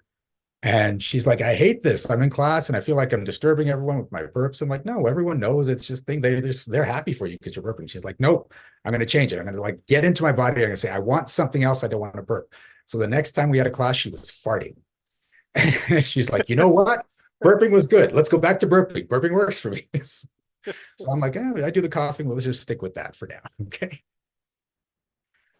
Now, here's the cool thing. Let's say I'm working with Sonia and Kristen's like, oh my God, I have the same story as Sonia. Then when I say, Sonia, are you willing to step out of the story? Kristen can say yes. Please stay muted if I'm not working on you. And it's going to shift for Kristen because again, I'm getting you to the story and you're the one making the change.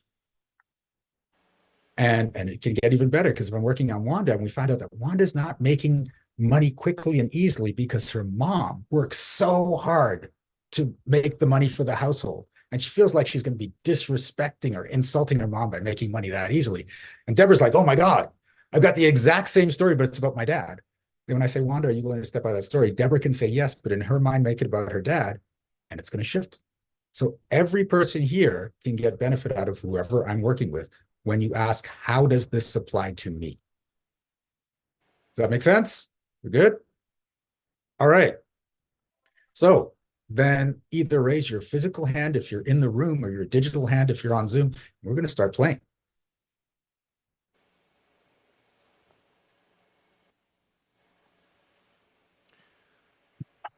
There's no hands. All right, Shiraz, this is John. I have never been the subject for you. Okay. So John is I will volunteering. be your first subject today. Hold on, I got to get myself here. Here's the best part here, too. I just want to share with you, that not only have I been blinded by the light here, but your stuff is already working. Look, can you see the halo and the glow? Yes. What'd you do to me, Shiraz? You messed me up, man. You That's what hurt I me do, bad. man. Okay, here, I'm going to go to the other side. Hold on. Okay. Here you go. Hi, Shiraz. Hey. All right, Oh, hold John. on. Somebody short was here. I got to be right back. Adam, arrow up. I'm like, who was here last? All right, Sherry Prindle. Okay, that's good right there. All right. Hi, Shiraz. Hey. Okay, so what are we working on? What are we working on? All right, I've had my business now for what? This is 28th year, might be working on the 29th year. Okay. And I don't think it's the size that it should be. It's great, don't get me wrong. It's a beautiful and amazing business.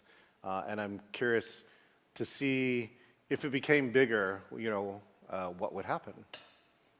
Okay, let's start with the basics. Do you want it to become bigger? Do I? Yeah. So the real story is, at least for me too, is that I'm conflicted with that. We did have 8 people, or 8 to 10 people at one time, and there was so much drama, even for 8 to 10 people, that I do personally, right now, enjoy being a solopreneur. Okay. So if the business grows, will you have to deal with a lot of drama? So say it again. I'm not sure I heard the If, question. if the business grows, will you have to deal with a lot of drama? Probably. Maybe. Yeah, it's coming up true. Okay, good. You don't want to deal with the drama, so that's why you're keeping your business exactly where it is. Probably.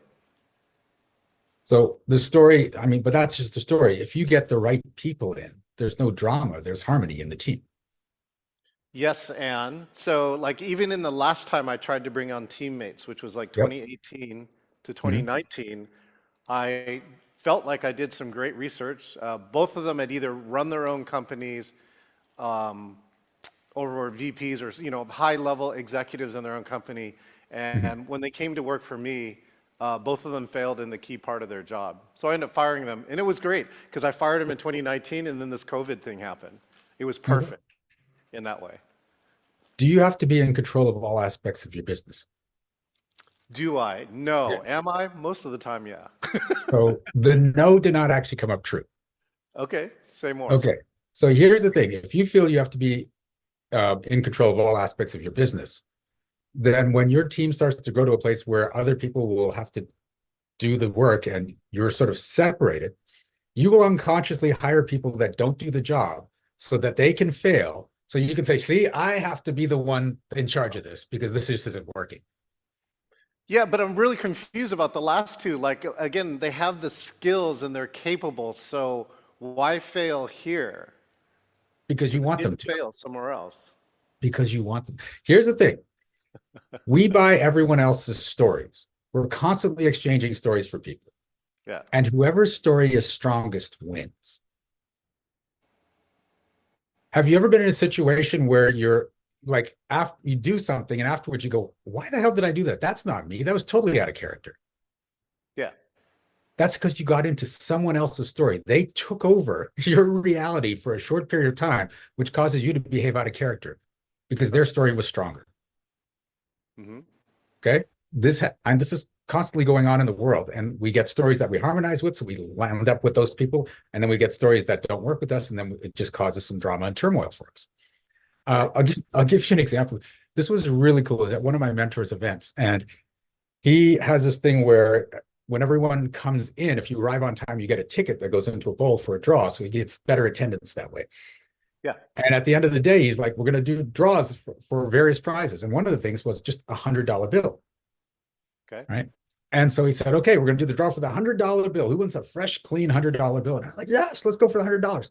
And he reaches in and he looks at his wallet and he's like, oh, damn it, I forgot to get the $100 bill. And they're like, what? You don't have $100? He goes, no, I got $100, but I got 250s. I don't have 100. So do you want to do a draw for 100 or do you want to do 250s? And so the whole audience is like 250s because now it's a better chance of winning. But this one woman goes, no, one draw, I win. And the room just went silent. It's like, what? And he looks at it, he goes, okay, you have your opinion, but we're going to go with the majority, so it's going to be 2 draws. And she's like, no, I win. And so he reaches in and he pulls out one of the tickets. He reads the number and she's like, that's mine. And the whole room's like, what? He reaches in, he pulls out the second one. She goes, that's mine too. Yeah. Whoever's story's strongest wins. Oh, I thought you were going to say she stuffed the bowl of all her tickets. No, it was completely random. It was not. No, that was it. Okay. We are powerful enough to affect the reality around us. Right? I know this because when I'm working with people on Zoom, if they are in resistance to what we're trying to clear, If they're like unconsciously, I don't want to do this, they will cause their Zoom connection to falter. They will stop hearing me, they will stop seeing me, and sometimes they'll bump themselves right off the call. Sure. Yes, exactly. Okay, I'm messing with you, Shiraz. So, and I get this consciously, no, I want this team. I want harmony. But unconsciously, if you've got, I need to be in control, you'll create those situations. So are you willing to step out of the story that you need to be in control of all aspects of your business? Yes. No, this is a good thing, Adam. I think it's a good thing. It's a good thing. If I'm coughing, he's shifting. Okay. Are you willing to step out of the story that in bigger teams, there's always drama? Ooh. There's resistance here for that. I can feel that. Yeah. Well, I don't know. I think that somehow or another the drama. Well, I take it back. There's drama inherent in most teams, but there's certainly teams where it is not. Yeah. Okay, that's true for me. Okay. So are you willing to step out of the story that when there's bigger teams, there's always drama? Yes.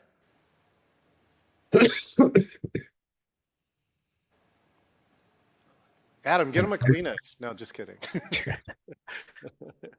Are you willing to step out of the story that you have to keep your team small and your business small to avoid the drama? Oh, say it again. I think. Are you willing to step out of the story that you need to keep your team small and your business small to avoid the drama? Yeah, I've worked in big companies and I know how to get big organizations. And the funny part too is I can put a big team together for an event, like a short period of time. Yep. But somehow or another have challenges when it's a longer period of time. Yeah. Because the longer the period of time, the more it's like your team, which means I have to deal with the drama. If it's a short period, it's like, well, get it done and get it out. So well, people don't reveal their drama too sometimes till later, till they feel comfortable enough to reveal their drama. But the more and more you're out of the story that there's always going to be drama, the less drama that's there. And when it shows up, it's just in small amounts instead of these big blowouts. Yeah. You will choose those people. I was going to say small teams solve their own problems when they're small before they get big. Yep. If they're good. But if you've got a small team that's growing and they're solving the problems, then when each new person comes in, you'll see if that person's a fit. If there's harmony with that new person, then the team can just keep growing.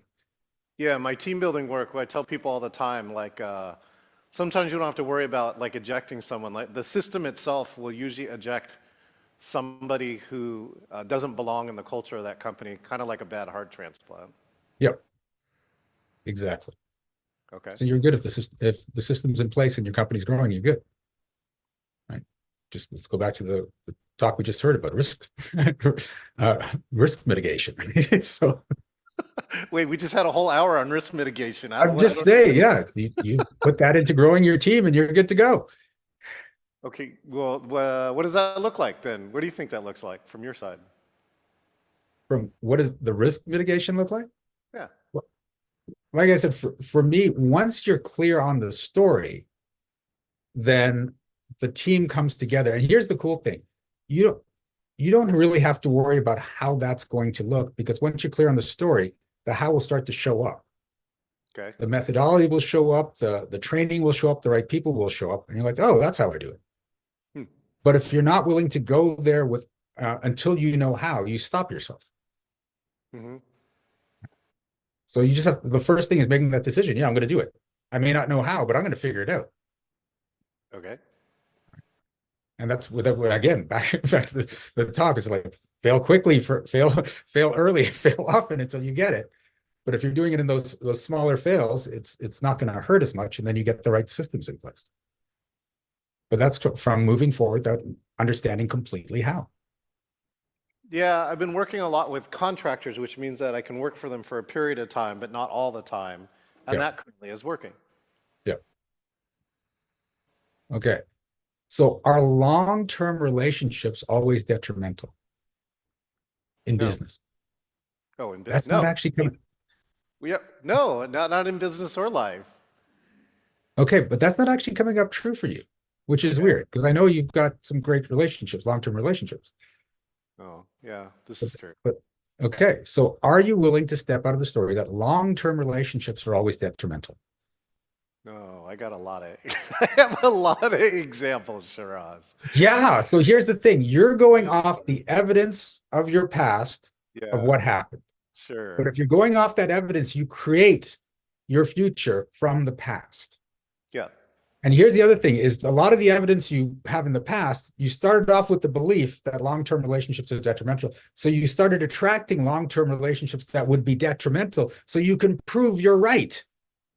So you could drop that evidence and see it, there it is again. There it is again. And that's the addiction.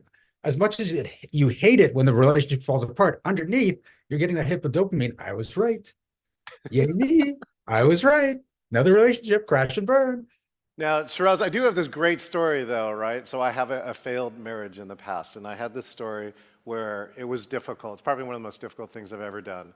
And I was on a run, and it was like on one of the religious holidays. I think it was Good Friday. So I'm on a run, and eventually what came to me during the run was this, which is like, I have been happy in the past, all right? I can choose to be happy in the present, Yes. right? I can also choose to be happy in the future. And so there was a big piece of forgiveness that's inside of there. So during that run was something going, I forgive you for everything you've ever done in the past. I forgive you for whatever you're doing right now. And I forgive you for whatever you're probably going to do in the future going forward. So there has been some part of it, I feel like, that has been dealt with, but maybe not all of it. Maybe not. I'm just going by the energy. Sure. So are you willing to step out of the story that long-term relationships are always detrimental? Yes. Well, thank God. Yeah, it'd been funny if I didn't cough. It's like, nope, you're not changing that one. Oh, you should use that. That's funny. Okay. How's that feel? That feels good. That feels yeah, I'll be curious to think about how, of course, in the debrief of this as we go along, like, what will that mean? What will it mean to not be detrimental, that be beneficial? Yeah. Of course, I can say here too, Donna's here with me, Shiraz. Have you ever met Donna yet? Which Donna? Donna, she was in the conference. She's the VP of shopping, for crying out. Shiraz, don't bust me now. It's going good. No, but Shiraz, Donna and I have been going out since 2018, and my family asks all the time, like, Oh, that Donna. Okay. That Donna. Shit. You're saying Donna. And I'm like, I don't know. We don't have a camera on her right now. Okay.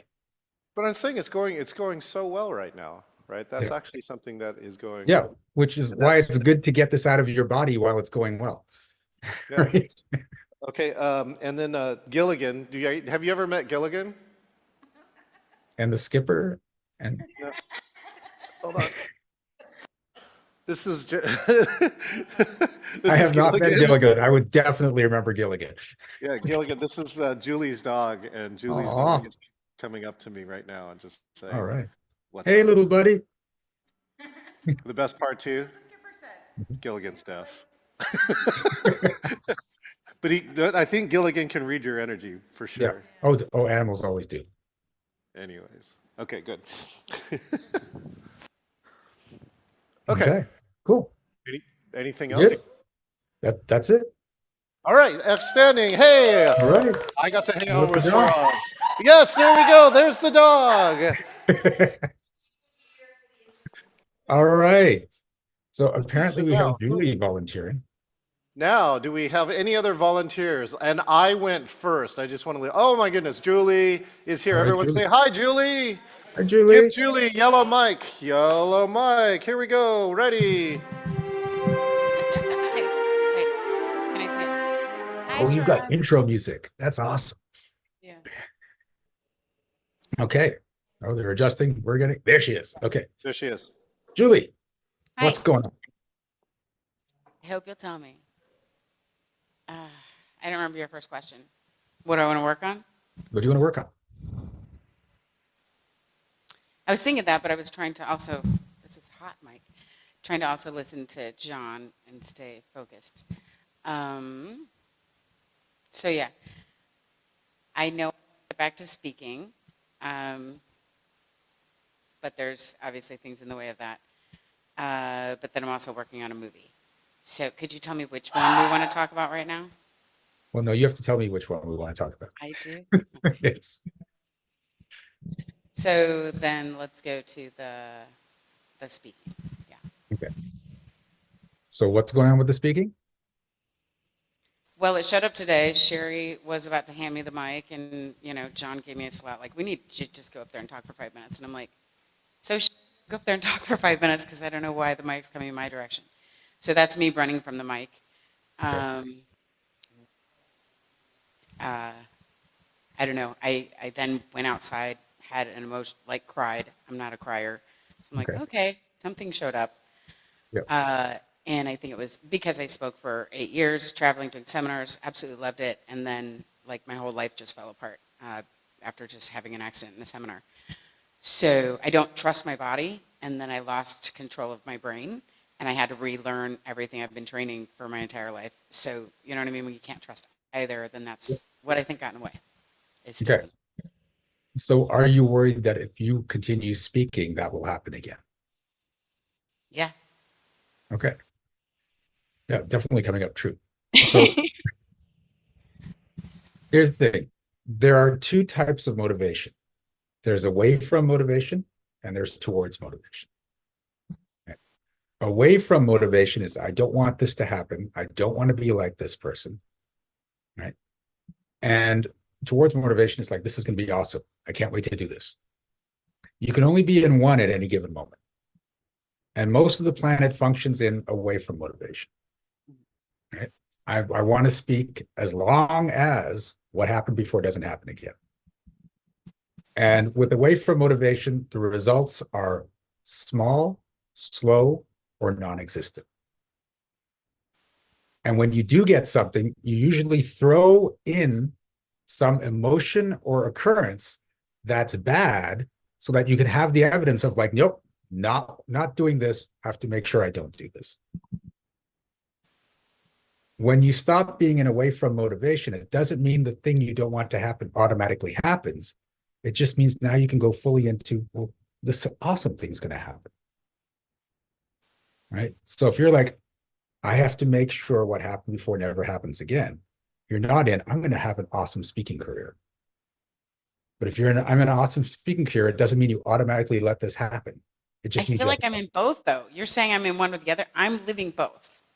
Yeah, but you're because, and I'm not saying you're constantly in this one. I'm saying in any given moment you're in one or the other, and you're probably in this one more than this one because that traumatized you, that hit you hard.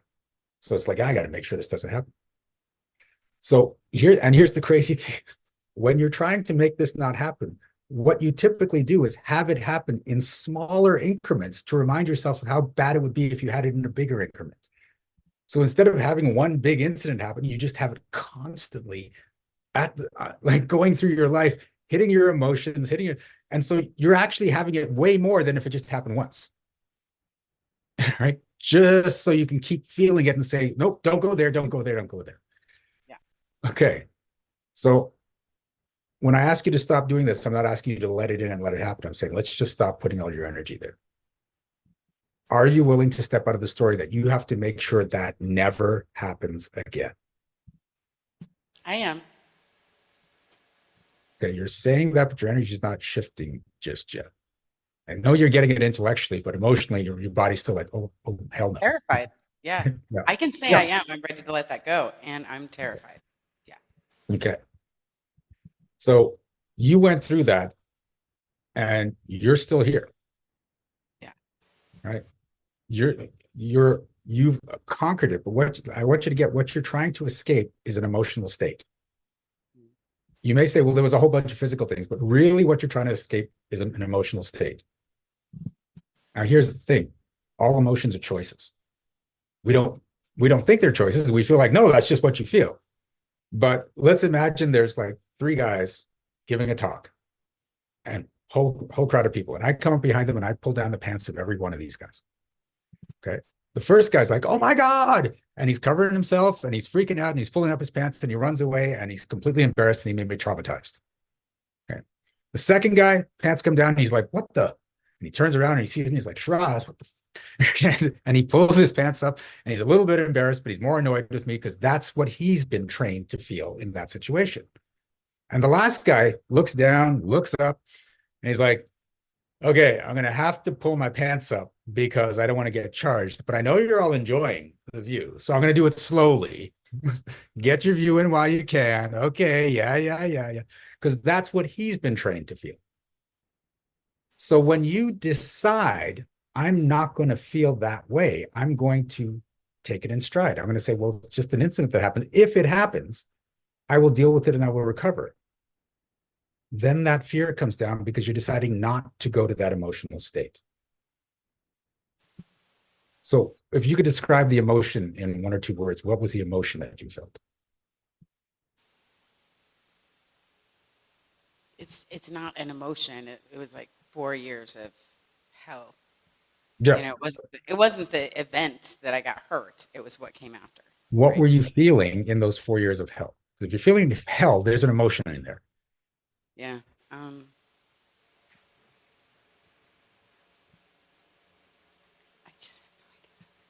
It was pure pain. Like I don't know what the emotion was. Resignation, defeated. Yeah. Hopelessness? Yeah. Okay. So here's the thing. When I was 22 years old, I got rheumatoid arthritis in every joint of my body. Spent weeks lying in bed in constant pain as my body deteriorated. And I felt what you were feeling. When I learned I can choose my emotions, when my income went from 100,000 to 0 for 2 years, not once did I feel helpless. I felt frustrated, but I'm like, no, I'm going to get this. I'm going to fix it. And so I learned not to feel those emotions. This is what I want you to start to learn.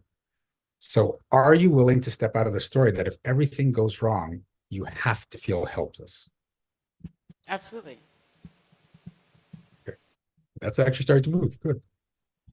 And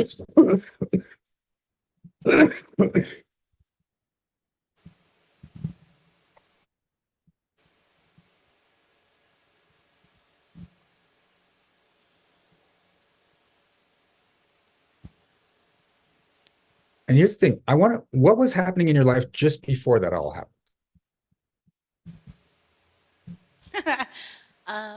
Well, I knew, because I have some intuitive stuff too, right? So I knew that my time with Fred Pryor was ending, and I kept saying that, what is it called? My days are numbered. My days are numbered? Yeah. So it kept showing up in my brain. It wasn't something I was meaning to think. I'm just like, I know my days are numbered. Yeah. Okay. So if you've got that running in your brain, my days are numbered, my days, you create it. I know. Right? No, but it was coming to me. That was that knowing part, right? That I knew that I wouldn't be with Pryor longer, and I should have left. Okay. Yeah. Yeah, but that's the thing. Instead of going to a state of, well, I'm not going to be here much longer, let's see what new adventure awaits. Right. Right? You went to my days are numbered. You made a decision to go to the dark side instead of the light side. Right? You may not have made it consciously, Well, but that's wasn't me. No, I'm saying Fred Pryor's days are numbered with me. I'm saying my time with this company days are numbered, not my life. Here's when you start saying my days are numbered, your subconscious doesn't classify how that works. It's just, oh, my days are numbered now. Okay. All right. That's the thing. Your subconscious doesn't say, this is going to happen except in these situations or only for this group of people or whatever. It's just like if you're saying it, it's just running. Yeah. Okay. Yeah. So you basically thought that into existence. Right? So are you willing? Oof. Okay. I can feel the energy. I'm just trying to get the words on it.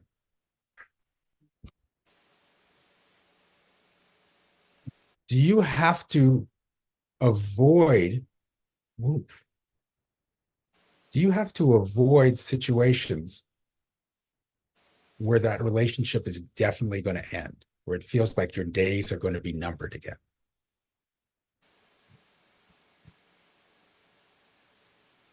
I don't think it needs to be avoided. I'm not sure how to answer that question. Do I have to avoid places where I feel like my days are numbered? So that kind of a relationship with that company, Hmm. right? Oh, yeah, I do avoid that There you altogether. go. Yeah. There Yeah. you go. Yeah, it's the being stuck. Yeah, that's what I do. Yeah. Okay. Are you willing to step out of the story that you have to keep doing that? Yeah, I'd like to. Okay, I'd like to is not a yes. Yes. Yes. There we go. Because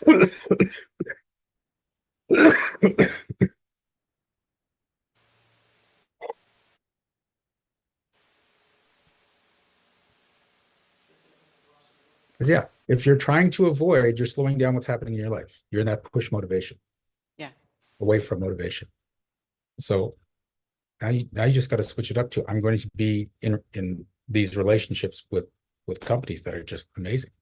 That could go on forever if I choose to, and they're going to be fun. Mhm. So set that intention. Okay. And I start getting that to repeat over and over in your mind. One of the things that repeats over and over in my mind is everything always works out for me. It never used to, but now I've got everything always works out for me. And as a result, it's crazy because when something does go wrong, like a couple years ago, $6,000 in debt just came up, unexpected stuff.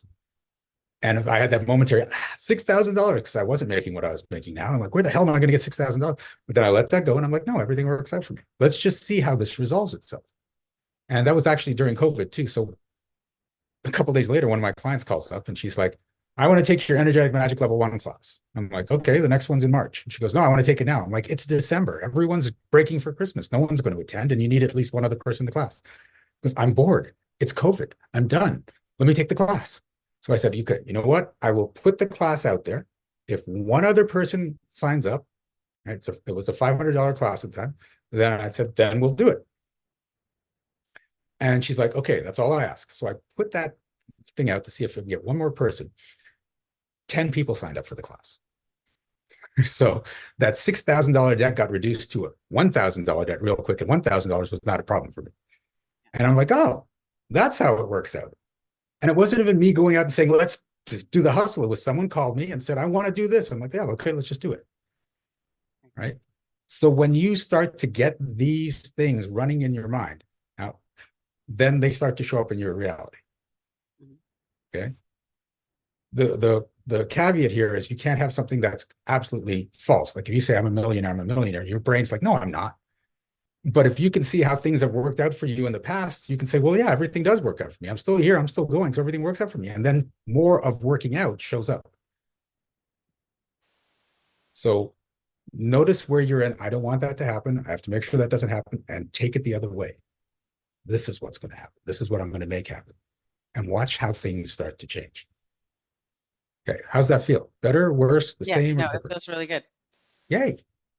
Yeah. All right. Thank you for playing. Thank you.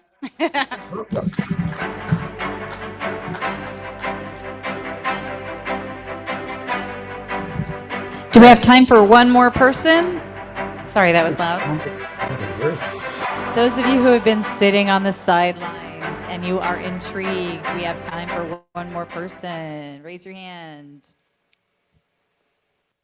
Sorry, find it. Oh, we have someone in person? Okay, wow. Yeah.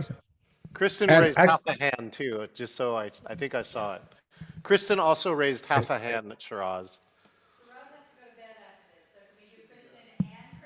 But you were I'm first. just Go ahead here and as start. backup. Let's see if Shiraz has enough time here. All righty. Okay. And just before we go to the next person, give me a yes as a shout out or a yes in the chat if you got a shift from me working with those two. Did anybody else out there get a shift? Deborah says yes. Right. Deborah got it. Sonia gave you a heart. Cool. I did. All right. Okay. Is this working? There we go. Working. Okay. Okay. What are we working on? Yeah, so I don't know how much of my talk you heard, but I took a business from 0 to 50 million in 4 years and lost it. And at the time I had about 400 people working for me. And, my wife identified the fact that that was a pretty stressful existence. And, but I'm driven. I'm an entrepreneur. I'm an adventurer, and it's just like I just got to keep pushing, keep going. And I'm at the point where, you know, the $1 million business sounds attractive. I have about a $200,000 a year business at the moment. The question that I'm sort of facing is, do I really want that? What would that take? So I'm no stranger to hiring people and building teams. I'm just really struggling with whether or not that's actually something I want. So part of me wants it, that entrepreneurial part of me wants it. And then there's the, kind of like my life the way it is, but I'm driven. So I'm kind of unsure.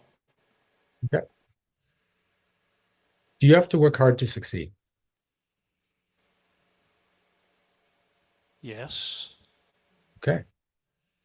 No, you don't. There are some people that are succeeding and they're hardly doing anything. The way I want you to look at this is, I'm willing to work hard to succeed. True, I have this thing around hard work and perseverance. It's kind of in my DNA. Yeah, so that's why, it was that's in why I what you were paused talking. before I answered, right? And I said yes, Yeah. thinking that hard work is absolutely necessary, but it is a choice. And I don't know if you realize how many times you say I'm driven. Right? So that's an identity for you, that you've got to be driving yourself, and that's effort, right? So there's an underlying story of you that I've got to work hard, I've got to be driven, and there's also an energy I've got to show how driven I am. And so you may be driven, but part of it is, if you have to show you're driven, you're going to make things worse, you can make things harder. So that, and this, a lot of people are in this, I've got to show what I'm willing to do, what I'm capable of doing. Show is all about ego. Being is where you just do it. You're not in a show energy, but you're still doing it. People will see you doing it, but it's just you coming from a place of being.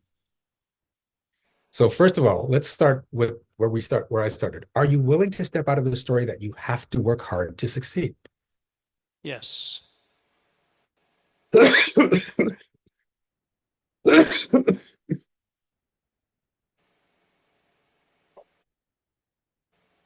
Shiraz, do you have some water?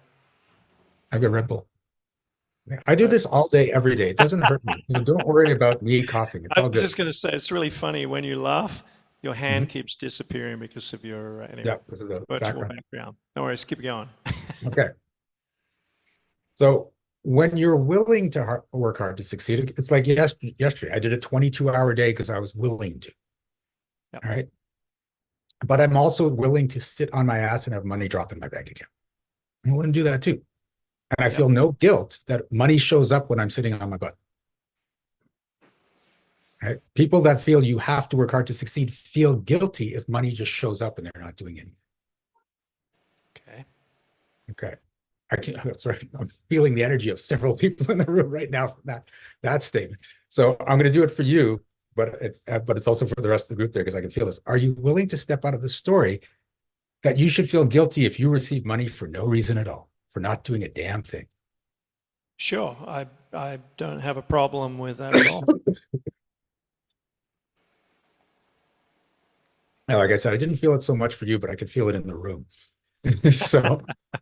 Oh, well, I'm not sure. Maybe I'm not sending my energy through the mic, but I'm totally you're still fine with making money without having to put any effort in, building the systems and processes around that. Yeah, like I said, for you, I don't think that was needed for you, but we needed that for other people. So I thought I'd just throw it in while we're working on you. Okay. So this is why you're creating this reality of, the more I make, the more effort it's going to take, the harder it's going to be managed, the teams, because you've been running that story that the more you want to succeed, the harder it's going to get. So you hit a threshold. It becomes unmanageable because of the belief. When the belief goes, other things start to come into play. For instance, you could end up hiring an operations manager, so you just have to talk to the operations manager. Operations manager handles the whole team, and you're like, well, this is easy. Yeah, I've got that set up already. I have a head VA and 3 other VAs that report to her. She's my head VA, like my ops manager. I mean, I don't have employees anymore. So it's just about scaling the business in such a way. And like John, I mean, there was a time when I needed to do everything myself. And then when I learned to surround myself with people that were way smarter than me, I could step back and let them run with it. Okay. So I'm fine with that concept. I think the thing for me is that there's a perception that by scaling my business and building out all the systems and processes to do that, will that change the relationship I have with my wife and kids and my desire to go traveling on adventures as much as All I'm right. driven to scale the business? So now we're back into away from motivation. I have to make sure this doesn't change my relationship with my wife. Yep. So that stops you. When you stop being in that belief and just go to, I'm going to create a business that gives me more time to spend with my family, then you could start creating that from that space. Absolutely. So are you willing to step out of the story that you have to make sure that when you grow your business, it doesn't take you away time from your family? Yes, that's the objective.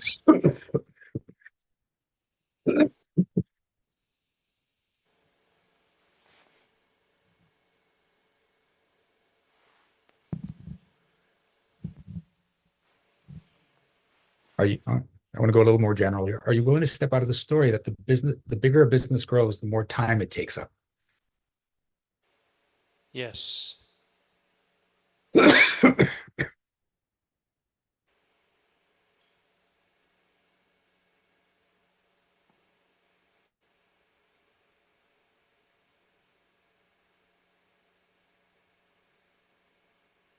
One thing that sort of broke my brain around that was when I found out that Richard Branson has hundreds of companies and he spends most of his time just having fun. I'm like, he's got hundreds. Holy crap. And I'm thinking just with one, that's going to take up all my time. And that's when it stopped. When I was working, when I built my last group of 6 companies, I was only working about 30 to 40 hours a week. Nice. It was the stress that I brought home, not the hours I worked. That was the Okay. problem. What stress are you bringing home from the companies? These days, none. I don't Well, have when any you were there. stress. When I was there, yeah. I will been $8.5 million in personal debt with loans with 15 different banks and 20 different leasing companies and 380 employees with a payroll of $1 million every 2 weeks. It was a little stressful. And So it's growing just a lot of at responsibility. 12 times my sustainable growth rate. Okay.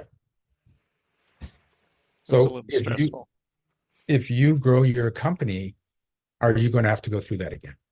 Or you No. have to go through that stress? No, because I will do it differently. Okay. That's That's coming why up I true. got out of that business and into this business, so I can scale a business virtually and have outsourced subcontractors and independent contractors working for me instead of employees, where I can hire experts on a short-term basis to do what they're experts at. Cool. All right. That sounds good. How do you feel now? Pretty good. Okay. I just want to get like a gauge here. And there's no wrong answer. Better, worse, the same, or different? Better? Sure, yeah. I feel better. Cool. All right. Okay. Thank you for All right. playing. Thanks, Shiraz. You're welcome.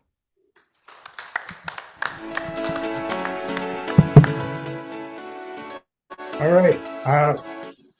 We're at my time. I want to be mindful of everyone else's time here. So it's up to you if you want to throw Kristen in there and mess with her mind for a while or just move on.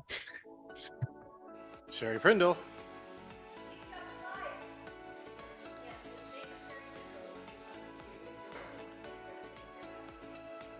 Does Donna want to do it? Oh, stand up. Whoops, hold on a second. Say again, Donna. I'm just holding the mic for Sherry. Oh, okay. So Sherry says, yes, if you have time. We'd Shiraz, love can to hear you, Kristen. little short session with Kristen? Yep. And then we'll wrap up. Okay, sounds good. You made it, Kristen, to the main stage. Yay. Okay. Hey, what are we working on? So I have been dabbling in a gazillion different things over the last 3 years. Okay. And I know that I struggle with finishing anything. Okay. That's my first problem. Mhm. My second thing is that I'm afraid of succeeding Okay. That's why you're not trying. because, yeah, because I wouldn't know what to do then. And so right now I don't make money. Like I have no income coming in as well, but I'm keeping my head above water. But it's one of those, like you said, woohoo, I covered the bills this month. Okay. So, you know, Mhm. so I have these wonderful ideas and I know they're good ideas. Okay. I just have to execute. Okay. So the issue here is you don't know what's going to happen if you succeed. So remember when I talked about visualizing things? Yes. Decide what it's going to look like when you succeed. Come up with what that life looks like, how much you're enjoying it, what you get to do, what you get to buy, where you get to go, and sit in that life and enjoy it. Right? And the more often you do that, the easier it's going to get for you to progress forward, because then your mind has something to say, to anchor on and say, oh, that's what's going to happen, rather than, oh, I have no idea. Because your mind will take a bad thought over an unknown. Okay. So when you create the good thought for it to anchor on, then things start to ease up. You'll say, okay, now I'm ready to finish this, because I won't go into an unknown. I'll go into that life. Yeah. Okay. As I'm still feeling resistance. What's So wrong with having success? I feel guilty about it and I don't understand why. Okay. Is it okay for you to have lots of money and success while people are struggling? It is because that's why I want to make money, is to help people. Okay. I really want to do more. It's more so about other people than it is even myself. Okay. And that's cool. But I want to go back to that question. Is it okay for you to have this wonderful life while people are struggling? Yes. Okay. Not entirely true. No, right. Right? You felt that. Okay. Yeah. So I'm very, I'm like an empath. Like I feel like I need to take on everybody else's struggles. yeah, that sucks. Don't do that. Yeah, I know. Okay. Yeah. Okay. I So can I there's can live okay. So with that. let's actually, I want to start there, because if you have to take on everyone else's struggles, then every time you try to succeed, you'll pull on someone else's struggle, and you'll just get back where you start. Yep. Are you willing to step out of the story that you have to take on other people's struggles? Everyone else's. Yes. Yes. Yes.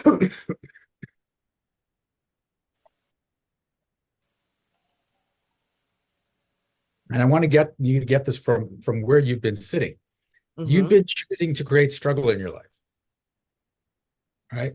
So there are all these people in the world that are choosing to create struggle. It's not conscious, it's unconscious, but they're choosing it, which is why there's all that struggle going on. So if you choose to create wealth and happiness, is it unfair that they're choosing to create struggle and you're not? Is that unfair? No, Not because at everyone's all. getting what they've decided to get. Right. So are you willing to step out of the story that it's unfair for you to have success and happiness and money while other people are struggling? Yes. Yes.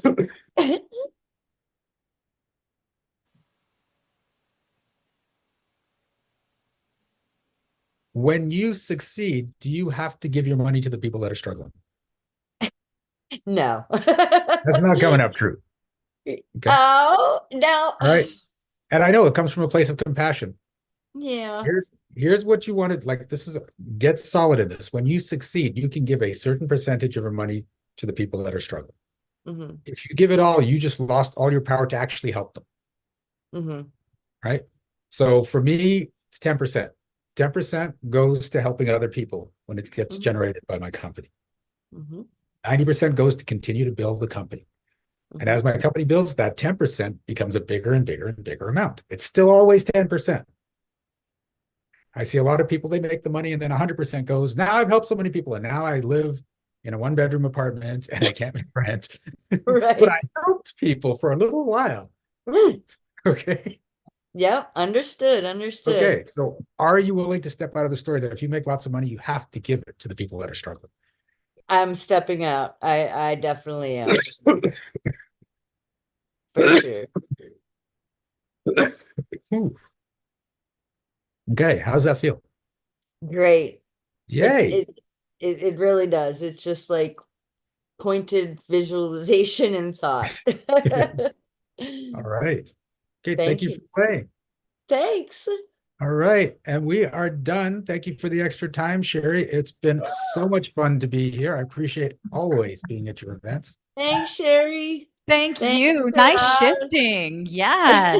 Yay. So I don't know if you saw the post that John had said that the viewers on the live stream increased greatly when you came on, Shiraz. That combination of the energy and just the interesting value of all the things that you're sharing. So always a pleasure. Thank you. If you have anything else that you want to put in the chat to give the peeps to be able to make sure and keep in touch with you, then thank you. We are great with that. So I'll just let you know that if you grab the Goldfish audios, when you get to the thank you page, there is a link there to come to my Ignite Your Success workshop where we do what I just did for 90 minutes, person after person after person.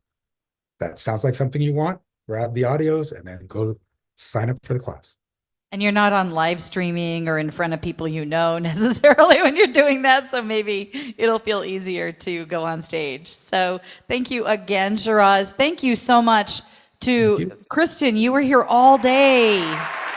And then those of you who had a work day and came in the moments that you could. And of course, Mel, who's going to speak tomorrow. And I just was looking at the lineup for tomorrow. It's insane. We have so much great stuff going tomorrow.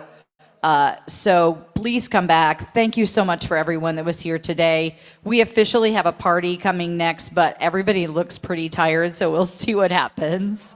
Thank you so much to all the presenters, all the attendees, and especially to John Chen. Come up here and take your bow for the day one. Or you stay there. Taking the bow back here. Sherry, I can go over the schedule. Do you have any final messages before you hand it to me and I'll preview tomorrow? Go for it. Here we go. Okay, great. Tomorrow, hey, again, I'm John Chen, your co-host. Thank you so much for everyone who tuned in, and I hope you really understand now what the Star Marketing Summit is and how much value there is here. Tomorrow we start bright and early, 9 o'clock Pacific Standard Time. We're going to check and do an activity. 9:10, Rose Harrow is going to show you the marketing waltz. At 9:30, you got to see this, how to create your personal brand in person, on stage, and on camera, and online. That's with our good friend Shelly Golden. You got to see that. 10:15, we're going to how to boost leadership, resilience, and team retention. Again with Rose. 10:35, how to squid with our good Dr. Mel Gannis, squid lady friend. 11:15, the award-winning stories wisdom game from Pradeep UN. So again, Pradeep is going to come here and run a session live. We're going to possibly have one session at 10 to 1:30 tomorrow. We're going to tell you when that comes in. Otherwise, we're going to just eat lunch. 1:30, empathy with our good friend Eric Gerard, who will be live here. 2:15, representation matters. Stephen Mohammed Matley will tell about his journey from being an immigrant to becoming employee 27 to becoming a CEO. And the big one here, 3 p.m., double platinum Grammy award-winning Michael the Wands Wansley. If you've ever heard the riff, I'm gonna pop some tags. This is the guy who sings it. That song has 1.8 billion views, and he's gonna share how you can become a unicorn just like that. And then Sherry and I are gonna take it down here at the Star Marketing Summit. If you are around here in Seattle, stop on by. The address is in there, or you just direct message us. You can stop by and be live in person. Otherwise, make sure and click the Zoom link, and you too can be here. And like Kristen, you can be fully engaged no matter where you are in the world. So with that, I'm John Chen, and I'm tuning out here from the Star Marketing Summit. Go to the website. We'll see you tomorrow.